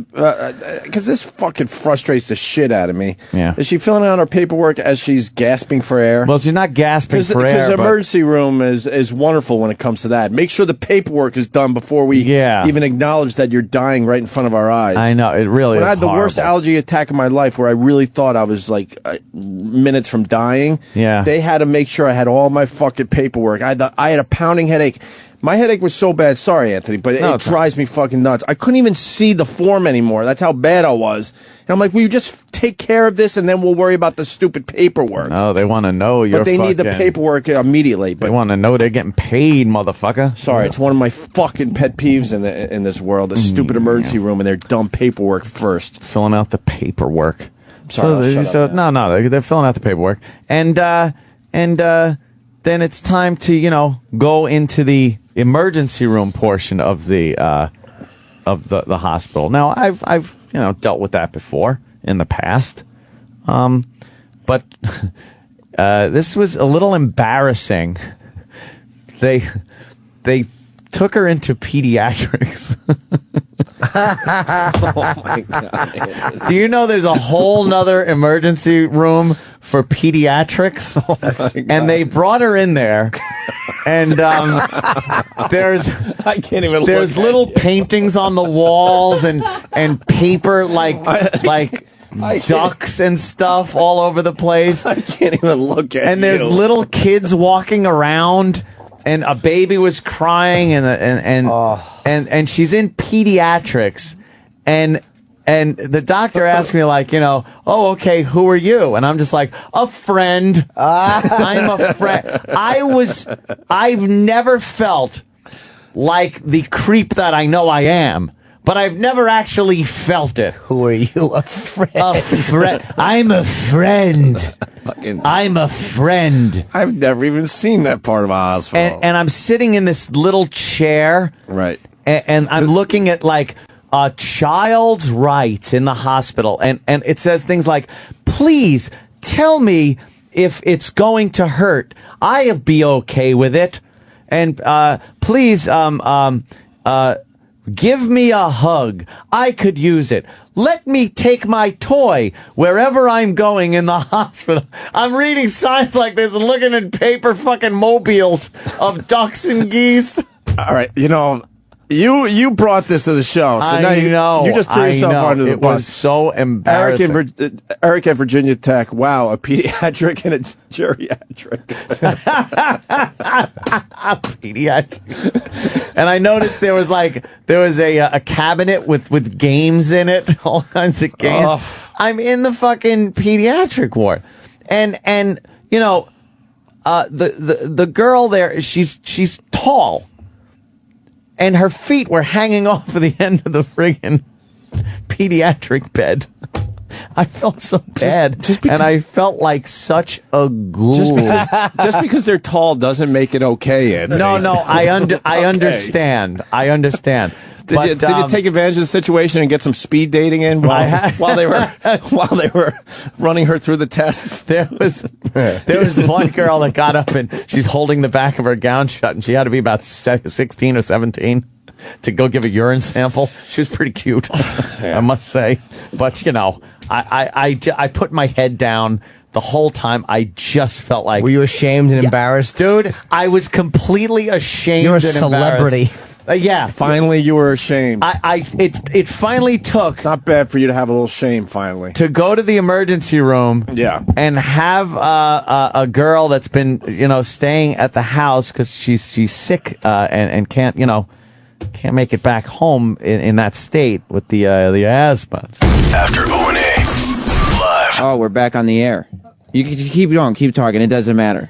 It's after Opie and Anthony live, and we're trying to figure out the lighting in the studio. Opie and Anthony obviously had issues with it earlier in the week, and we're trying to actually achieve a conclusion that everybody will be satisfied with, and figuring out how are they looking right now. Makes for great radio. They are a little blinding from this perspective. Like, I'm definitely sort of seeing colors and things like that. What was the issue that they felt there were too many shadows? Yeah, they said they felt there were too many shadows, and they said they were too bright, and then they said we needed a third one.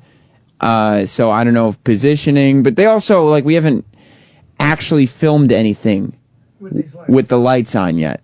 So, it remains to be seen, I guess. But this expedition was to make sure that we don't need a third one, unless you think we might.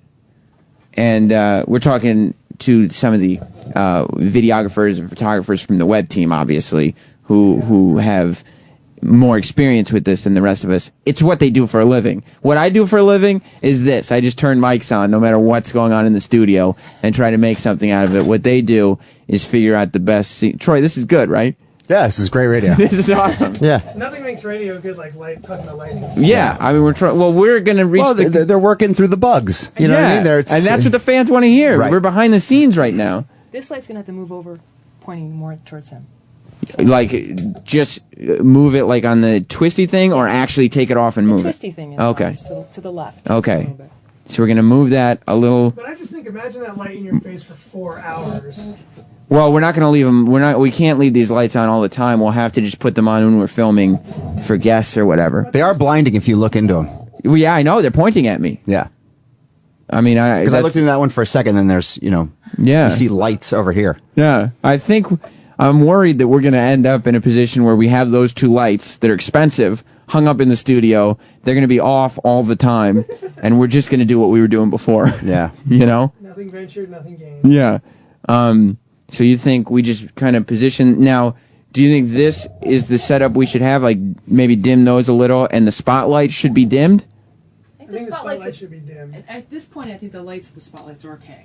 Okay, so like right around here, and then bring the harshness of these down a little bit And point this one a little bit towards him. towards Ant. Yeah. Okay. All right. But you don't think we need like a third one to cancel anything out going? It seems like a lot of light for like a radio studio, you know? Yeah. I mean, Troy, you filmed a professional music video. Yeah, multiple. Did you have the lighting? It's a lot. Well, it's a lot of lighting. I mean, but you have to. It's just the way it goes, you know. But it's also shooting like with a lot of lighting is a lot different from actually just trying to have a conversation on the air with blinding lights on you the whole time. Yeah, So you're just doing what you're supposed to be doing. And Yeah. You're looking at the light for like 4 hours, hopefully. Yeah. I don't know much about lighting, but you think you could just put like a gel on it to soften it out and spread out the light a little bit. You need a gel that's similar to these spotlights. So you think? It's best to have a consistent lighting color. Okay, so you think that we should You get have a yellowish and a white. right? So you think maybe if we get a gel that's closer to the color of the spotlights, everything evens out nice. There's not lights clashing. Right. All right. Well, you guys have been a big help. I mean, I know for me and for the audience at home, let me tell you, all week have been trying to figure out what are they going to do about these lights. It's true. I know that. They have, because I put myself in the perspective of a fan and say I would be wondering what they're going to do with the lights. Now we know, folks, what we're going to try to do is put gels over the video lights, the big ones that Opie and Anthony have been talking about, that match the lights that were already here, the smaller ones, and then we'll be able to flood the room a little more with consistent lighting. Is that right? Well, thank you. Doesn't he have his own studio in his basement, though? I mean, he knows what sort of... Yeah, but he has his own studio in his basement, but he's gone from this studio before we have the opportunity to ask him any questions. No, I'm saying, but like I would think he would have a suggestion to make since he's put money into building something already. Yeah, but he wants to just kind of go home. So, like, you know, he wouldn't want to stay here. Like, Troy, you know what I'm saying? Like, Ant doesn't want to stay here and make suggestions when he could be driving home. I think Ant's sort of like, hey, you guys, this is a big company. You guys are smart guys. Figure it out. You guys got You this. guys figure it out. I'm headed back to This LI. is my shit. This is my shit. I'll worry about my shit. Yeah. You worry about your shit. I'm actually going to go home and work on my studio. You work on this one. Yeah. And we'll meet somewhere in the middle. Fair enough. That's kind of his perspective. And I it guess. is funny because he does have a really nice setup over there. Well, I've only seen... Oh, yeah. I mean, have you seen the Twit pics? Looks amazing. Mm-hmm. Let me see. Steve, you're on After Opie and Anthony Live. Hey, Sam. I told you they care. They're calling in to talk about the lighting. TV, and just go ahead, take your ass down to B&H and go get some good lights that are appropriate for that. They've got these lights that almost look like fluorescent lights, but they're perfect for this instead of those goddamn huge things that you've got sticking up there. Well, what's the difference? These kind of look like fluorescent lights to me. You mean these are the square lights? Huh? Yeah, they're Jews. They'll figure it out. All right. Well, I mean, again, I'm not going to go to B&H because it's not your job. Sam Roberts is not going light shopping. No. I think they probably went. I'm just going to take a guess. Whoever decided on these lights in here went with these because they use them in the other studio for Howard's show. And I guess it looks good. Oh, this looks cool in here now. Yeah, now we're talking. Yeah, You got black lights. yeah, we're gonna get some black lights in here. Put on some Floyds, some weed, smoke some weed. No, we gotta get you on the ones and twos. That's right. A strobe going or something. Let's have a party in here. Why not? That'd be fun. Can you play the My Strange Addiction bit? I don't have it next to me. All right, so we figured it out. All right. Right? Probably. Okay. You're in a much better situation now with these 2 lights. You think so? Yeah, definitely. Are you guys gonna? Because every now and then you guys stop by and video stuff. Are you guys? Whenever you guys ask. Yeah. Are you gonna be? Rob calls me if we're available and that should. You're here. Are you guys gonna be happy you're videoing in here with these great lights? Be like, yeah, look what I came out with. We always enjoy working with you guys. Fantastic. Oh my gosh. Well, I appreciate. Who's your best guest next week? We got a whole bunch of Jersey Shore people. Oh, Penn Jillette, and Joel McHale. He's going to be in here. Would be pretty funny. Yeah. Maybe we'll try. But that's a risk too, because we're going to have to put these lights on some trial runs next week. So hopefully some of the chicks are at least darker, so it might be a better chance.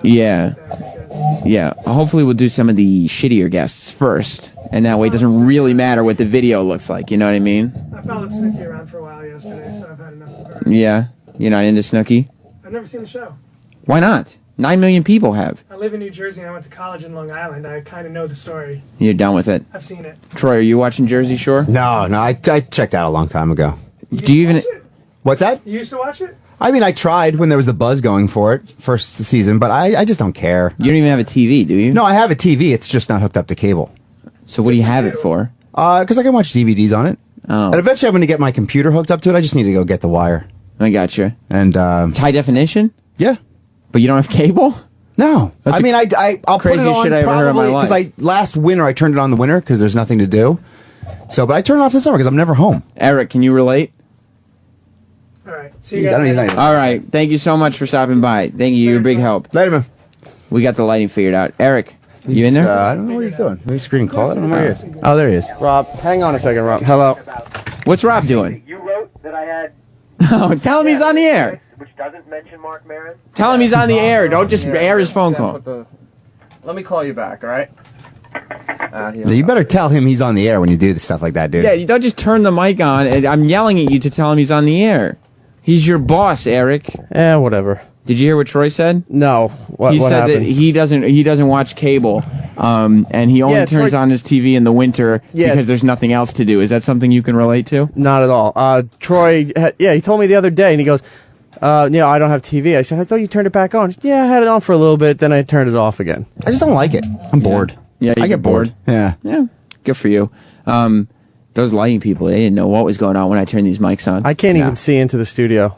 Yeah, it's because the glass is the 2 panes of glass here are refracting it, but also I see like handprints and smear all over the thing. I can't really even. Maybe see if you into kept there. those greasy palms of yours it's off other side. Oh, yeah, it's from this side. It's your side. Well, I didn't touch the glass. Well, it's a big mess. Well, whatever. If I knew that I was going to hear we need to get gels on the lights 400 times on the Opie and Anthony show over the course of 2 weeks. But I guess we're going to get some different gels. I mean, on these it makes lights. sense. I don't know. I think Anthony actually had suggested that. I believe He did it in the beginning, months ago. I mean, there is a gel on that light, but it doesn't. I mean, it doesn't match the lighting. You know what I'm talking about? Like, it just softens everything. It spreads out the light and softens it. Yeah, I mean, being so harsh. I think the idea is for those lights to match these lights, the smaller ones, as closely as humanly possible. Right. And that would flood the studio with proper lighting, so it's consistent. Right. Makes sense. How does it feel being back on the phones? It's fine. You liked it? Yeah. You get a little break. You were on the air today, much more open sexually than I was. Now, I did want to clear that up a little bit because it's not that I'm not a sexual person, but around like my pals or the people I work with, that's just not there for me. That element isn't there. It exists. I think you're a sexual person as far as you enjoy sex with women. Sure. I don't really think that you're a very you're not just real. You don't seem like a sexually adventurous kind of guy. Like okay. Like just trying weird shit out and just seeing what sticks. Yeah, like it just seems like you're just, this is sex, this is what it is, and that's fine. I mean, there's no, just because some people are a little bit more sexually perverted doesn't mean that you have to be there as well. So you think I'm a romantic? I just don't think sex is one of the most important things in your life. That's fair. Yeah, that's fair. Yeah, I got a lot going on, Troy. And honestly, I don't want to talk about Jess sexually, but she doesn't seem like a pig that would be into like weird shit. She's certainly not. She's not a little pig. She seems a little more straightforward. If you don't mind me saying so. I don't mind you saying it. I'm sure that she would not mind you saying that because you're not speaking out of turn. Right. But you've been with some pigs. Well, yeah, I mean... you've had your experiences. Sure. Well, look, I was in a band. I played in a band for many years, and at that point, it's more about just quantity over quality. Yeah.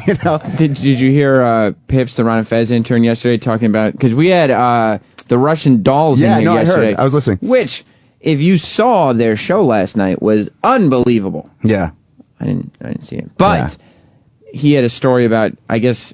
a Russian girl that he was dating, if I remember correctly, He's coming in.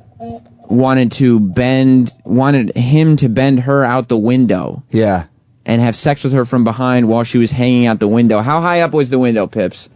It was in an apartment building, so we were how on many like, stories? I think we were on the 5th floor. Okay, so 5 stories up, hanging out the window, getting nailed from behind. I can't stand Russian girls. I know that's such a mean thing to say, and they are pretty. But that accent just drives me up a wall. You don't like it? No, I tried dating a Russian girl, and it was. When?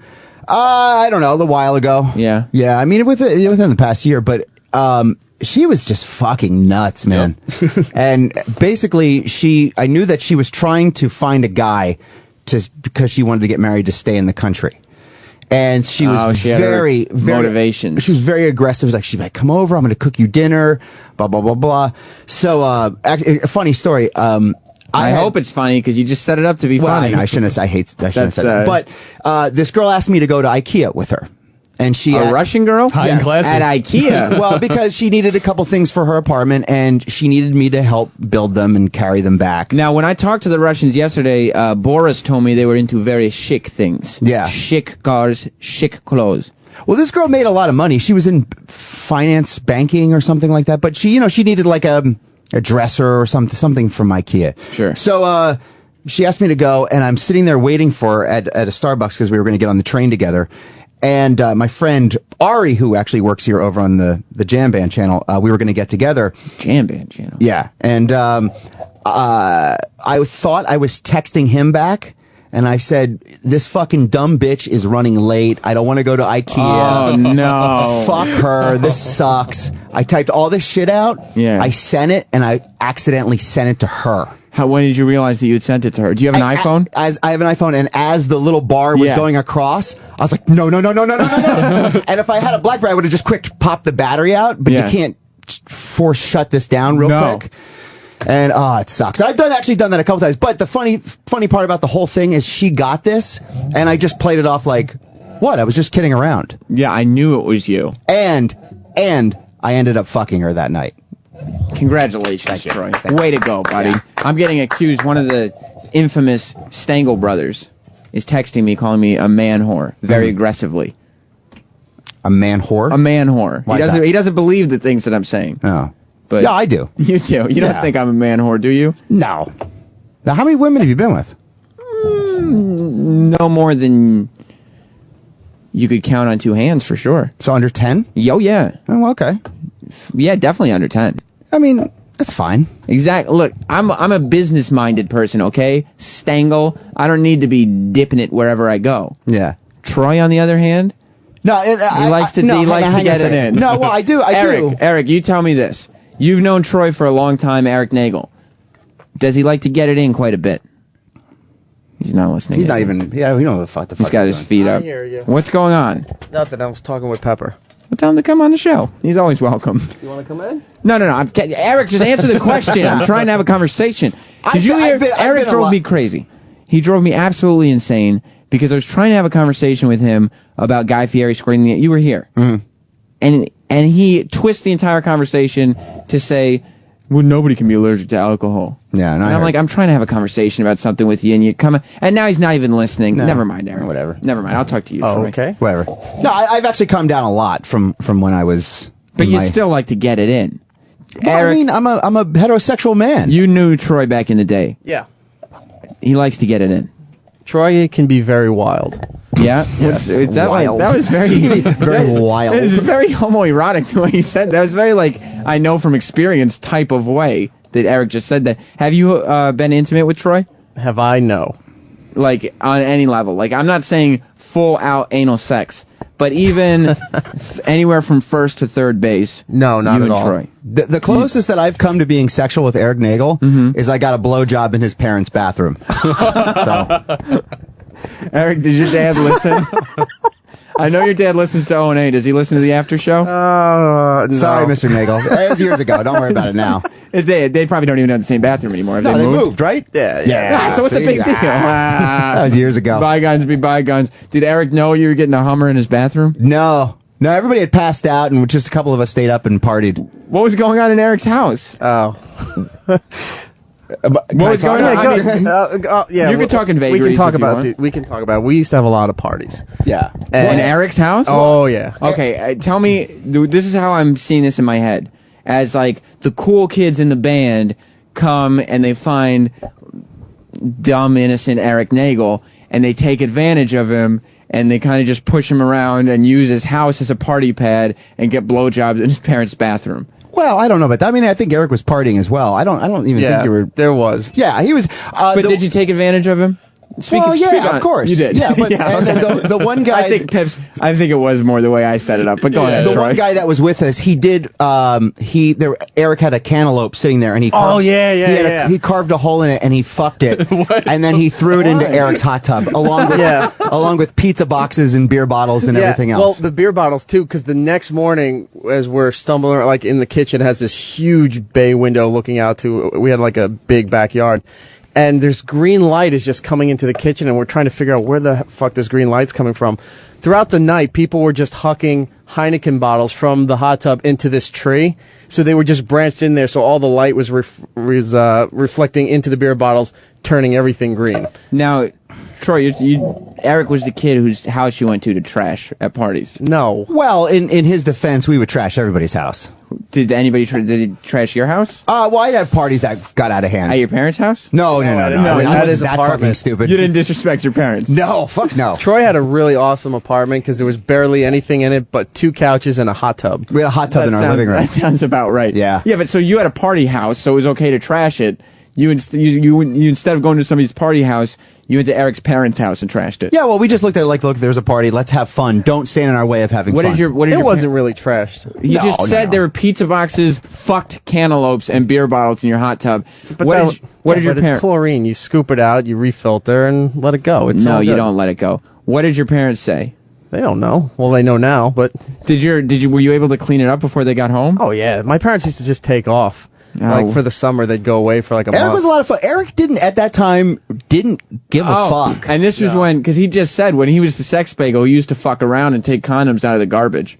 Which, by the way, somebody tweeted me and said that taking a condom out of the garbage was something they did in the movie Bad Teacher, and they No. They think Eric took that. The one fucking bad. I never saw. That's that shitty movie you saw. I know. Somebody tweeted it to me. I'm not accusing you. No. This is years ago when that one girl was a little crazy. It's funny to think that somebody would take his ejaculated in condom and squirt it back into her vagina. It's just strange. We'll have to get into all this. The weekend's about to start. Yeah. And I need to start my weekend, so I'll let you start yours. This has been After Opie and Anthony Live. Opie and Anthony, and this show will continue on Monday. Stay tuned. Ron and Fez is coming up next. After O&A Live. Opie and Anthony show is now over. For real this time. Check out the O&A show on Facebook at facebook.com/Opie and Anthony. And catch Opie and Anthony live Monday through Friday from 6 to 10 a.m. Eastern. Ron and Fez are next. Hey! On the Virus.